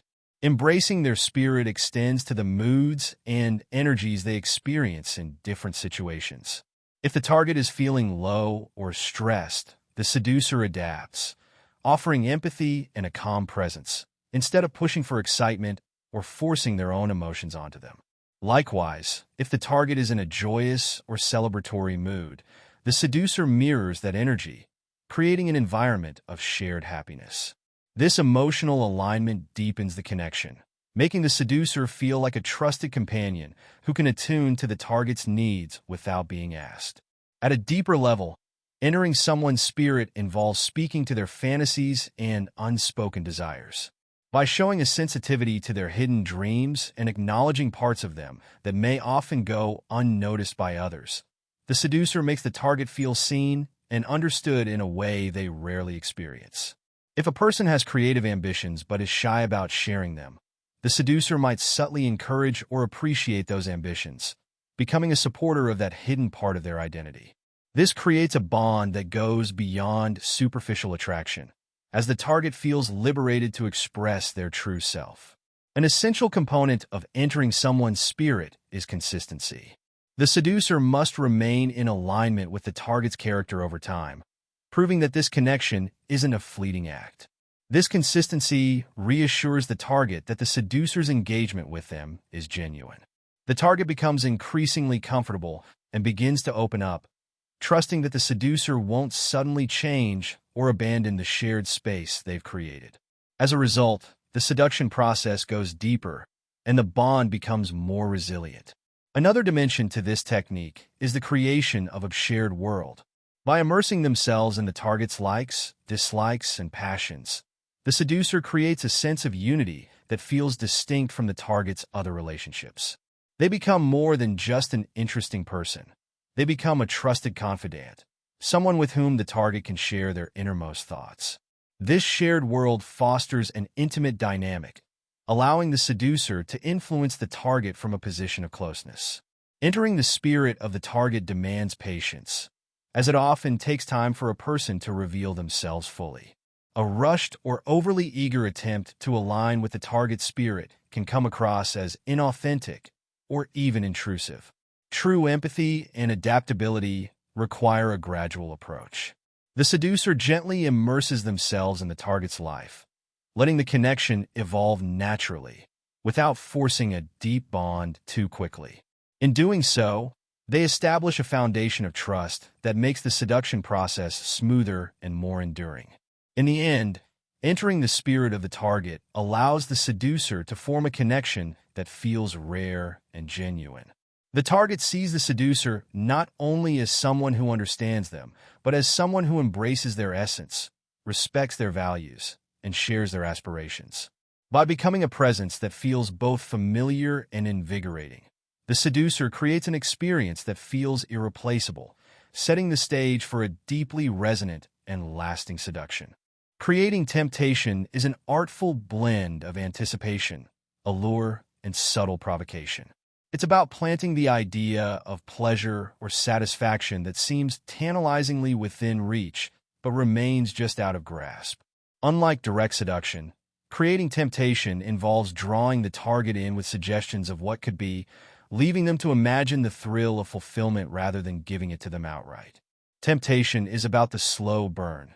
It teases, entices, and builds a longing that becomes difficult for the target to resist, even as it seems to arise from their own desire rather than any overt persuasion. One of the first steps in creating temptation is understanding the target's unspoken needs, wants, or curiosities. This requires a high level of attentiveness and intuition. People reveal these desires in subtle ways, through the things they find amusing, the topics they avoid, or even in the way they talk about their dreams and ambitions. By attuning to these cues, the seducer can get a sense of what the target might long for, but not openly seek. The seducer then becomes the embodiment of this potential satisfaction, whether it's excitement, novelty, or emotional intimacy. However, they don't push too quickly. Instead, they hint at the possibility of fulfillment, leaving the target to fill in the gaps with their own imagination. One of the most powerful tools in temptation is suggestion rather than declaration. By planting subtle ideas, the seducer invites the target to think in new directions without forcing the notion upon them. This is the essence of indirect allure. By letting the target's imagination play a role, the seducer activates a desire that feels like the target's own creation. For instance, if the target is drawn to adventure but restrained by routine, the seducer might weave in stories of thrilling exploits, hinting at the freedom and exhilaration of a life unbound. The seducer doesn't ask the target to join. Instead, they merely paint a world that is intoxicatingly appealing, allowing the target's curiosity to do the rest. A key element in creating temptation is withholding full satisfaction. The seducer offers glimpses of the allure, but never the entire experience. This withholding cultivates a feeling of anticipation and hunger in the target, who becomes increasingly drawn to the idea of experiencing the full picture. For instance, the seducer might give a taste of intimacy through a charged conversation or a fleeting touch, but then step back, leaving the target wanting more. This creates an emotional tension, a vacuum that the target naturally wants to fill. When people feel on the edge of fulfillment, their minds amplify their desire, transforming a small gesture into something much larger and more alluring. Another potent tactic in creating temptation is contrast. People are often drawn to what is different from their day-to-day experiences, so the seducer must embody something that feels foreign or extraordinary to the target. If the target's life is filled with predictability, the seducer becomes mysterious and unpredictable. If the target is accustomed to emotional distance, the seducer becomes warm and inviting, offering glimpses of vulnerability. By contrasting with what the target normally encounters, the seducer becomes an object of fascination, sparking a curiosity that borders on longing. Timing is essential to temptation. The seducer knows when to advance and when to pull back, creating a rhythm that keeps the target engaged. Just as interest begins to dip or the target becomes comfortable, the seducer stirs things up, introducing an element of surprise or a subtle hint of further possibilities. This ebb and flow of attention creates a push-pull dynamic that makes the target feel like they are continually on the verge of something thrilling. By skillfully controlling these shifts in energy, the seducer ensures that the target's interest remains piqued, keeping them caught in the spell of temptation. In creating temptation, it's important for the seducer to be an enigma, an alluring figure whose true depth seems just beyond reach. The more there is to discover, the more intrigued the target becomes, especially if the seducer hints at layers of mystery or knowledge that only they possess. The seducer doesn't lay out all their cards. Instead, they leave elements of their life, their desires, and their past concealed, only letting small pieces slip. This enigma makes the seducer feel like a prize worth pursuing, creating an allure that's magnetic and difficult for the target to ignore. Temptation also relies on evoking emotions that are hard for the target to access elsewhere. The seducer becomes a source of thrill, inspiration, or warmth that the target can't easily replicate in their ordinary life. By filling a need that seems rare or elusive, the seducer establishes an emotional significance that amplifies the pull of temptation. The target begins to associate these feelings exclusively with the seducer, creating a sense of dependency. This can range from evoking an exhilarating sense of risk to offering a comforting refuge. The seducer becomes both a safe harbor and a spark of excitement, making the target feel that only this relationship can satisfy these contradictory but essential needs. Ultimately, creating temptation means cultivating a state of mind in which the target feels as though they're constantly on the brink of something tantalizing and extraordinary. It's a psychological game of suggestion, mystery, and controlled withholding, drawing the target into a world that seems richer, more vibrant, and more exciting than their own. Temptation, when masterfully constructed, becomes a continuous undercurrent in the target's mind, a presence that they can't quite escape or understand fully. And in that state, they find themselves moving closer and closer to the seducer, driven not by overt manipulation, but by a desire that feels entirely self-formed, yet impossible to resist. Phase 2 of seduction is about transitioning from initial intrigue to a more deeply rooted attachment by blending pleasure and confusion, creating an experience that feels thrilling yet unpredictable.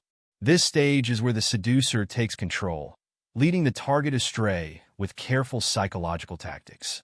The overarching goal is to foster an emotional dependency on the seducer, making it increasingly difficult for the target to turn back or pull away.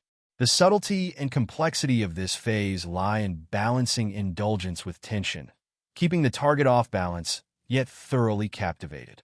Each move is designed to amplify the target's desire while creating a sense of disorientation that strengthens their emotional attachment. The experience becomes uniquely stimulating, as though the target has stepped into a dreamlike space. The key to this phase begins with creating suspense. By keeping the target guessing, the seducer instills a sense of fascination that borders on obsession. An air of unpredictability is essential here. Sudden shifts, pleasant surprises, or unexpected actions will keep the target on edge, wondering what the seducer will do next. This sense of unpredictability generates excitement, leaving the target in a perpetual state of anticipation. Rather than offering predictability or comfort, the seducer becomes a source of continual suspense, which has a strangely intoxicating effect. In suspense, the mind has little chance to rest or reassess, driving the target deeper into an emotional engagement with the seducer. Alongside suspense, words become an invaluable tool. Words can be seductive, even hypnotic, when used correctly, especially if they suggest deeper, unspoken feelings. The language should be charged with implication, making everything sound more meaningful and hinting at greater mysteries or emotions below the surface. When a seducer speaks in an artful, alluring way, the target can feel as though they're being pulled into a world beyond their understanding, which is both thrilling and confounding. By choosing words that have a potent emotional effect, such as evocative descriptions, subtle compliments, or poetic musings, the seducer stirs the target's imagination, making the ordinary seem profound. When intoxicated by words, the target becomes increasingly susceptible to suggestion, surrendering their skepticism as the seductive language subtly alters their emotional landscape. Attention to detail is another powerful way to captivate. Small gestures, aesthetic touches, and careful consideration of sensory elements heighten the overall experience, giving it an atmosphere of intentionality and allure. Perhaps the seducer leaves small, meaningful tokens behind, dresses in ways that captivate the target's attention, or arranges environments that enchant the senses. These small gestures communicate that the seducer cares deeply, which can be disarming and impactful. When the seducer appears to pay attention to the nuances, the target feels specially selected and drawn into an exclusive experience, one that is rich in sensory pleasure. This attention to detail makes the interaction feel all-consuming, leaving the target focused solely on the seducer, a feeling they begin to crave. However, routine or familiarity is the seducer's enemy in this phase. Mystery is essential for sustaining attraction, and a sense of continual novelty is required to keep the target enthralled. The seducer's absence can play a critical role here, as distance often makes the heart grow fonder, intensifying the target's yearning. The target might begin to romanticize or idealize the seducer, filling in the gaps left by their absence. When the seducer reappears, there's an element of excitement in the reunion, as though they're rediscovering something extraordinary. This unpredictability deepens the target's emotional attachment, making them feel as though their connection with the seducer is something truly special, even fated. Strategic vulnerability becomes a tool of emotional manipulation in this stage, as the seducer reveals just enough weakness to appear relatable or deeply affected by the target's influence. By showing a glimpse of their emotional side or confessing an inner struggle, the seducer can gain the target's sympathy and trust. This gesture, however minor, convinces the target that the seducer isn't manipulating them, but rather feels just as entangled in their connection. The target sees the seducer as human, flawed, and thus more trustworthy and sincere. This vulnerability, however, is calculated and carefully chosen. It's not about making oneself truly vulnerable, but about displaying a controlled form of weakness that binds the target emotionally, making them feel protective or significant to the seducer. Blurring the lines between fantasy and reality is a potent tactic for deepening the connection. When the seducer crafts situations that feel like moments out of a dream, the target begins to feel as though their fantasies are coming to life. The seducer might create environments that feel magical, stage scenarios that feel heightened and surreal, or simply mirror the target's deepest dreams, all while anchoring the experience in enough reality to make it feel accessible. This blurring of reality and desire makes the seducer seem like the embodiment of the target's innermost hopes and wishes. The target feels that with the seducer, they can live out the unfulfilled parts of their own story, making the seducer nearly indispensable. The seducer, though, doesn't fulfill every fantasy. Instead, they give just enough to leave the target wanting more. There is always a sense of more to come, a part of the fantasy that remains incomplete, generating an endless curiosity in the target. They are drawn in repeatedly, eager to experience the next chapter of this unfolding romance. This process requires the seducer to pace the experience with care, offering only pieces at a time. Each moment of satisfaction should be followed by a renewed sense of intrigue, feeding into the target's anticipation and desire. The act of isolating the target becomes a final, compelling step in leading them astray. By monopolizing the target's attention and creating experiences that feel like their own separate world, the seducer becomes an all-consuming presence. The seducer might take the target on excursions, spend uninterrupted days with them, or even isolate them through focused conversations. When the target is separated from the distractions of daily life, they feel intimately connected with the seducer, as if they're living a story outside the bounds of ordinary reality. This isolation draws the target so deeply into the seduction that the thought of going back to life without the seducer feels empty, even painful. By the end of this phase, the target should feel so entangled that turning back becomes nearly impossible. Their emotional investment is profound, Their thoughts and feelings are intertwined with the seducer's presence, and they feel as though they're in the middle of a grand and meaningful connection. They're no longer in control of their own direction, and the seductive experience has taken on a life of its own, compelling them to move forward into deeper engagement. The seducer, all the while, carefully guides the experience, blending pleasure, confusion, and suspense into an irresistible journey that leaves the target utterly captivated. Keeping a target in suspense is about crafting a sense of unpredictability that keeps them continually guessing. It involves presenting oneself as intriguing and delightfully unpredictable, leaving the target in a state of anticipation where they're never quite sure what to expect. Suspense is the lifeblood of a deep seduction because it disrupts a target's mental balance, pulling them into a state of focused curiosity and excitement. The seducer creates a world where things are ever-evolving, infusing interactions with subtle mysteries, surprises, and unanswered questions that fuel the target's desire to know more. When successful, this tactic builds an emotional dependency where the target begins craving every encounter and revelation, hoping to understand or experience what comes next. At its core, suspense and seduction is psychological. Humans have a natural tendency to crave completion, resolution, or clarity in their interactions.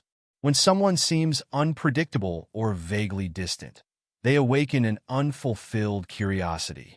If, for instance, the seducer alludes to stories from their past without fully revealing them, or if they hint at future plans without specifics, it creates an atmosphere that keeps the target guessing. This intentional withholding of information acts like a mental puzzle, prompting the target to constantly consider and reconsider the seducer's next move. This lingering sense of mystery is difficult to resist because it activates the imagination and stirs up deeper emotional responses. In practice, suspense isn't created by drastic or chaotic behaviors, which might come across as alarming or manipulative. Instead, the most effective suspense is subtle and nuanced. A seducer might start a conversation or tell a story but leave it unfinished, trailing off at a particularly interesting point. Or they may promise to share something personal next time, creating anticipation. Perhaps they change plans at the last minute, shifting their behavior enough to make the target wonder why. This restraint keeps the target emotionally invested because they're now anticipating something without having any clear idea of what that something will be. Over time, this subtle suspense becomes addictive, like a slow-burning fire that only intensifies with every interaction. Another powerful aspect of suspense is the seducer's willingness to alternate between closeness and distance, using brief periods of detachment to heighten the target's attachment. After an engaging, deeply personal conversation, for instance, the seducer might disappear for a day or two, creating a void that leaves the target eager for their return. The target begins to interpret this temporary distance as part of the seducer's mysterious allure, wondering if something is changing or if they themselves might have played a role. This ebb and flow, or push-pull dynamic, draws the target in further, making them more aware of the emotional highs they experience in the seducer's presence and the lows they feel in their absence. However, suspense also requires a calculated progression to avoid frustrating or alienating the target. The seducer should eventually offer enough satisfaction, a glimpse into their mysterious persona, or a revelation to balance the suspense. Too much suspense without reward can create frustration rather than attraction, pushing the target to pull away. Thus, the seducer gives away just enough to maintain the target's interest and curiosity without fully answering their questions or providing resolution. This interplay of tension and partial release is essential for fostering a connection that feels dynamic and alive, ensuring that the target remains emotionally engaged without ever feeling secure. Lastly, suspense plays into the target's own desires, needs, or fantasies. By mirroring or subtly echoing these, the seducer can take them on a personalized emotional journey where they feel uniquely understood. For example, if the target values spontaneity, the seducer might take them on an unplanned outing, introducing them to something new and exciting. If the target is more introspective, The seducer could reveal philosophical musings or deep insights without fully unpacking them, creating an aura of intellectual or spiritual intrigue. Whatever the approach, suspense is a dynamic way of aligning with the target's inner world, presenting them with the illusion of an uncharted emotional territory that they're eager to explore. In Seduction, suspense transforms ordinary encounters into moments charged with possibility and emotion. It taps into a target's curiosity, sense of wonder, and longing for novelty, making the seducer appear endlessly fascinating. In the absence of clear answers or predictable behaviors, the target's mind becomes fixated on the mystery before them, amplifying their emotional dependency and leaving them more willing to pursue and remain engaged with the seduction. The beauty of suspense is that it doesn't just generate attraction. It builds a form of mental captivation, binding the target's thoughts to the seducer in a way that feels uniquely intense, compelling, and unforgettable. Using the demonic power of words in seduction is about employing language that plays on imagination, ignites desire, and disorients through ambiguity. Words have the power to create worlds, spin fantasies, and deeply influence emotions when used carefully. This approach to language emphasizes the ability to both charm and mystify, utilizing words not as plain communication, but as a gateway to an altered reality where logic takes a backseat to feeling and sensation. The seducer harnesses this skill to subtly sow confusion, compelling the target to focus less on rational understanding and more on the feelings the words evoke. This disoriented state allows a seducer to shape the interaction and occupy the target's mental landscape more completely. One of the first elements of this method involves the art of suggestion rather than direct speech.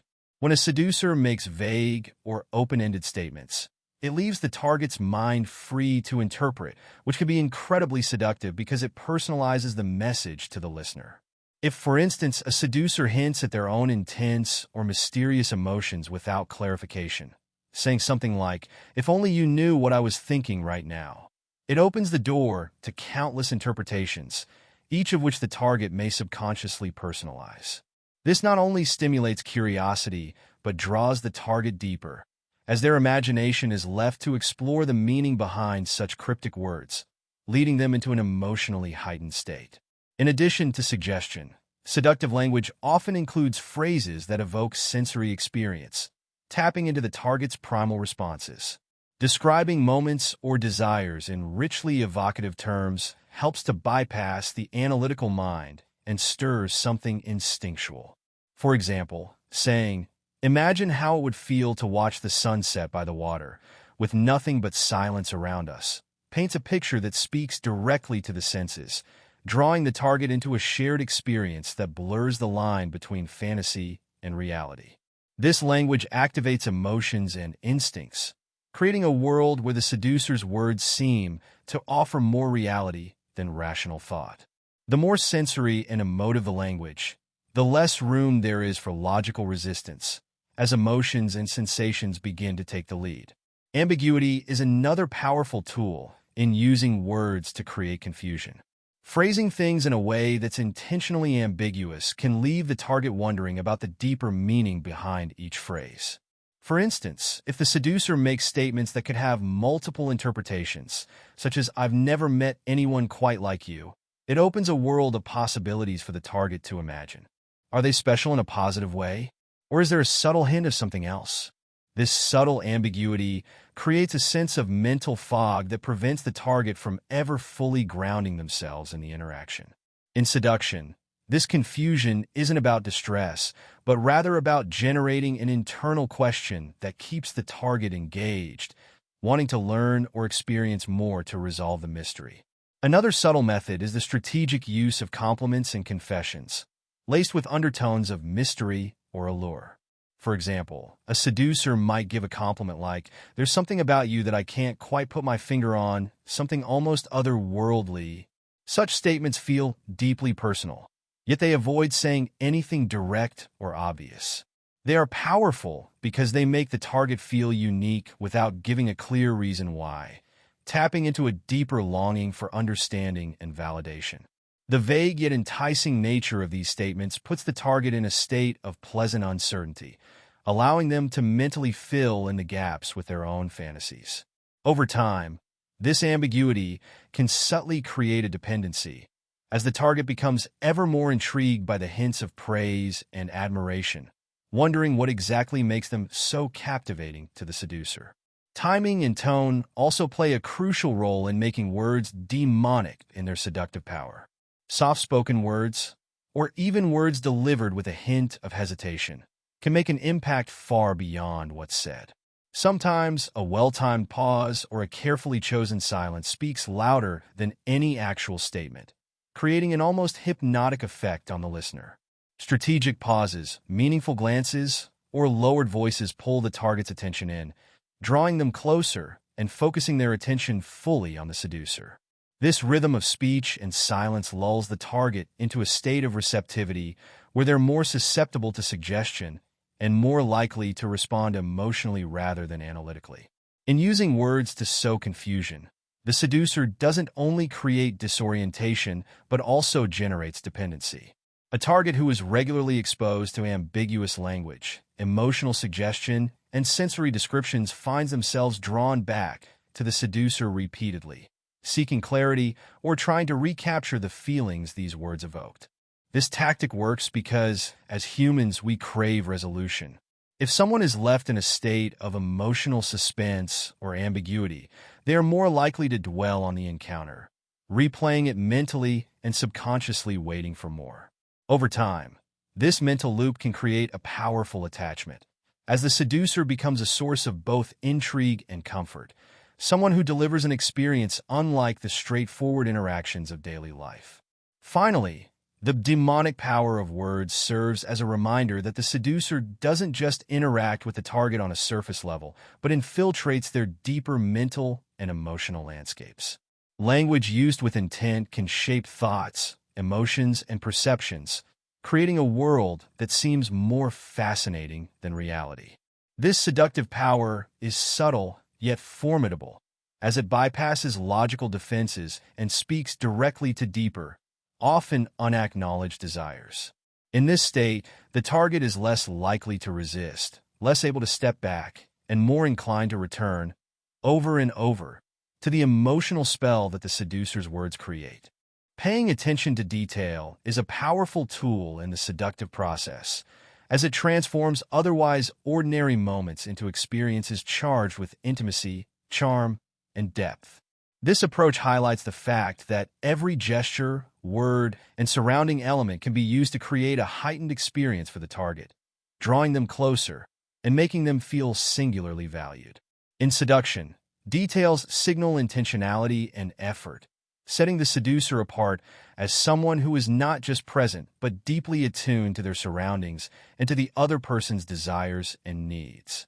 Details, when used skillfully, have the capacity to bypass the conscious mind and speak directly to the senses. For example, the lighting in a room, a subtle scent, or the texture of the setting can leave an indelible impression, anchoring the target to a place and a moment. Imagine a candlelit dinner with soft music in the background, carefully chosen based on the target's taste. This is far more impactful than an average, casual encounter.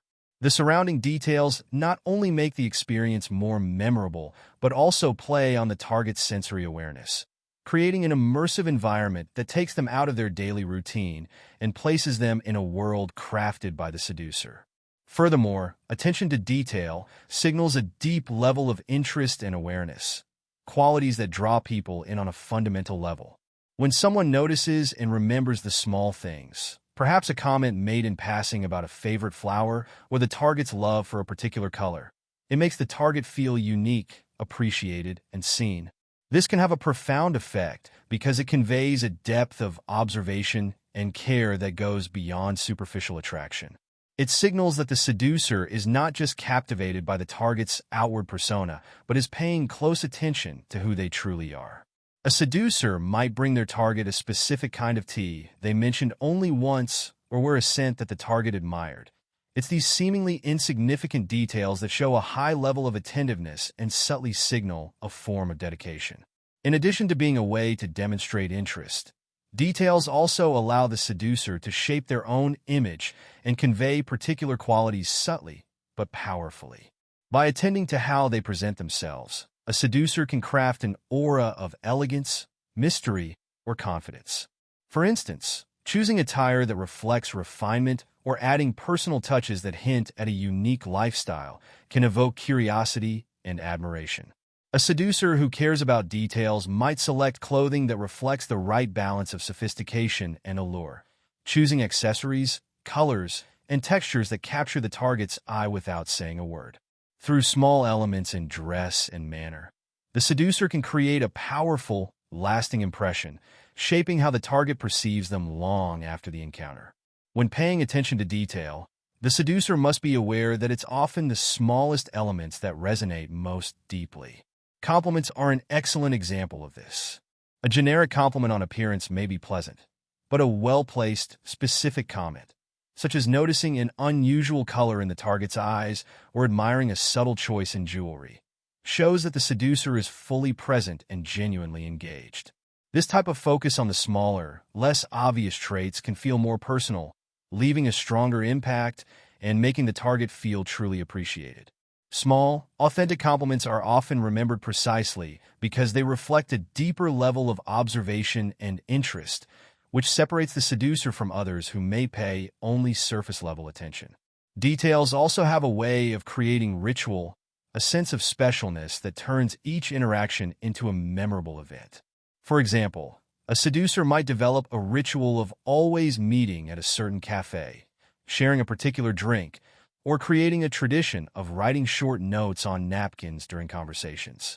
These gestures, though seemingly minor, create continuity and a sense of shared experience, which builds an emotional connection. Rituals imply exclusivity. They are moments and acts that belong solely to the seducer and the target, creating an almost sacred space within the otherwise ordinary.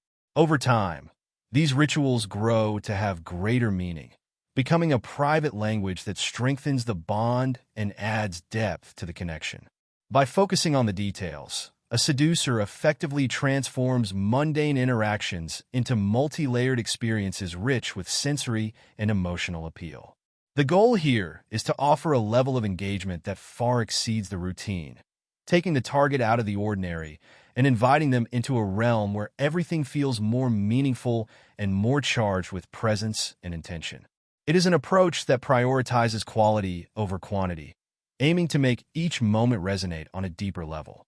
The seducer's world becomes a kind of refuge from the everyday, a space where attention to detail and care for the target's unique preferences create an irresistible allure. Ultimately, paying attention to detail is about creating a reality that the target does not encounter elsewhere, a world where every moment feels designed just for them. Through these details, the seducer establishes an unspoken promise. In this realm, the target will experience a heightened reality, a level of attention and presence they may not even have realized they craved. It's this immersion into a thoughtfully crafted experience that captures the target's mind and emotions, leaving them with a desire to return to this uniquely detailed, captivating world that only the seducer can provide. Poeticizing your presence is about crafting an aura that lingers in the minds of those you wish to captivate, creating a sense of mystery, allure, and irreplaceability. This phase involves moving beyond the tangible and concrete aspects of your character and developing an ethereal quality that cannot easily be defined. By cultivating a sense of enigma, you build an allure that transcends ordinary attraction. Rather than being fully accessible, poeticizing presence is about suggesting a depth that goes beyond the visible, a layered personality that can only be gradually understood and never fully known. To create this effect, the seducer subtly shapes how they are perceived, carefully balancing engagement and distance to stir curiosity. The goal is to let the target see enough to be intrigued, but never so much that they feel they understand everything. This distance allows the target to project their own desires, dreams, and fantasies onto the seducer. When someone sees you as enigmatic, they begin to fill in the gaps with their own imaginings, creating a sense of connection that is deeply personal and unique to them. This level of mystery fosters intrigue and makes it far more difficult for them to lose interest, as they're constantly seeking to uncover the parts of you that remain veiled. A powerful way to poeticize presence is to speak in evocative, almost metaphorical language, painting vivid images that resonate emotionally. This can be done in subtle ways, with words or gestures that suggest rather than define. Rather than giving straightforward responses, the seducer can use ambiguous phrases, allowing the target's imagination to work on their own interpretation. This artful vagueness doesn't only mystify. It sets the seducer apart from ordinary interactions, creating an experience that feels cinematic, infused with depth. When your words are layered with hints of hidden meanings, they become memorable. They're replayed in the target's mind long after you're gone. Another effective technique is creating moments that seem spontaneous yet feel strangely faded or timeless. For instance, a brief encounter that feels unexpectedly intense, a fleeting look that suggests hidden thoughts, or a sudden gesture that feels significant. These can feel almost poetic when timed correctly. The seducer who can create a few impactful, poetic moments leaves a far stronger impression than one who tries to fill every second with interaction. These moments become almost mythic in the mind of the target, growing in emotional weight and meaning as they're recalled. Such gestures do not need to be grand or extravagant. In fact, the more subtle they are, the more powerful they often feel. Equally important is the seducer's ability to gracefully pull back and withdraw at times, letting absence speak for itself. This withdrawal builds longing, as the target starts to miss the seducer and romanticizes the experiences they shared. By occasionally stepping back, you amplify the presence that remains in their memory, allowing them to savor the moments you were together. In the mind, this absence grows charged with potential, creating a powerful pull that draws the target closer, even in your absence. If you are always present, there is little time for the target to idealize you and imbue you with qualities of their own imagination. Physical aesthetics also play a role in poeticizing presence. The choice of attire, scents, or even a distinctive style can be part of a carefully constructed image that feels as though it tells a story. The seducer who dresses with unique flair or carries a signature accessory, whether it's a certain type of jewelry, a subtle scent, or an unusual piece of clothing, adds a touch of the exotic, suggesting an unusual lifestyle or background.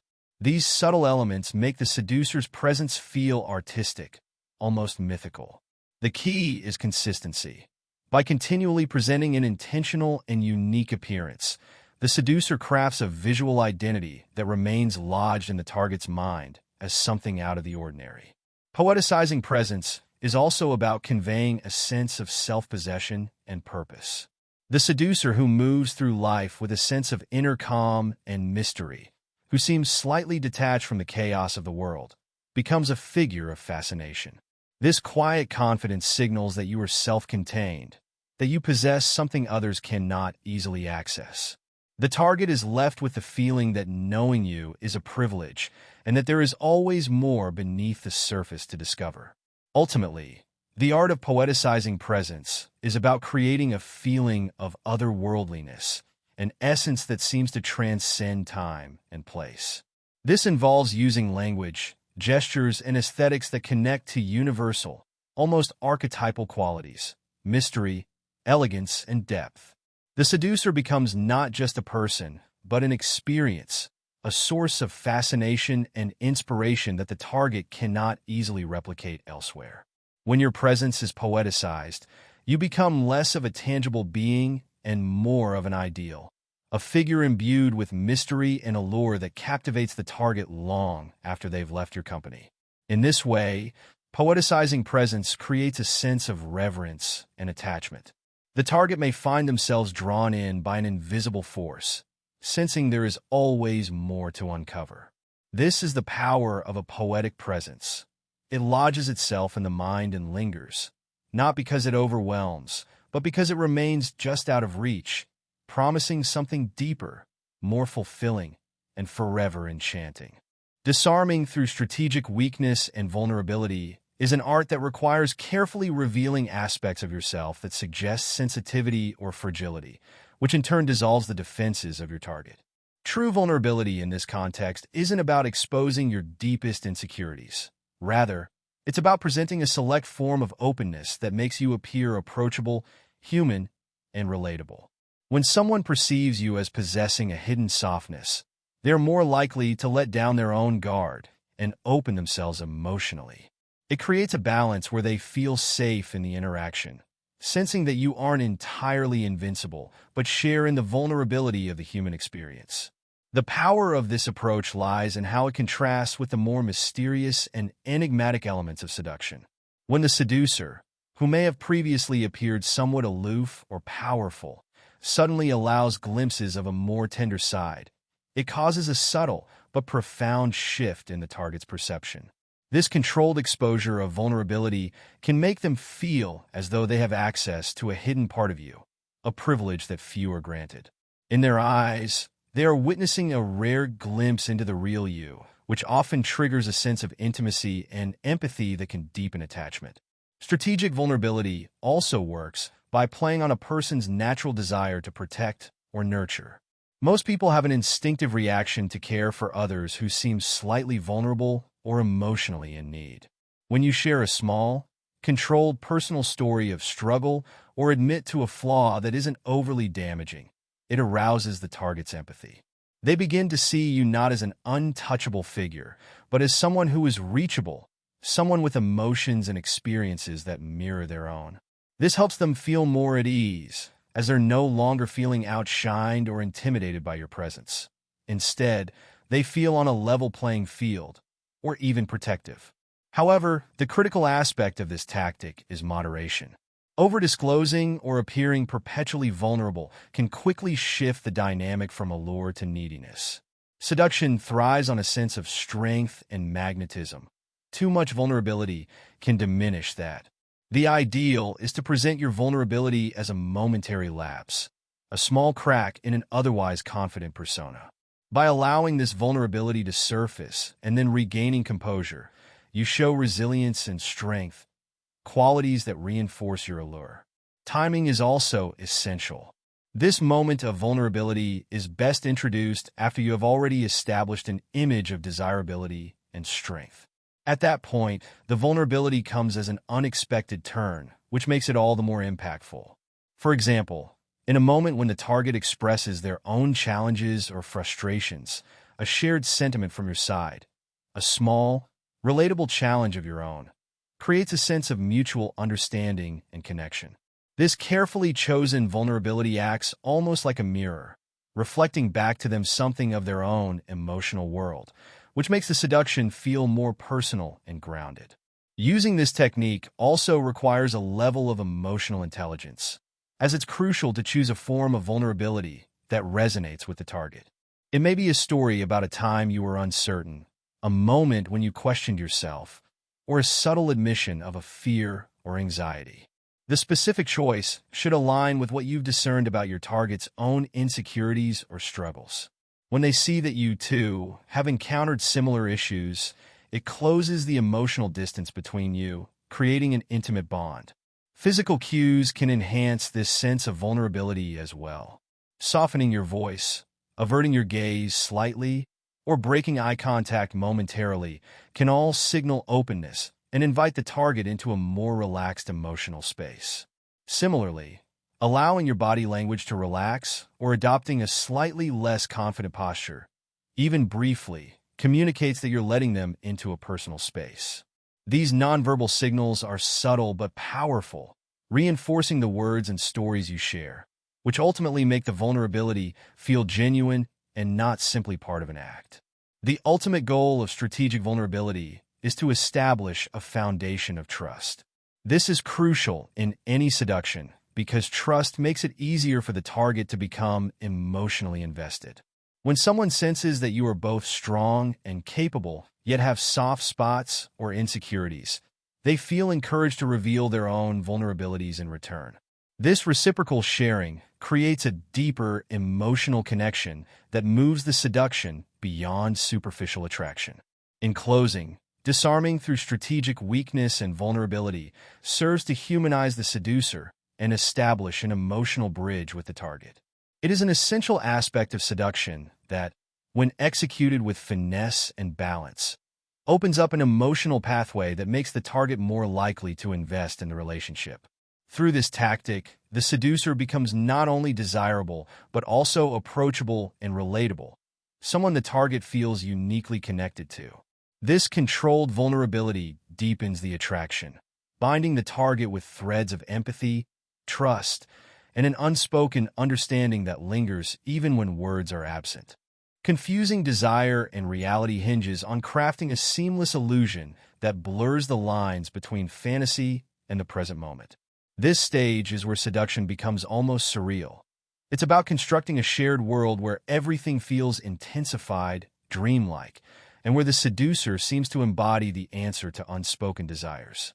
By playing with the boundaries of reality and fantasy, you transport the target into a state of heightened emotional and sensory arousal, making them feel like they're experiencing something rare, something tailor-made for them alone. This process not only amplifies their desire, but also creates a dependency on the feelings you inspire, feelings they may struggle to replicate outside of your presence. The essence of creating the perfect illusion lies in making every interaction with the target feel out of the ordinary. Whether through heightened language, evocative storytelling, or even the deliberate use of silence, you become the architect of an experience that feels too vivid, too intense to be confined to ordinary life. This illusion is not an overtly fantastical display, but rather a finely tuned overlay on reality. Your words, actions, and even the spaces you occupy together should have an elevated quality, one that hints at something more meaningful, even mystical. To achieve this, tap into the desires and dreams your target may have suppressed, those lingering fantasies they dare not believe can be real. By doing so, you place yourself as the embodiment of something just out of reach but close enough to grasp, creating an emotional tension that keeps them in your orbit. To sustain this illusion, pay close attention to subtle cues and immerse yourself fully in each moment, almost as if it's a shared performance where you and the target are co-stars. For instance, maintain eye contact just a beat longer than usual. Create pauses that invite their mind to wander, and allow charged silences that evoke curiosity and suspense. When combined with a finely tuned sense of their unfulfilled desires, these elements build a dynamic that feels intensely private and intimate. It's essential to construct this illusion without revealing too much. Leave spaces in the conversation and in your shared moments for them to fill with their interpretations, fantasies, and emotions. The less defined your intentions appear, the more powerfully their imagination will work to complete the picture you've subtly outlined. Part of this process involves projecting an aura of mysteriousness without being distant. People are naturally drawn to mystery, and if they perceive you as an enigma, someone who reveals layers only in fleeting glimpses, they'll find themselves irresistibly compelled to delve deeper. This sense of mystery fuels the illusion, as it creates a paradox where they feel both close to you and yet never fully in possession of the whole story. This tension pulls them in, stirring emotions that shift between curiosity, anticipation, and excitement. By remaining slightly enigmatic, you give the target a puzzle to solve, and they'll often interpret this pursuit as deeper emotional involvement than it may be in reality. Employing sensory triggers can amplify the illusion further. For example, specific scents, ambient sounds, or evocative locations can all serve as anchors for the experiences you're building. These sensory cues are like invisible threads that hold the memory of your presence. When chosen carefully, they create associations that linger in the target's mind, ensuring that even when you're apart, something of you remains with them. For instance, a unique fragrance or a certain type of music played during key moments can later evoke memories and emotions tied to your time together. These seemingly minor details strengthen the illusion and heighten its realism, making your presence feel unavoidable even when you're physically absent. By immersing them in this orchestrated experience, They begin to lose track of where the boundary lies between the fantasy you've created and their real feelings. Their emotions, intensified by this well-constructed illusion, start to bleed into their daily lives. They might find themselves replaying conversations, reliving moments, and yearning for more interactions with you. This mental engagement, where they cannot stop thinking about you, deepens the impact of the illusion and effectively keeps you alive in their thoughts. At this point, the illusion has taken root in their psyche, and even mundane events in their lives become tinged with the color of the emotions you've awakened.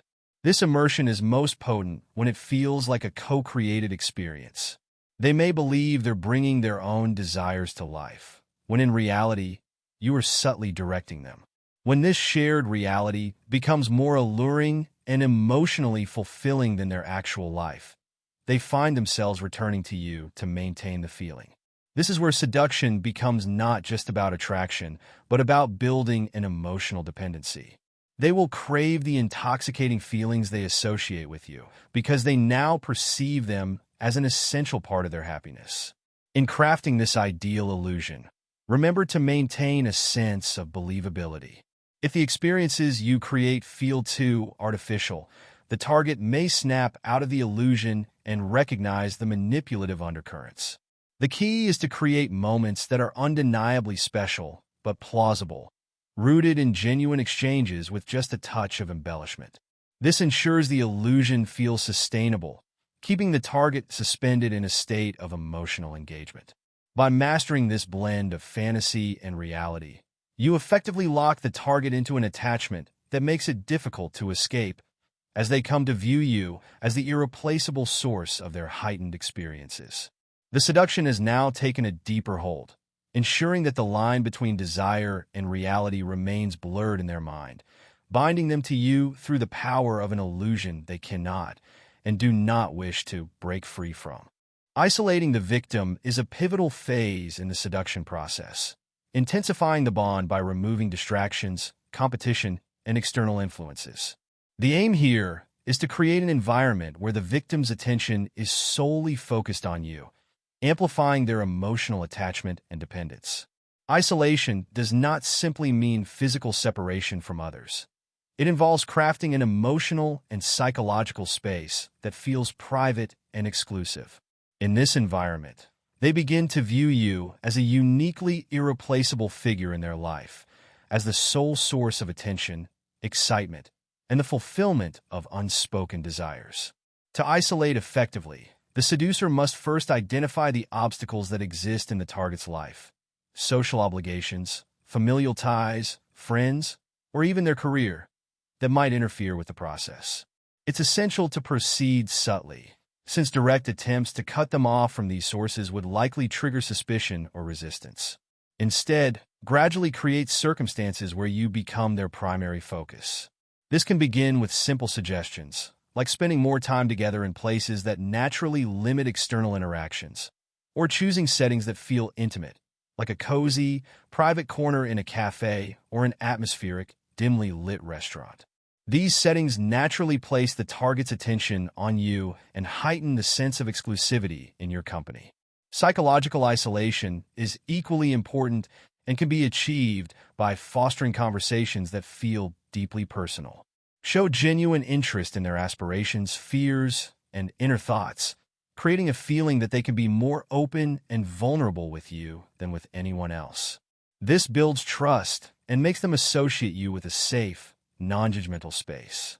Over time, they will come to rely on you for this kind of intimacy, subconsciously valuing the solace and understanding they believe only you can provide. When they start sharing deeper aspects of themselves that they rarely reveal to others, a profound bond forms, anchoring them to you emotionally. As you continue isolating them, introduce subtle reminders that highlight the uniqueness of your connection. Statements like, "I feel like I can really be myself around you," or "There's something special here that I don't have with anyone else," reinforce this intimacy, making them see their relationship with you as extraordinary. These words, planted strategically, make them believe that what you share is rare and cannot be found elsewhere. In turn, this perception compels them to prioritize you, often at the expense of other relationships or activities in their life. To deepen this isolation, plan shared experiences that stand out from their routine, weekend getaways, day trips, or even simply getting lost in conversation for hours. These activities create memories that are special and distinct from the monotony of their daily life. When they step back into their normal routine, the contrast with the time they spend with you becomes stark, enhancing their sense of connection to you. They may find themselves comparing others unfavorably to you, realizing that ordinary interactions lack the depth and allure you provide. In their mind, you begin to represent a unique escape, a reality far more captivating than anything or anyone else. At the same time, isolation should have a slight pull-push dynamic. Occasionally, step back to let them feel your absence, creating a subtle sense of loss or longing. This small retreat reinforces their dependence on the unique connection you share.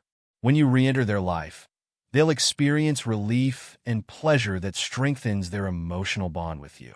This on and off dynamic not only deepens the attachment, but also reinforces the notion that your presence is irreplaceable, almost addictive. Finally, cultivating an aura of exclusivity in your interactions is critical to successful isolation. Make them feel that they are privy to parts of you that no one else sees, whether it's sharing personal stories, unique insights, or secrets.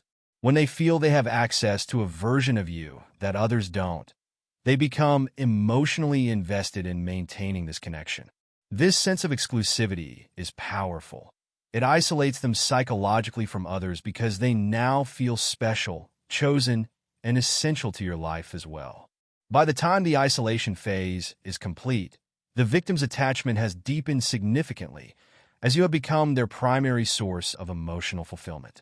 They are now psychologically, if not physically, removed from the other influences in their life.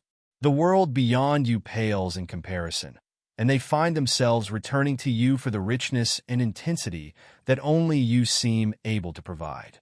At this point, their resistance is low, their attachment strong, and their reliance on you as a source of unique experiences nearly complete. This makes it difficult for them to step back, ensuring that they remain entranced, with their focus and emotions devoted almost entirely to you. In Phase 3, the precipice, the objective is to intensify your hold, creating a profound emotional connection that transcends the ordinary.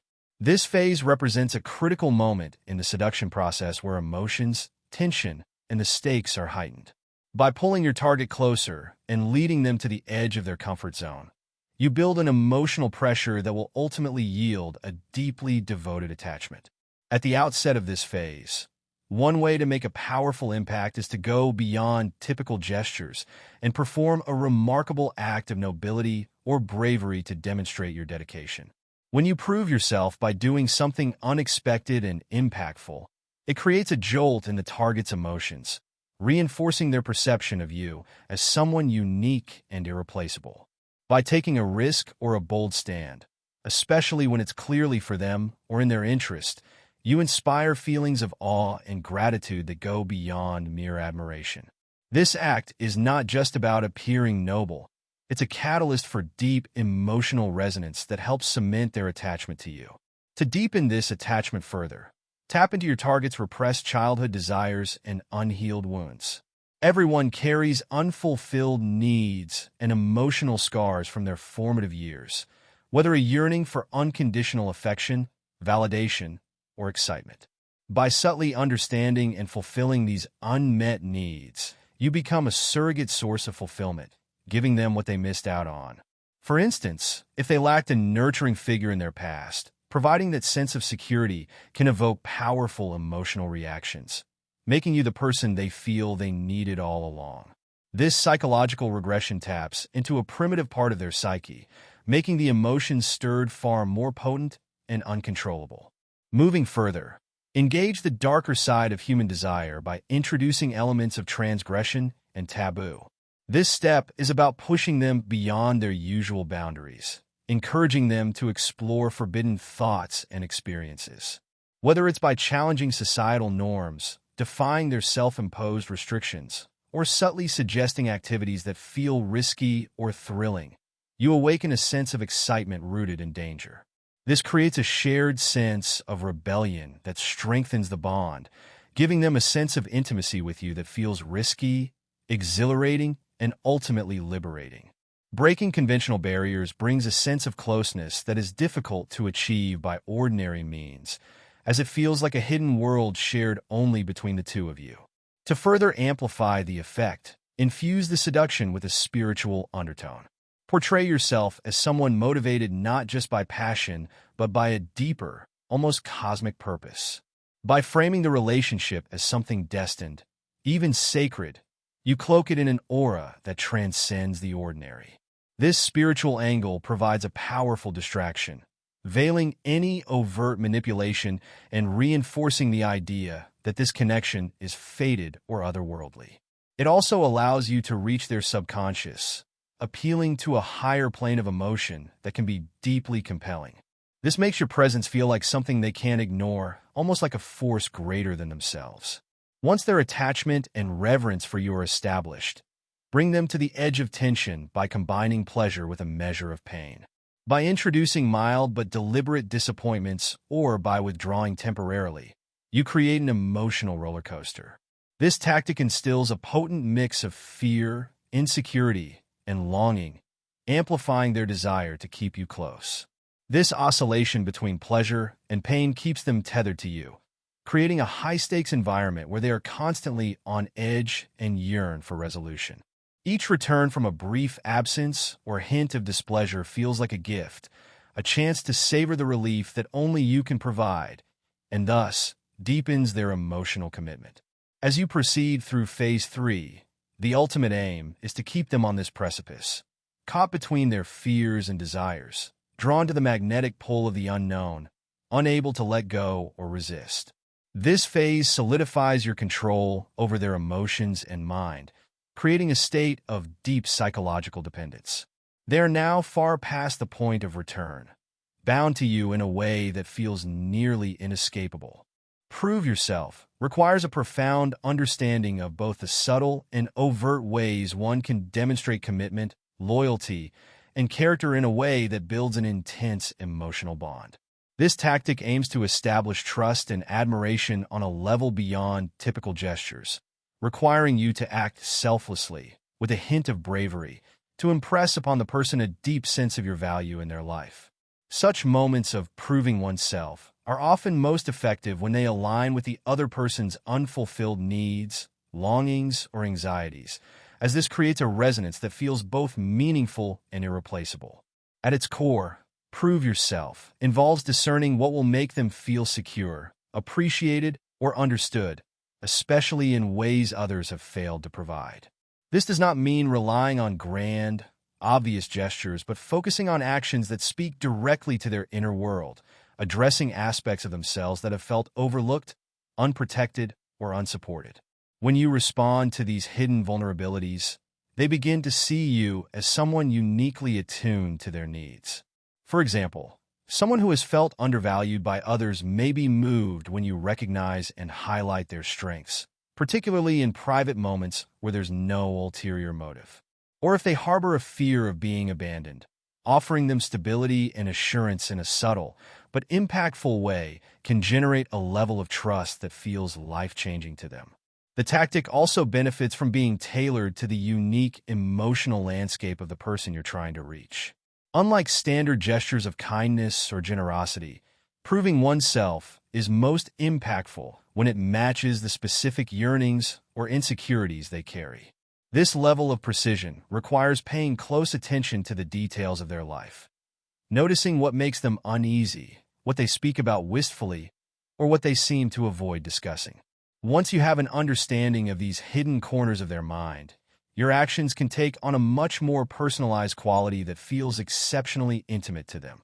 The effect is profound, as they feel truly seen and cared for in ways they've likely never experienced. A vital aspect of this approach is also timing. A well-timed act of loyalty or bravery can imprint itself on someone's memory far more intensely than multiple smaller gestures spread over time. This is particularly true if you step in to help or protect them during a challenging or emotionally charged moment, as people tend to remember those who show up when others fail to. Imagine a scenario where the person is dealing with a personal issue. Perhaps they are struggling with self-doubt or facing a difficult decision. If you find a way to support them, offering encouragement or simply being a reliable presence, it becomes more than just kindness. It represents a kind of strength that stands out to them.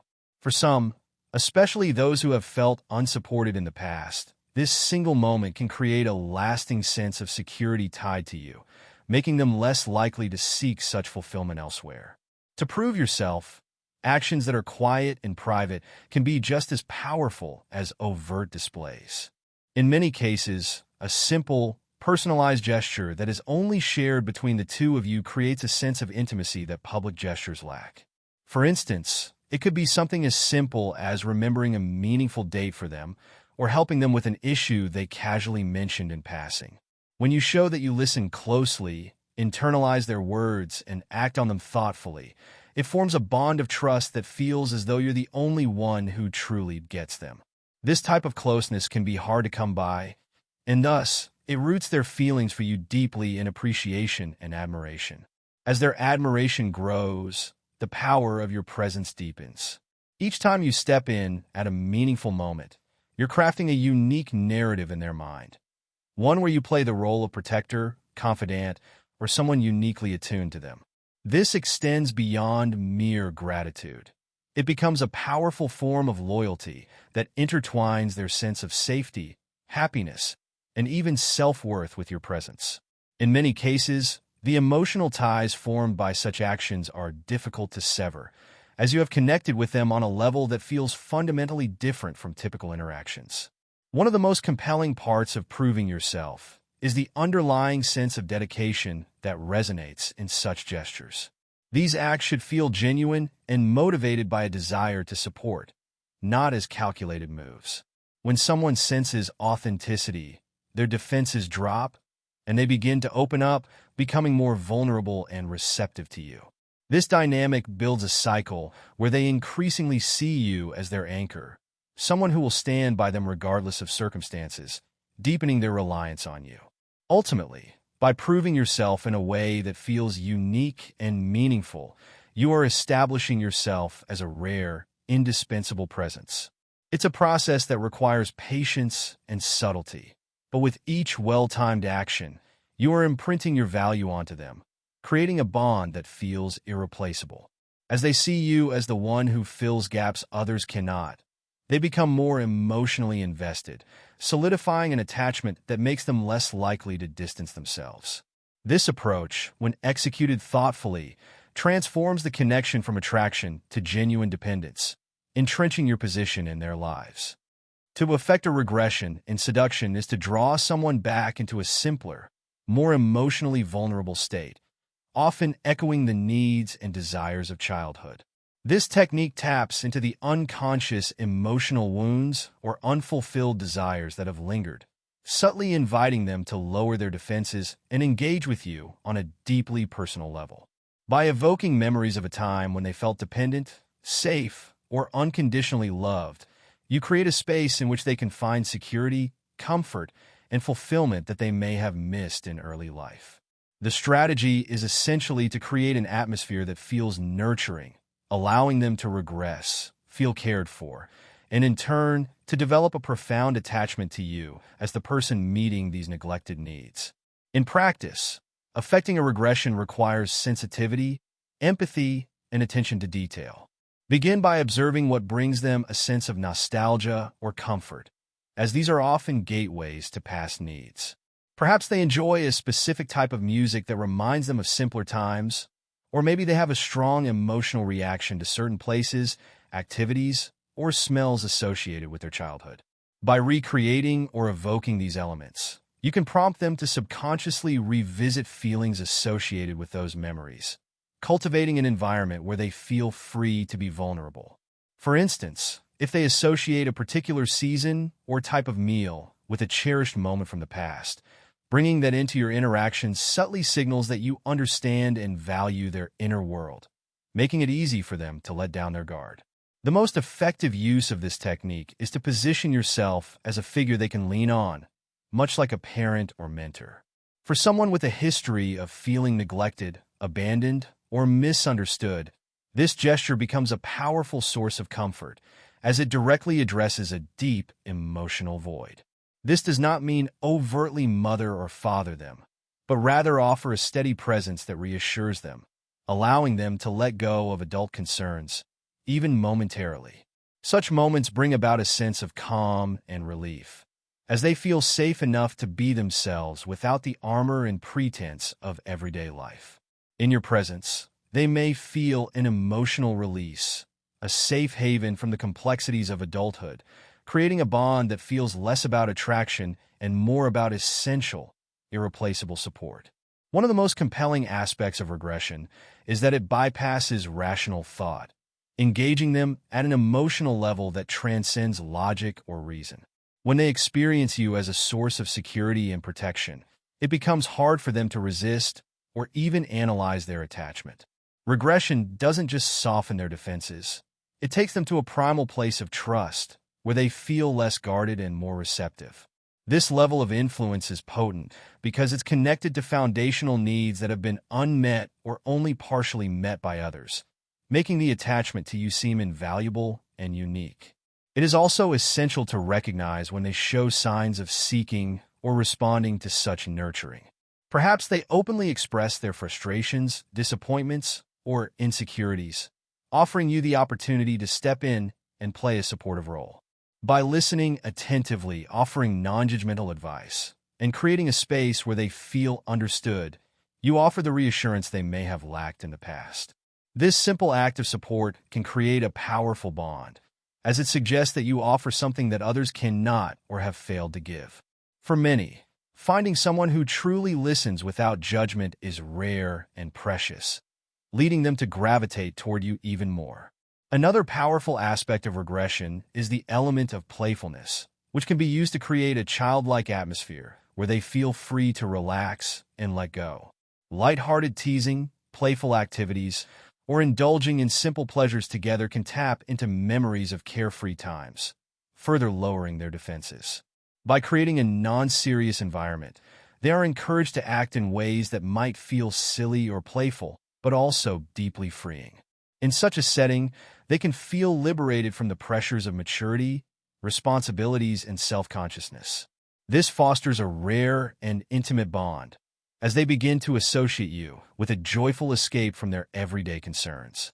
Regression also taps into the human longing for connection on a level beyond words. Just as a child is drawn to those who provide safety and comfort, an adult is similarly drawn to someone who fulfills this role on a subconscious level. When they feel you can hold the weight of their emotions, listen to them without rushing, and offer stability without pressure, they experience a sense of relief that is incredibly binding. Over time, they may come to feel that you are indispensable, even if they cannot quite articulate why. It's as though you've created a bubble where they are shielded from judgment and fear, a place that feels like home. This powerful association makes it difficult for them to envision their lives without you, as you have come to represent a sense of peace and emotional satisfaction that they may not find anywhere else. The ultimate goal in affecting regression is to encourage an emotional dependency where they feel drawn to you in times of both joy and sadness, effectively making you a fundamental part of their emotional world. It's a slow, deliberate process that requires patience, but when done skillfully, it fosters a connection so profound that even attempts to pull away feel impossible. They may rationalize their attachment, telling themselves that it's your kindness, your attentiveness, or your understanding that keeps them close. But deep down, it is the comfort and sense of completeness you offer that binds them most powerfully. As they regress, their feelings deepen into a dependency that feels as natural as breathing, making your presence in their life essential. To stir up the transgressive and taboo in the art of seduction is to tempt someone into the forbidden, stirring a sense of excitement and danger that lies outside the boundaries of their usual experience. When you introduce an element of the forbidden, you ignite their curiosity and spark a powerful attraction by challenging societal norms or even their own moral compass. The act of pushing against these boundaries creates a heightened level of engagement, as people are often drawn to what they're told they cannot have. This tactic relies on the allure of stepping outside societal restrictions, awakening desires they may have kept hidden, even from themselves. By becoming a conduit to these repressed desires, you deepen your influence, showing them aspects of their own personality that they may have ignored or avoided. Humans are inherently curious and, at times, fascinated by the things they shouldn't explore. This fascination with the forbidden, though often buried, can become a powerful motivator once stirred. To use this strategy, it's essential to gauge your target's comfort zones, boundaries, and even hidden fascinations. Start by subtly introducing thoughts or actions that lie just outside their usual comfort. For instance, make casual references to things that might be considered controversial, but don't fully reveal your thoughts. By broaching topics that are just dangerous enough, you create a sense of intrigue and an invitation for them to follow you further.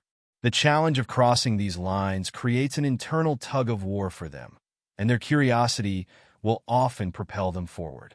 A key component in stirring up the transgressive is understanding what feels taboo for the specific person you're targeting.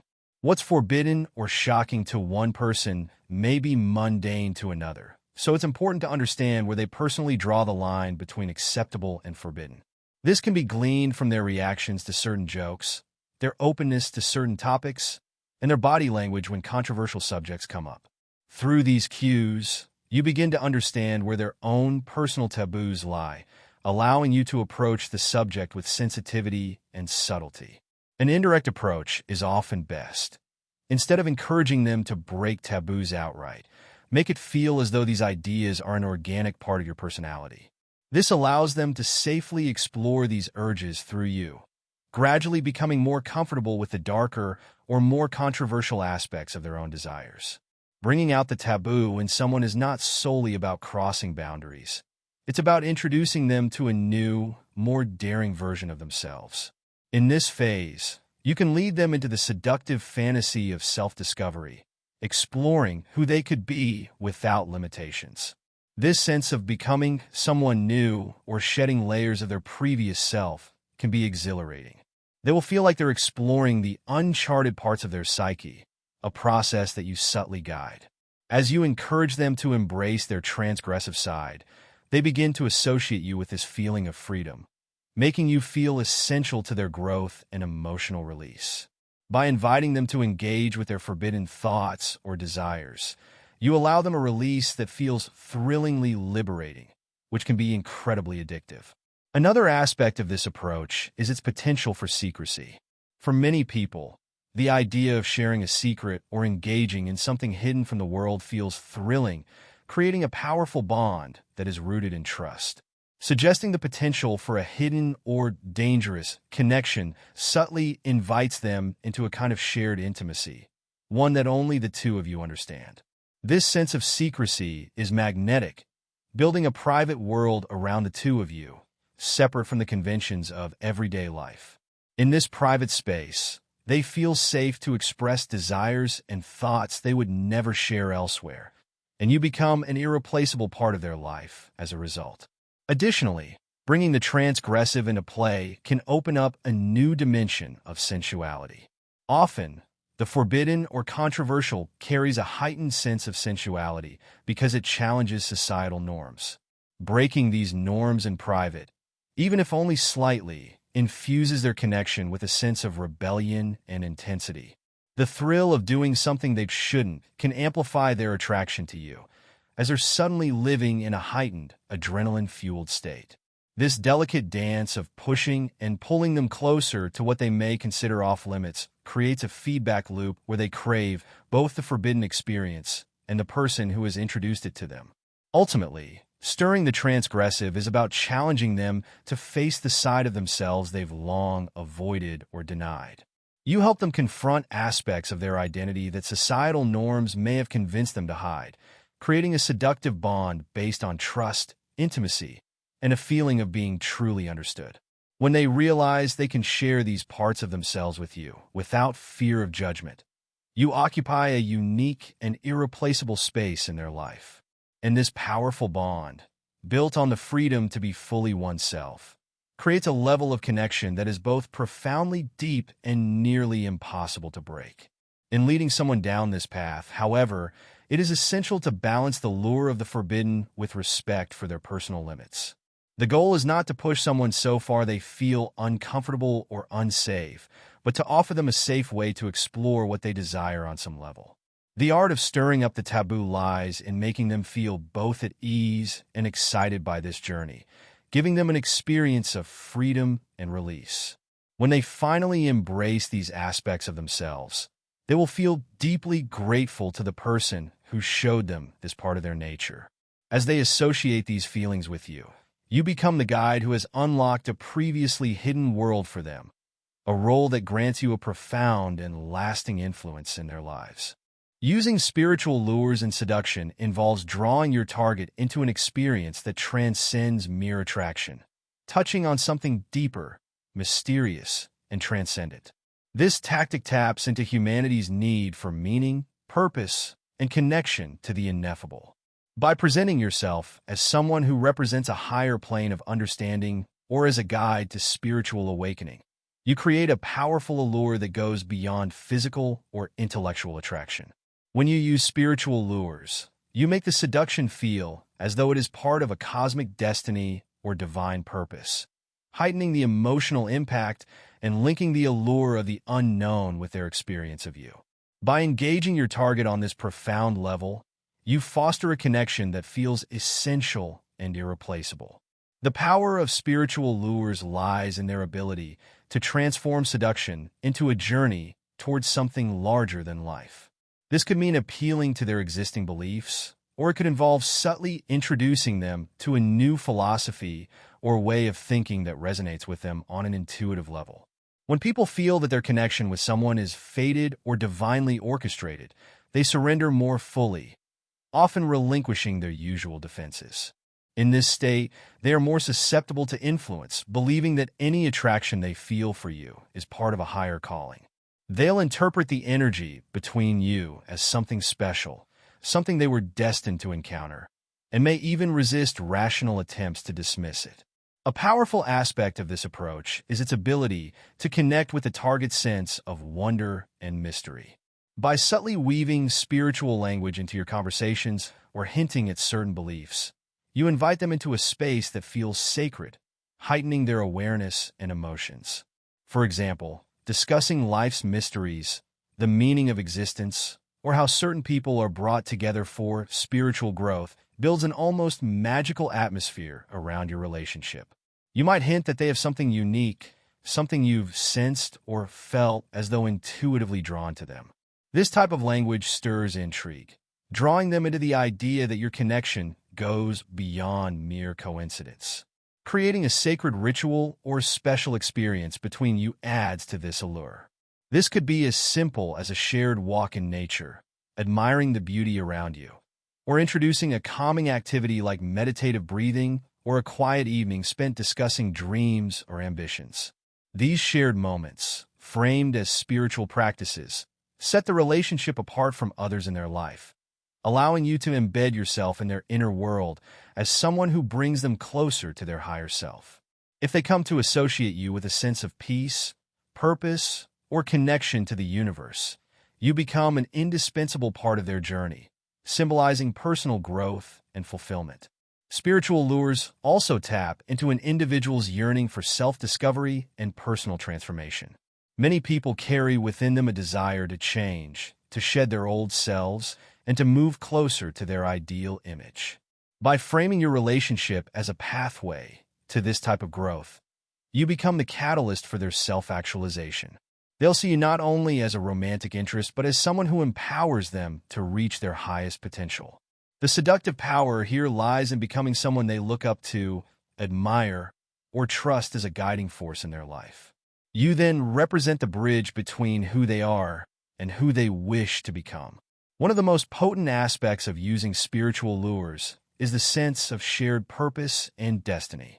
You can speak to the idea that each person we meet in life serves a role, teaching us something or guiding us through certain lessons. If you hint at a sense of destiny, suggesting that meeting them has changed your life or opened up new perspectives, this builds a reciprocal narrative of mutual purpose. Through shared realizations and meaningful conversations, the bond you create feels deeper and more significant, as though your lives were meant to intersect.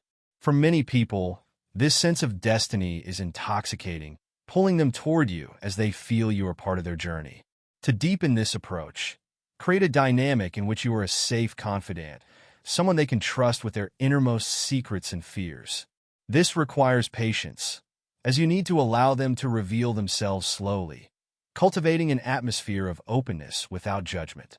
If they reveal struggles or personal pains, respond empathetically, sharing your own experiences or wisdom as though you have lived through similar journeys. This type of vulnerability creates a profound sense of intimacy, building a foundation of spiritual companionship rather than superficial attraction. The emotional intensity of a spiritual bond often creates feelings of euphoria, peace, and acceptance that are powerful and, in some cases, addictive. They may come to crave the tranquility and insight they find in your presence. By appearing as a grounded, balanced, or wise individual who can give them these experiences, you deepen their dependency on you, and your influence grows. They will come to feel that you are necessary for their peace of mind, their spiritual journey, and their personal evolution. This is the essence of the spiritual lure. You become not just someone they desire, but someone they need to become their highest self. At its core, the spiritual lure tactic works because it connects to the target's need for deeper meaning and purpose. When someone sees you as the gateway to self-discovery, you transcend mere attraction, becoming a vital part of their life journey. This connection, woven through shared experiences, meaningful conversations, and a sense of divine purpose, creates a profound sense of attachment that often lasts well beyond the initial phases of seduction. The bond feels right, natural, and even destined, making it nearly unbreakable as they come to view you as the missing piece in their spiritual quest. Mixing pleasure with pain is a powerful technique in seduction because it leverages the contrasting effects of emotional highs and lows to deepen a target's psychological and emotional attachment. This approach taps into a primal aspect of human psychology, where the intensity of feeling, be it positive or negative, leaves a profound imprint on the mind. When pleasure is occasionally replaced by disappointment, withdrawal, or challenge, it can create a complex emotional dependence, as the mind becomes captivated by the unpredictability and emotional depth of the experience. The oscillation between pleasure and pain creates a loop of craving and relief that binds the target closer, making them unable to extricate themselves from the relationship. The power of this tactic lies in the heightened emotional sensitivity it fosters. When someone has become accustomed to a rhythm of affection, kindness, and joy, an unexpected jolt of pain or distance disrupts their equilibrium, making them crave the return of positive feelings.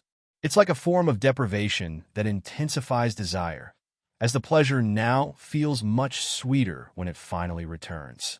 Small doses of disappointment, jealousy, or tension add a level of complexity and anticipation to the seduction, with the target left yearning for the return of those pleasurable moments. They may even begin to blame themselves for the shifts in mood or tension, further entangling themselves emotionally as they seek to reestablish harmony. To employ this technique effectively, a subtle yet strategic approach is essential. For instance, one might withdraw affection just after an intensely pleasurable experience. This withdrawal doesn't have to be overt. Even a slight change in attention, tone, or enthusiasm can signal a shift, leaving the other person slightly unsettled and craving reassurance. By creating this small distance, you cultivate a sense of incompleteness that leaves the other person thinking about you, wondering what went wrong, or longing for the previous warmth. When you finally close this gap and return to your affectionate or engaging behavior, it feels like a gift, reestablishing the connection even more powerfully than before. Another way to mix pleasure with pain is through a sense of emotional tension or jealousy. For example, A subtle flirtation with someone else or a hint of interest in others can ignite jealousy, which is a potent form of emotional discomfort. The thrill of seeing you in demand can stir feelings of competition, insecurity, and desire all at once. This creates a strong psychological bond as the target seeks to prove their value and win your favor. When you eventually reassure them, even subtly, the emotional relief and joy they experience amplify the connection, making them feel as though they have won something precious. This process intensifies attachment by pulling the target through a roller coaster of emotions, ultimately deepening their reliance on you for emotional stability. The technique also involves introducing moments of challenge or resistance. Instead of consistently indulging their desires, occasionally saying no or presenting a minor obstacle makes the relationship feel more like a pursuit. Humans have an intrinsic tendency to value what they work for more than what is given freely. This element of resistance can manifest as an emotional or physical distance, or as moments of teasing rejection that are not harsh, but just strong enough to create a sense of challenge. When they finally feel they have overcome this resistance and won you over, the pleasure is enhanced, as they now feel rewarded for their effort, which strengthens their bond with you. An essential part of this technique is balance. Too much pain, withdrawal, or challenge can lead to frustration, resentment, or even cause the target to lose interest entirely. However, the right amount of discomfort or tension, meted out in controlled doses, heightens the pleasure, forging a deeper emotional connection that is far more difficult to break. The target becomes conditioned to expect both joy and slight unease in your presence, and this ambivalence keeps their mind focused on you, as they constantly analyze and anticipate your actions. In some cases, mixing pleasure with pain can involve planting small seeds of doubt or insecurity. A slight hint that your feelings might be waning or that you have other options keeps them in a state of alertness. This insecurity makes them cling more fiercely to the relationship as they strive to prove their worth or reinforce the connection. The return of affection after such moments of uncertainty acts as a balm, making the target feel validated and cherished. The relief they experience creates a rush of gratitude and happiness, linking these positive emotions to your presence. This alternating cycle of pleasure and pain can also tap into deep psychological needs, especially if your target has experienced similar emotional patterns in past relationships. For many, the unpredictable presence of both joy and tension in a relationship can mirror familial or past romantic experiences, making the bond feel familiar yet intense. This psychological familiarity can create a deeper attachment, as they subconsciously equate the relationship with intimacy or love. Through this emotional interplay, you become a central figure in their psyche, as the relationship feels both stimulating and reminiscent of something they've longed for or missed. Ultimately, mixing pleasure with pain involves creating a dynamic that feels both rewarding and challenging, heightening emotional engagement and dependency. Each experience of pleasure feels richer following a moment of discomfort or distance, and each episode of tension feels thrilling due to the inevitable return of harmony. This blend of emotions creates an addictive cycle, one where the target finds themselves constantly seeking reassurance, affection, or validation, becoming ever more intertwined in the relationship.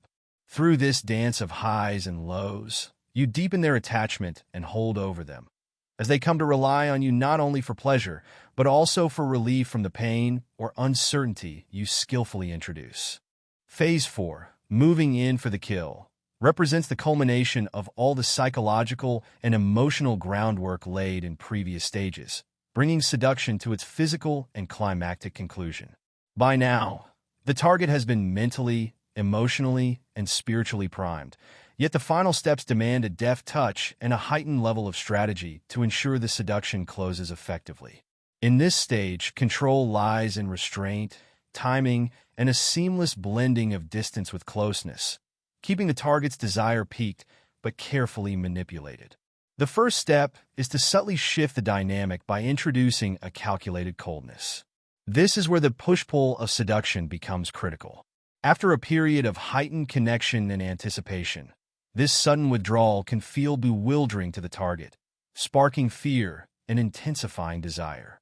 The target, already emotionally invested, may experience a feeling of loss or deprivation, often interpreted as deep longing or even love.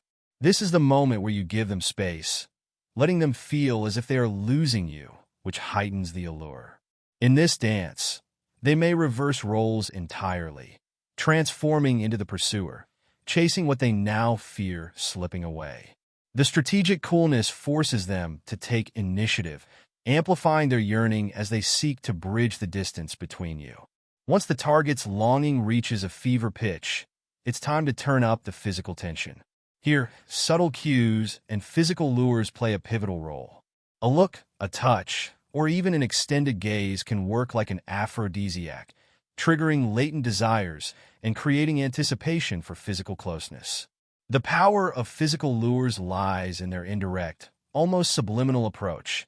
An understated but tantalizing look or brief touch sets a psychological trap, pulling them deeper into a visceral experience. Unlike the previous stages, where words and ideas held sway, here, the sensory cues take over. These gestures act as signposts, guiding the target into a state of heightened physical awareness and building a potent mixture of impatience and longing. Timing becomes paramount as the seduction reaches its climax. The bold move, the grand gesture of intimacy, must be artfully deployed at the very moment when desire has reached a peak but remains unfulfilled. The target should not anticipate this move consciously, but should feel that it emerges naturally out of the building tension. A successful, bold move surprises, yet feels inevitable, catching them off guard in a way that bypasses rationality and deepens emotional surrender. This is not about overwhelming force, but about penetrating to the core of their desire in a way that dissolves barriers and merges your presence with their yearning. But closing the seduction doesn't end the game. If your goal is to sustain the relationship, a new phase of seduction begins. The cycle of tension and release must continue to avoid disenchantment. Long-term seduction is about preserving a dynamic of controlled unpredictability, continually resetting the target's expectations while keeping the memory of intense pleasure alive. Regularly introducing elements of tension, mystery, or distance, and then following them with reunion or intimacy, will reignite the flame.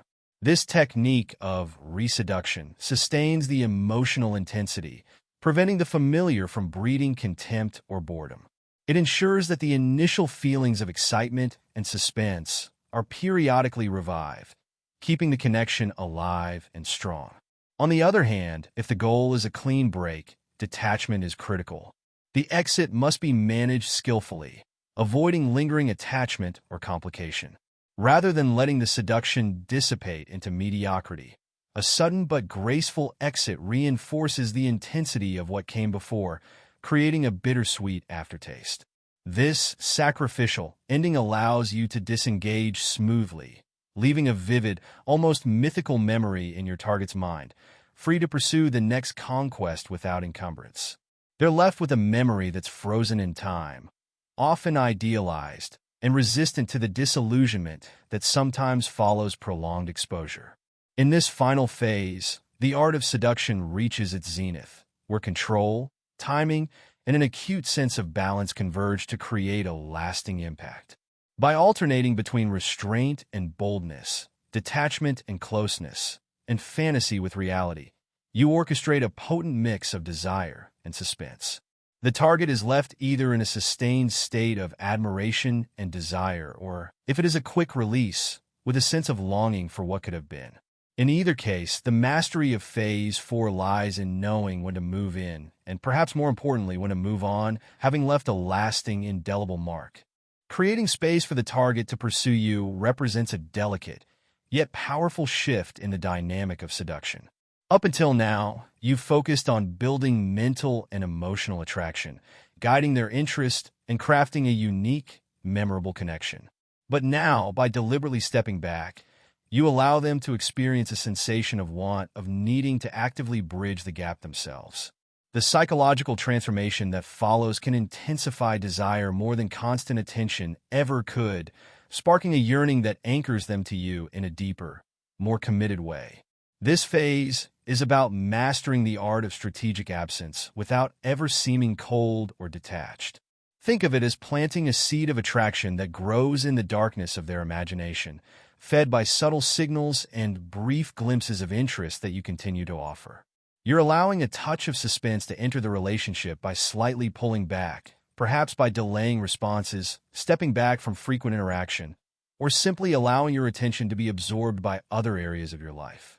This controlled distance activates their desire to bring you closer and fills the gap with anticipation. If the withdrawal is timed well, it can create a magnetic force as they start to seek out more of you, filling their mind with thoughts of when they'll see or hear from you next. This is the moment when the pursuer-pursued reversal begins to take root. As your target senses the gap, they may feel a mix of low-level anxiety and excitement, wondering if they're losing your attention. This slight touch of insecurity propels them to actively seek your presence, intensifying their emotional investment. They begin to take ownership of the pursuit, believing they're taking control and moving toward you rather than being seduced. The illusion of self-directed pursuit keeps them from feeling manipulated, making the experience more organic and convincing.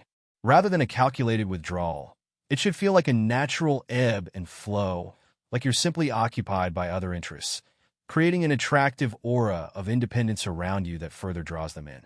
Psychologically, this stage of seduction is supported by loss aversion, the tendency for people to fear losing something valuable more than they appreciate gaining it. Even if they haven't fully realized the depth of their attachment to you, the subtle absence highlights your importance in their life. They may try to rationalize their growing feelings by telling themselves that they're just trying to keep things fresh, but deep down, the slight threat of loss heightens their desire. By allowing them to experience this gap, you activate a subconscious anxiety in them, a need to restore the connection that makes your presence feel all the more essential and satisfying. The effectiveness of this approach is amplified when the target has already formed a subconscious emotional dependence on you. After spending time experiencing the pleasure and intrigue you bring into their life, they're now accustomed to seeing you as a source of excitement, someone who enriches their world in ways they find irresistible. By creating a hint of absence, you turn up the psychological temperature. They start thinking about you more frequently, even obsessively, as they wonder if they've lost their charm or if something has changed in your view of them. This curiosity becomes a quiet, relentless force, a longing that intensifies with each day of space you provide. Carefully timed, this space allows them to fill in the blanks on their own, which often creates a stronger attachment than any words or actions could achieve. They may start to open up more, to take small risks, or to express feelings more freely. Each step they take in pursuit further entangles them emotionally, as they become increasingly invested in bridging the distance. This shift taps into a psychological tendency known as commitment escalation, where they feel more inclined to pursue you because of the mental and emotional energy they've already invested. They'll convince themselves that you are worth the chase, deepening their attachment with every effort they make. The art of creating distance is not just about creating longing, but also about nurturing the excitement of unpredictability. The absence you establish should be tinged with signals that remind them of your continued interest, small gestures, fleeting looks, or cryptic but warm messages. These reminders help to keep their desire alive, ensuring they don't feel neglected or lose hope. It's essential to show just enough interest to let them know they haven't lost you entirely, but not enough to eliminate the suspense. This careful balance of mystery and reassurance enhances the illusion that they are closing the gap on their own, sustaining their pursuit while keeping them on the edge of excitement. By holding back in this way, you turn their desire into a self-sustaining force, one that requires less input from you and becomes driven by their own emotional needs. The fantasy of the seduction is amplified by their imagination filling in the blanks. Left to their own thoughts, they may romanticize you, imagine a future together, or see the relationship in an idealized light. They become the author of the seduction, in a sense, as they're compelled to think about what's missing about the intimacy they crave and about how they can get closer to you. The more they chase you, the more they need you, and the cycle continues, deepening their attachment and transforming simple attraction into something more potent.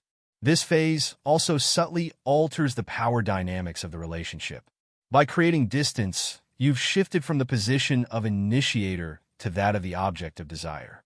In pursuit, they're more likely to reveal vulnerabilities, to open up in ways they may not have before, and to admit how much you mean to them.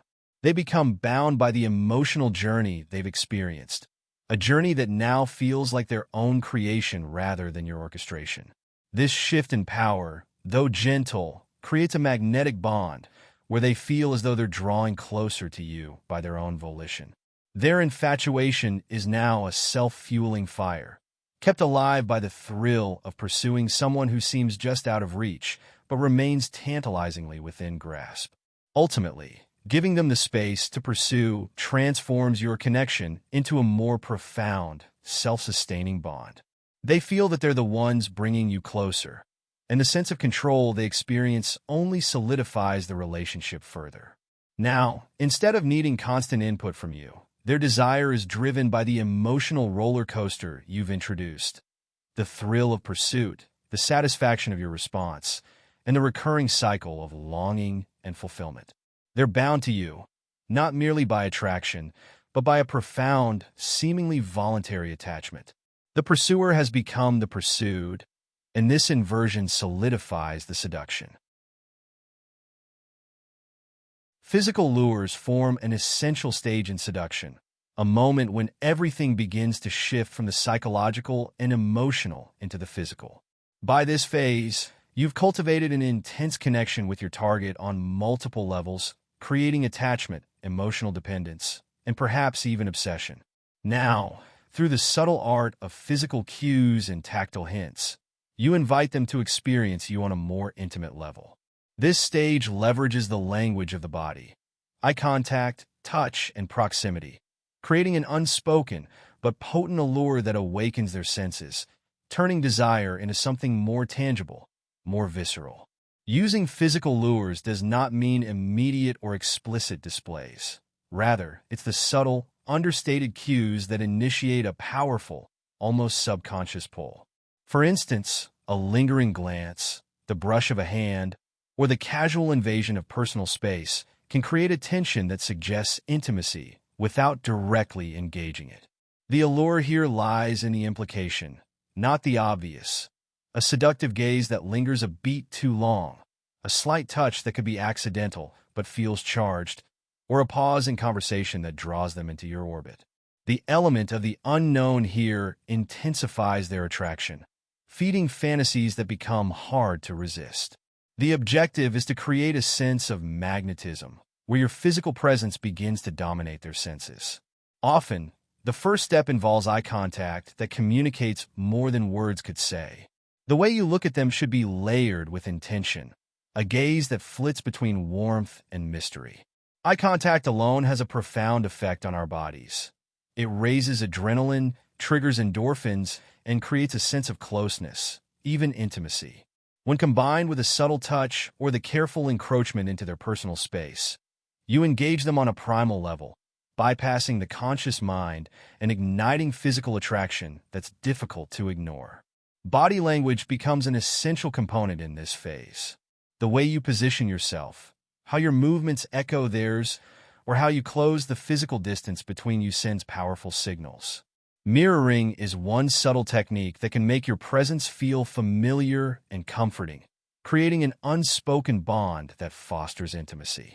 As your target begins to sense this nonverbal connection, they feel drawn to you, unconsciously attuning their own movements and energy to yours. This mimicking and syncing can create a natural rhythm between you, where your physicality speaks directly to their senses, building anticipation for the moment when this unspoken connection might turn tangible. Another powerful tactic is scent. The human sense of smell is closely tied to memory and emotion, and a unique, well-chosen scent can become an invisible but deeply intimate lure. It should not be overwhelming, but rather subtle, something they only catch when they're close. Scent has the power to linger in their mind, even when you're not there. The memory of your scent alone can evoke emotions of longing and desire, keeping you present even in your absence. This invisible lure can evoke memories, stir feelings, and create a sense of connection that's hard to rationalize or shake off. Touch, of course, is a potent tool when used sparingly and strategically. You need not aim for bold touches. Light, casual contact can be incredibly suggestive when done right. The brush of a hand resting lightly on their shoulder as you pass by, or even the playful touch of their arm, creates an electric undercurrent that hints at intimacy without crossing overt boundaries. Each of these instances allows your target to feel the warmth of your touch without fully experiencing it, building desire through restraint.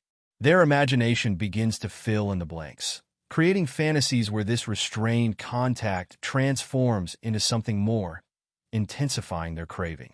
In the same vein, close proximity is another subtle but effective method of luring your target physically. By standing just a little closer than is typical, sitting in such a way that your knees might brush against theirs, or leaning in as you speak, you create a space that feels private, intimate, and inviting.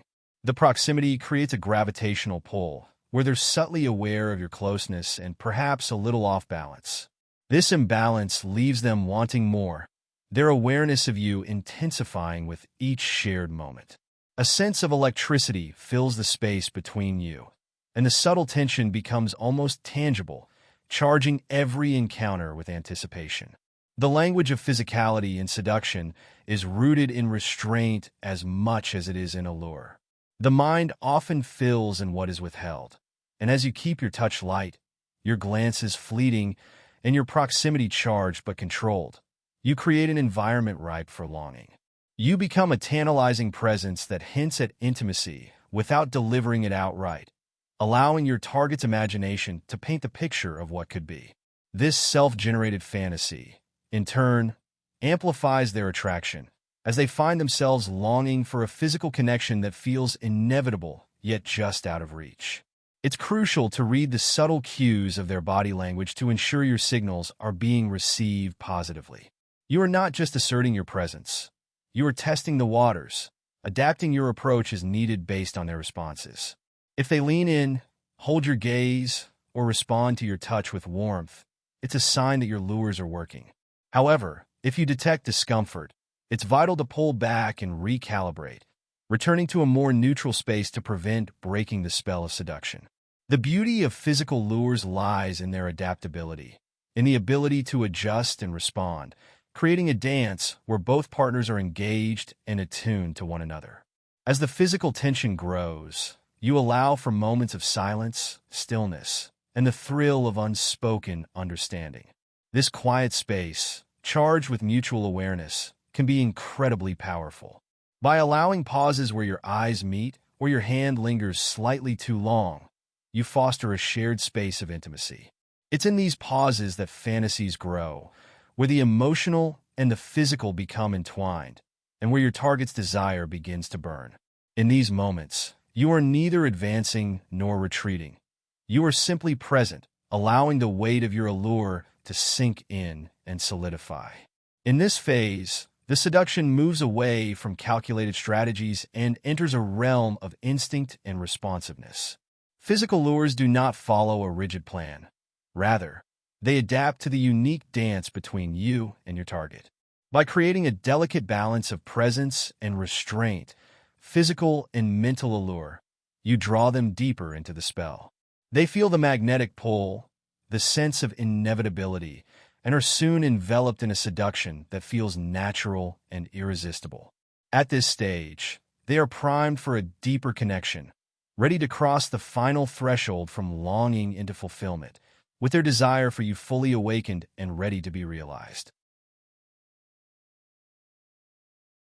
Mastering the art of the bold move represents a defining moment in any seduction. By this phase, you've strategically built desire, layered intrigue, and cultivated an emotional dependence so strong that your target is teetering on the edge. The bold move isn't just a step forward. It's a leap designed to cement the attraction you've nurtured, pushing it into a visceral, undeniable connection. A bold move, carefully timed and flawlessly executed, bypasses all resistance and hesitation, creating a moment so charged with energy and purpose that it leaves your target breathless and willing to surrender. The purpose of the bold move is to cut through any lingering doubts or reservations. The target may be drawn to you, deeply attracted, even obsessed, but uncertainty can still hold them back. Perhaps they question your intentions or are unsure about how far this seduction will go. The bold move is not about subtlety. It's about making them realize that any remaining fears or hesitations are eclipsed by a shared desire. Through one decisive action, you provide the clarity that neither of you can turn back from this point. Choosing the right moment for the bold move is crucial. It's a mistake to rush this step, no matter how strong the attraction may seem. The bold move works only when your target's desire has been built to a point where they almost feel ready for it, but aren't consciously expecting it. This element of surprise amplifies the impact, transforming what might be a simple gesture into something profound. Timing requires observation. Watch for the subtle cues, prolonged eye contact, lingering in close proximity, moments where they seem to open up to you emotionally. These are signals that they're primed for something more. Their guard is down, their focus on you is complete, and their curiosity is turning into a need for deeper connection. The bold move can take many forms, depending on the nature of the relationship. For some, it may be a surprising, impassioned kiss that catches them off guard. For others, it may be a moment of raw honesty that drops all pretense, where you confess the depth of your attraction in a way that feels both vulnerable and powerful. The key is to make it feel natural but electrifying, as if it was the moment they were waiting for but never expected. A bold move, done right, should feel like destiny, something they cannot resist or rationalize, only embrace. Yet, the bold move is not necessarily grand or theatrical. Often, its power lies in its simplicity and directness. A small, spontaneous gesture can have an enormous impact if it reveals the depth of your feelings without excess or embellishment.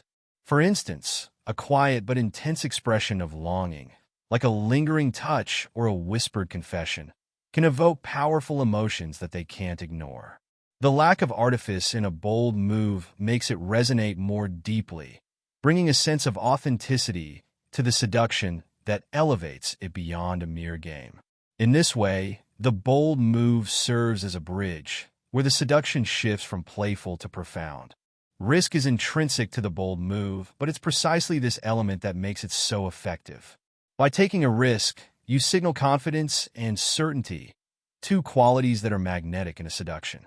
It shows that you're willing to put yourself on the line, demonstrating commitment and courage. This vulnerability, this leap, adds intensity to the moment, infusing it with an emotional weight that leaves a lasting impression.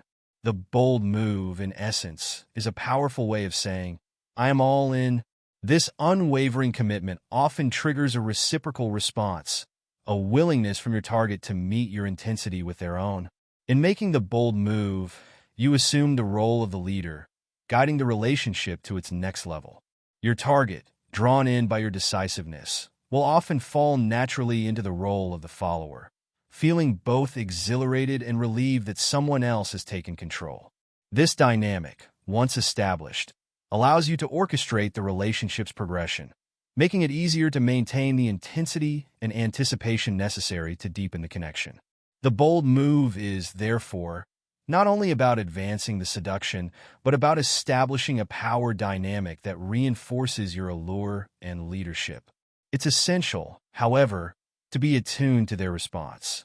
The bold move is a gamble, and if they react with hesitation or discomfort, you must be prepared to retreat gracefully, turning it into a lighthearted moment instead of a forced advance.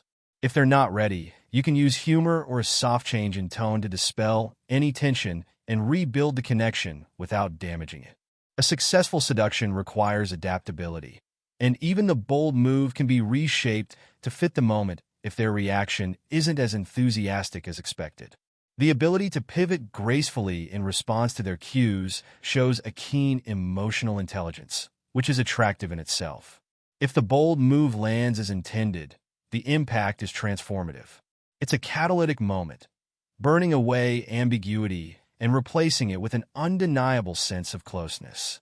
In this charged space, your target feels a heightened state of emotion and attraction. Their defenses dissolved. They no longer need to question your intentions or wrestle with their own doubts. The bold move brings everything to the surface, making them realize that they are just as committed to this connection as you are. Finally, the aftermath of the bold move is crucial. After such a charged moment, a touch of restraint can go a long way in sustaining the allure. Rather than following the bold move with a series of similar advances, pull back just enough to let them feel the weight of what just transpired. This brief withdrawal reinforces the intensity of the moment, giving them time to process and often to yearn for more. It keeps them engaged, eager, and wondering what comes next, ensuring that the seduction maintains its momentum rather than fizzling out. Mastering the art of the bold move requires patience, confidence, and sensitivity. It's the act of cementing a connection that has been carefully cultivated, an acknowledgement that what lies between you is no longer just a game. By making this move with intention and awareness, you transcend the superficial aspects of seduction, inviting them to experience something profound and unforgettable. It is here, in the bold move, that seduction transcends flirtation, becoming an undeniable and compelling force that leaves both of you transformed. In Seduction, Beware the After Effects emphasizes the often overlooked yet critical aftermath of a successful pursuit. The goal has been achieved, the game is won, and the relationship has reached its climax.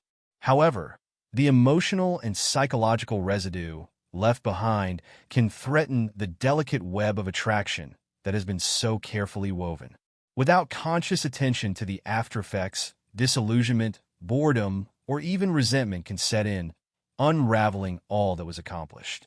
A seduction that ends on a sour note can tarnish the entire experience and, in the worst cases, leave lasting damage.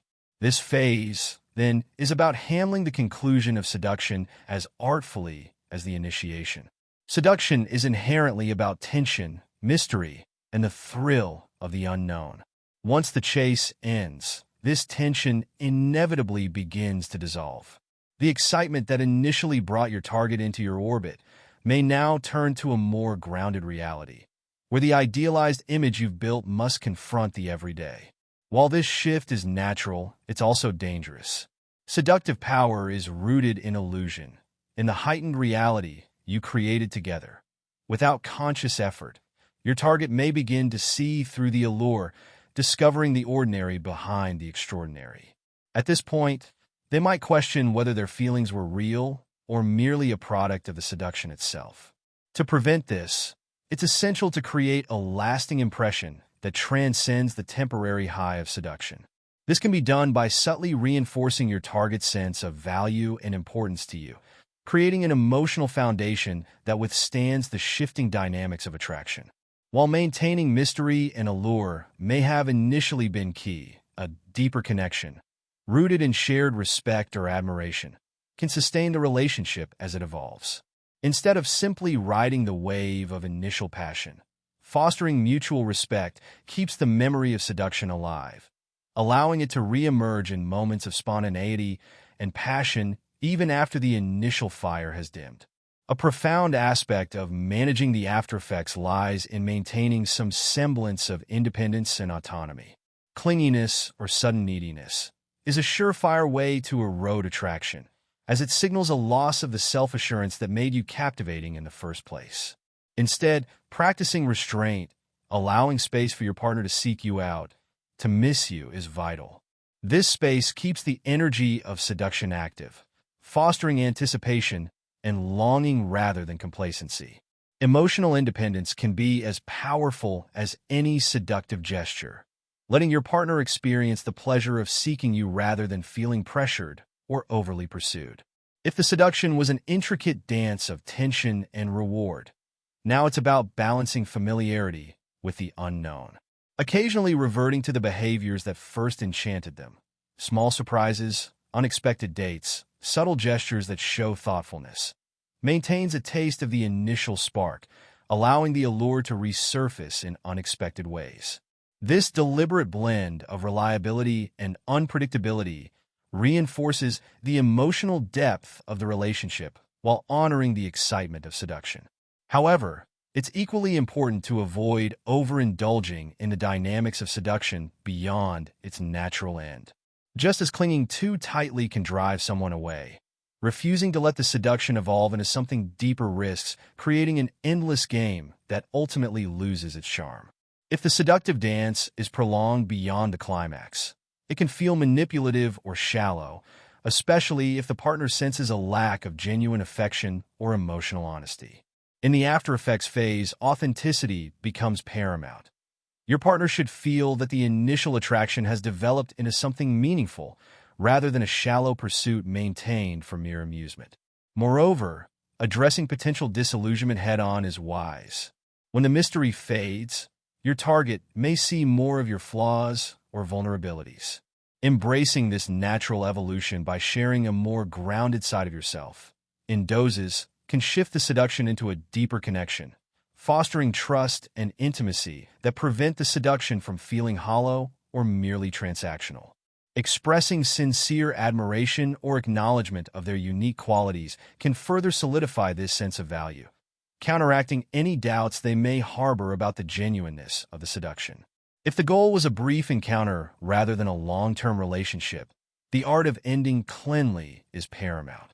Transparency and respect allow the seduction to end without bitterness, leaving both of you with a sense of completion rather than unresolved tension.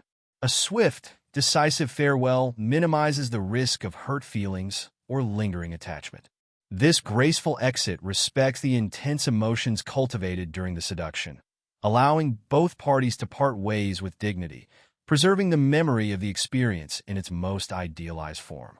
In relationships you intend to maintain, beware of complacency, which dulls the spark that initially drew you together. Aspects of the seduction should be rekindled over time, with intentional moments of affection or new, shared experiences. The goal is to weave the allure of seduction into the fabric of the relationship, allowing it to emerge periodically in fresh ways that continually remind your partner of the initial magic. Ultimately, the key to managing after-effects lies in balance, honoring the depth and passion cultivated during the seduction while gracefully shifting into a new, equally fulfilling phase. Seduction, after all, is not merely about conquest. It's about building a connection, however transient or lasting. By approaching the aftermath with the same care, patience, and attention as the seduction itself, you honor the relationship's evolution, ensuring it leaves a lasting, positive imprint on both parties involved.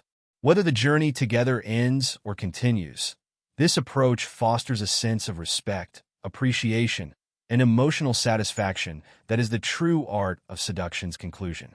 Reflections on the art of seduction take us beyond mere technique, inviting us to ponder its implications, origins, and transformative potential. Seduction is a craft as old as human nature itself, rooted in the essential longing to captivate, connect, and shape reality through the sheer power of attraction. At its core, seduction is about creating an experience that transcends the mundane and reaches into the depths of another person's psyche, drawing out hidden desires, dormant fantasies, and, sometimes, their truest self. Through the art of seduction, we explore the fragile yet potent boundary between influence and intimacy, wielding charm as a tool for forging emotional bonds and reshaping the ordinary world. The enduring allure of seduction lies in its paradoxical nature. It combines vulnerability and power, intimacy and mystery, desire and restraint.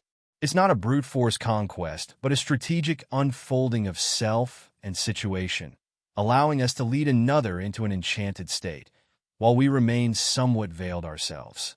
This delicate balance, if achieved with care and skill, evokes a feeling that's as profound as it is consuming, often changing the dynamic between two people in lasting ways.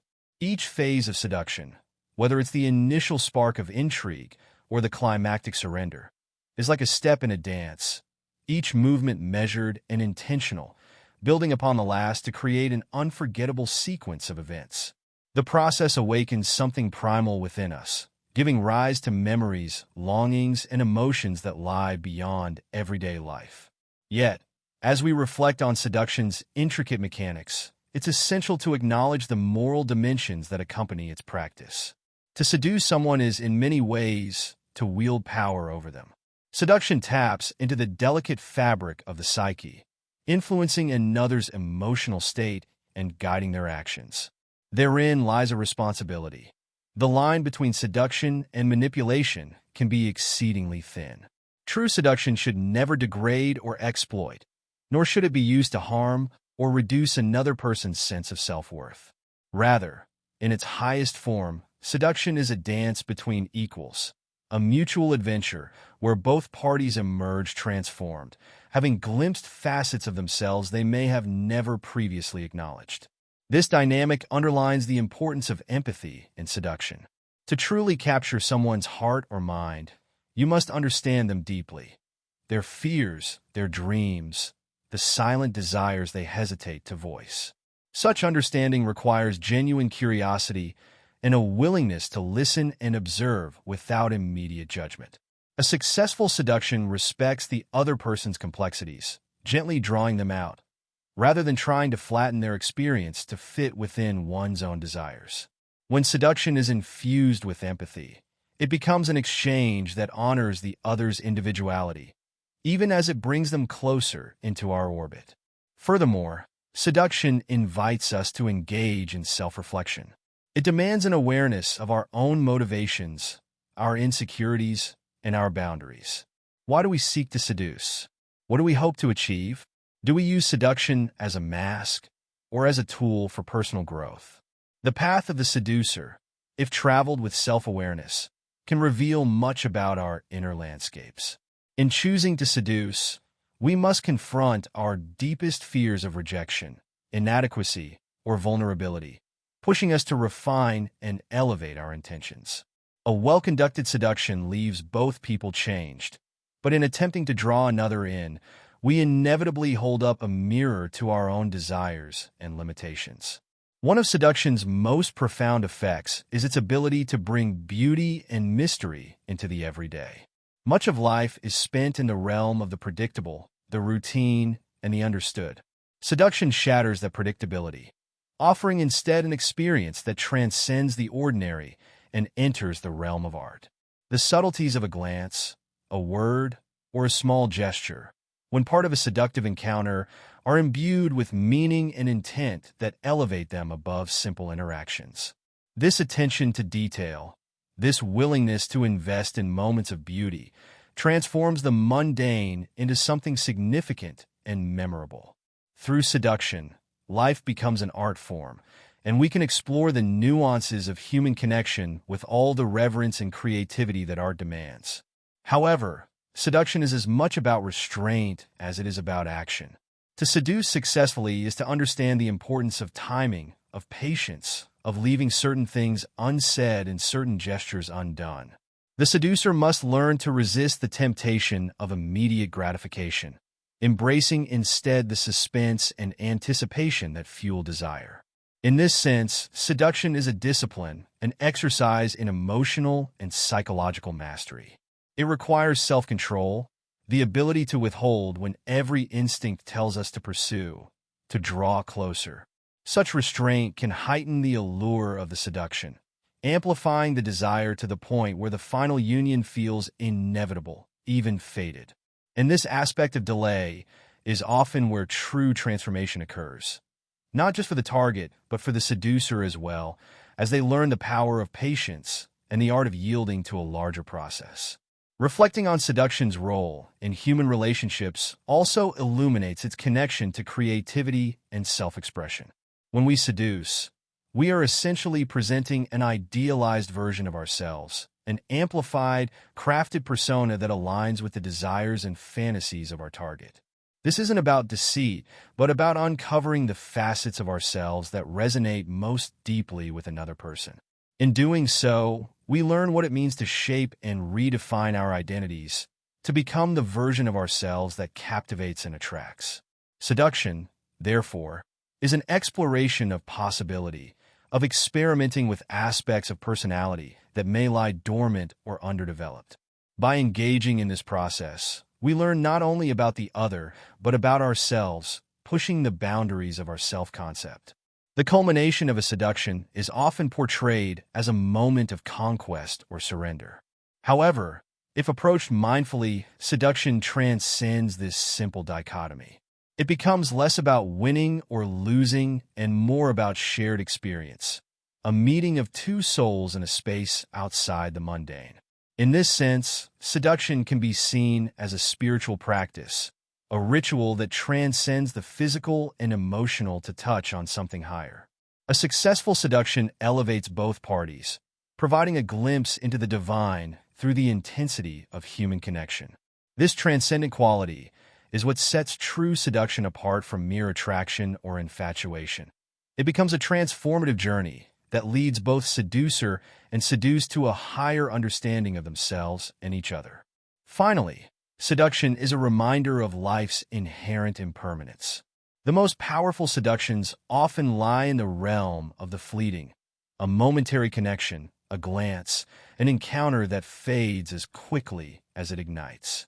This ephemeral nature gives seduction its beauty and its poignancy, reminding us to savor the moment, to appreciate the thrill of connection without grasping too tightly. It teaches us the value of letting go, of understanding that some things are meant to be experienced in their intensity, but not held on to. This acceptance of impermanence is a profound lesson, one that mirrors life itself, where every connection, no matter how deep or intense, is ultimately temporary. In the end, seduction is not merely about romantic conquest or manipulation. It's a journey of self-discovery, empathy, and artistry.